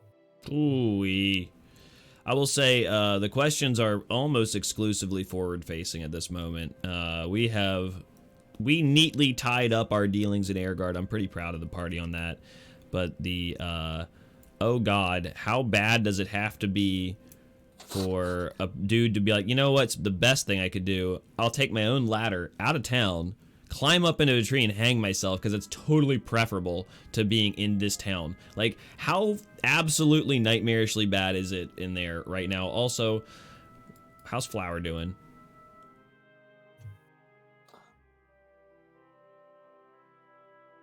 Alfred. Oh God. Yeah, I think Alfred's just sort of wondering, like, what the hell happened to him.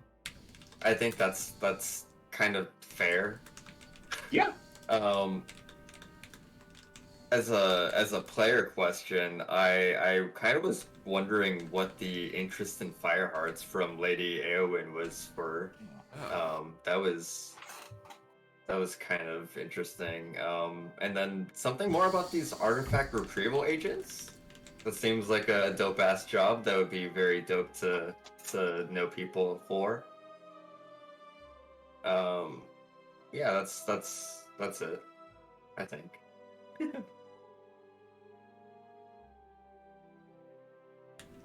Salinas. Is Win WINN? Sorry, WYN. YNN. Thank you.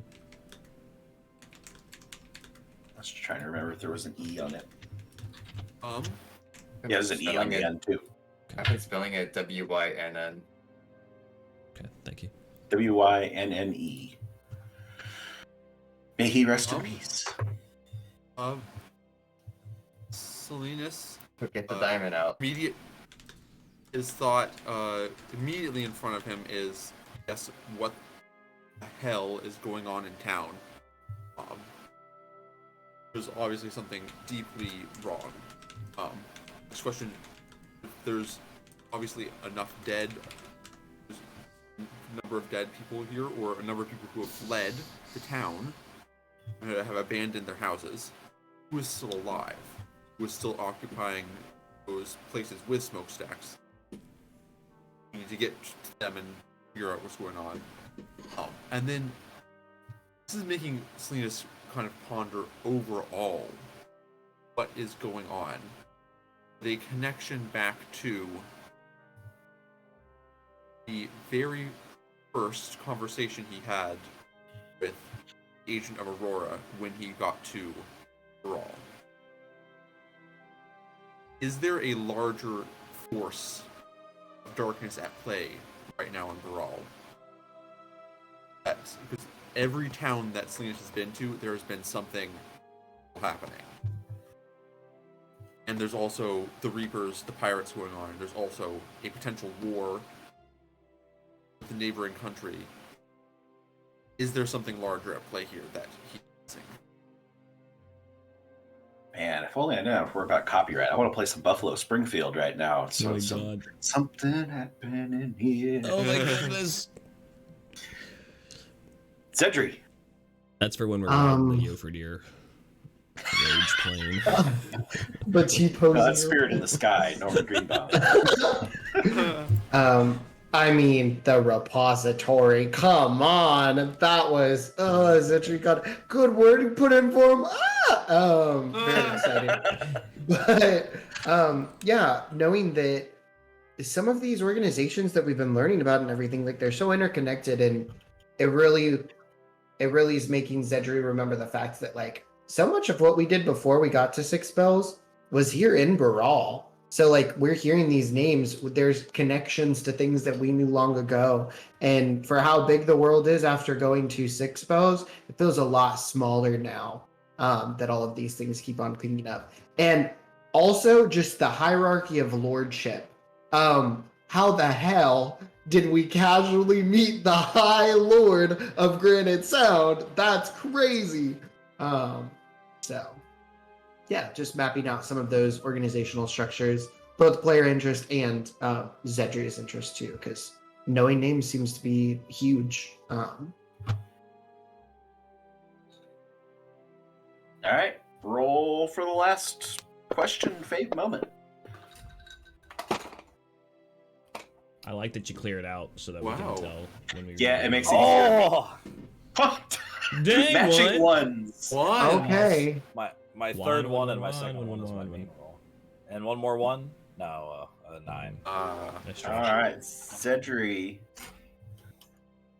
I really liked the sequencing of the watches. I liked the fact that like going into it, it felt like we each had like our own sections, but then there were things that happened. I wasn't exactly privy to viewing it as much because I think the thing that happened the last time was with Zedri, with that little creature that I said, "Fuck off, dude." But I do like that the structuring of like occurrences happening for for some folks on watch. Can't wait to see the others get stuck in the shit when it comes to watches. No, just peaceful watches. Nothing happens. Go back to sleep. Go back to sleep. Go back to sleep. Or you just don't take a watch. You just don't wake up. We've already been there. That was On that note, Kiesel. Favorite moment? I had a lot of fun being me and playing. But if I had to put a favorite moment of having a lot of fun,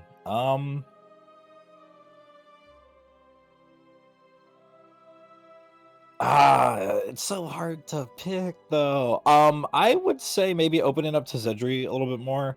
I feel like at least for Kiesel, Zedri is still very enigmatic. And probably the least amount of time I feel like I spend talking, at least on a closer level with Zedri. So to be able to even pick his brain for drawing advice, I feel like it was very nice. And I had a lot of fun because there is a lot more to Kiesel than just hack and slash and be very vulgar. And I always enjoy when I feel like I have appropriate times to be able to like disclose that. So, and the imagery of us having to army crawl because we're all sleeping under the wagon because we got it covered.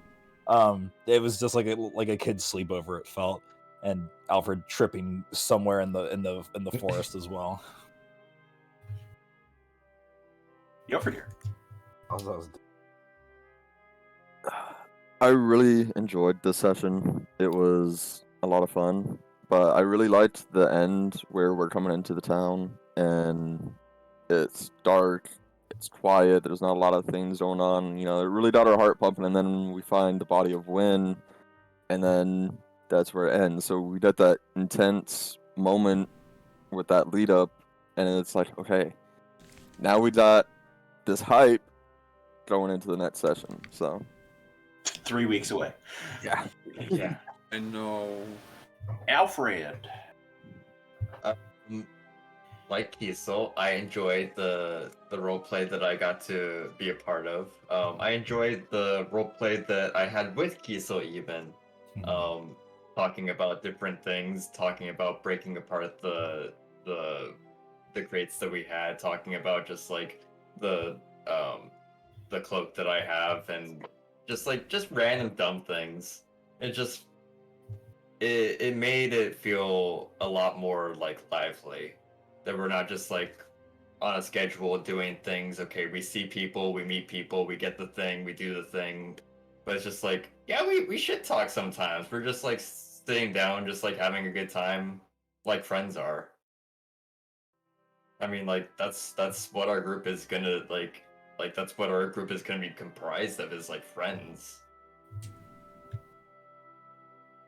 Awesome. Salinas. I'm going to say that very similarly the reveal at the end with the going into Maidenthorn was crazy. It was really good, and especially the connection to then like, oh, this is why that guy committed suicide. That was like, I also want to, because I didn't say it during the VRP, I did also want to call out the little like trade skills, nice little conversation between Zedri and Kiesel. I also really loved that. Thought that was very sweet. And Vault. Boy, you know, honestly, I think for me, there's just like a lot of these little small details that add a bunch of flavor to the session. Whether it's like the little thing like where the nobles had like this little like aside and just like, by the way, you still have to pay them, you know, like that kind of like just little nudge that there's something to be caught like as a player.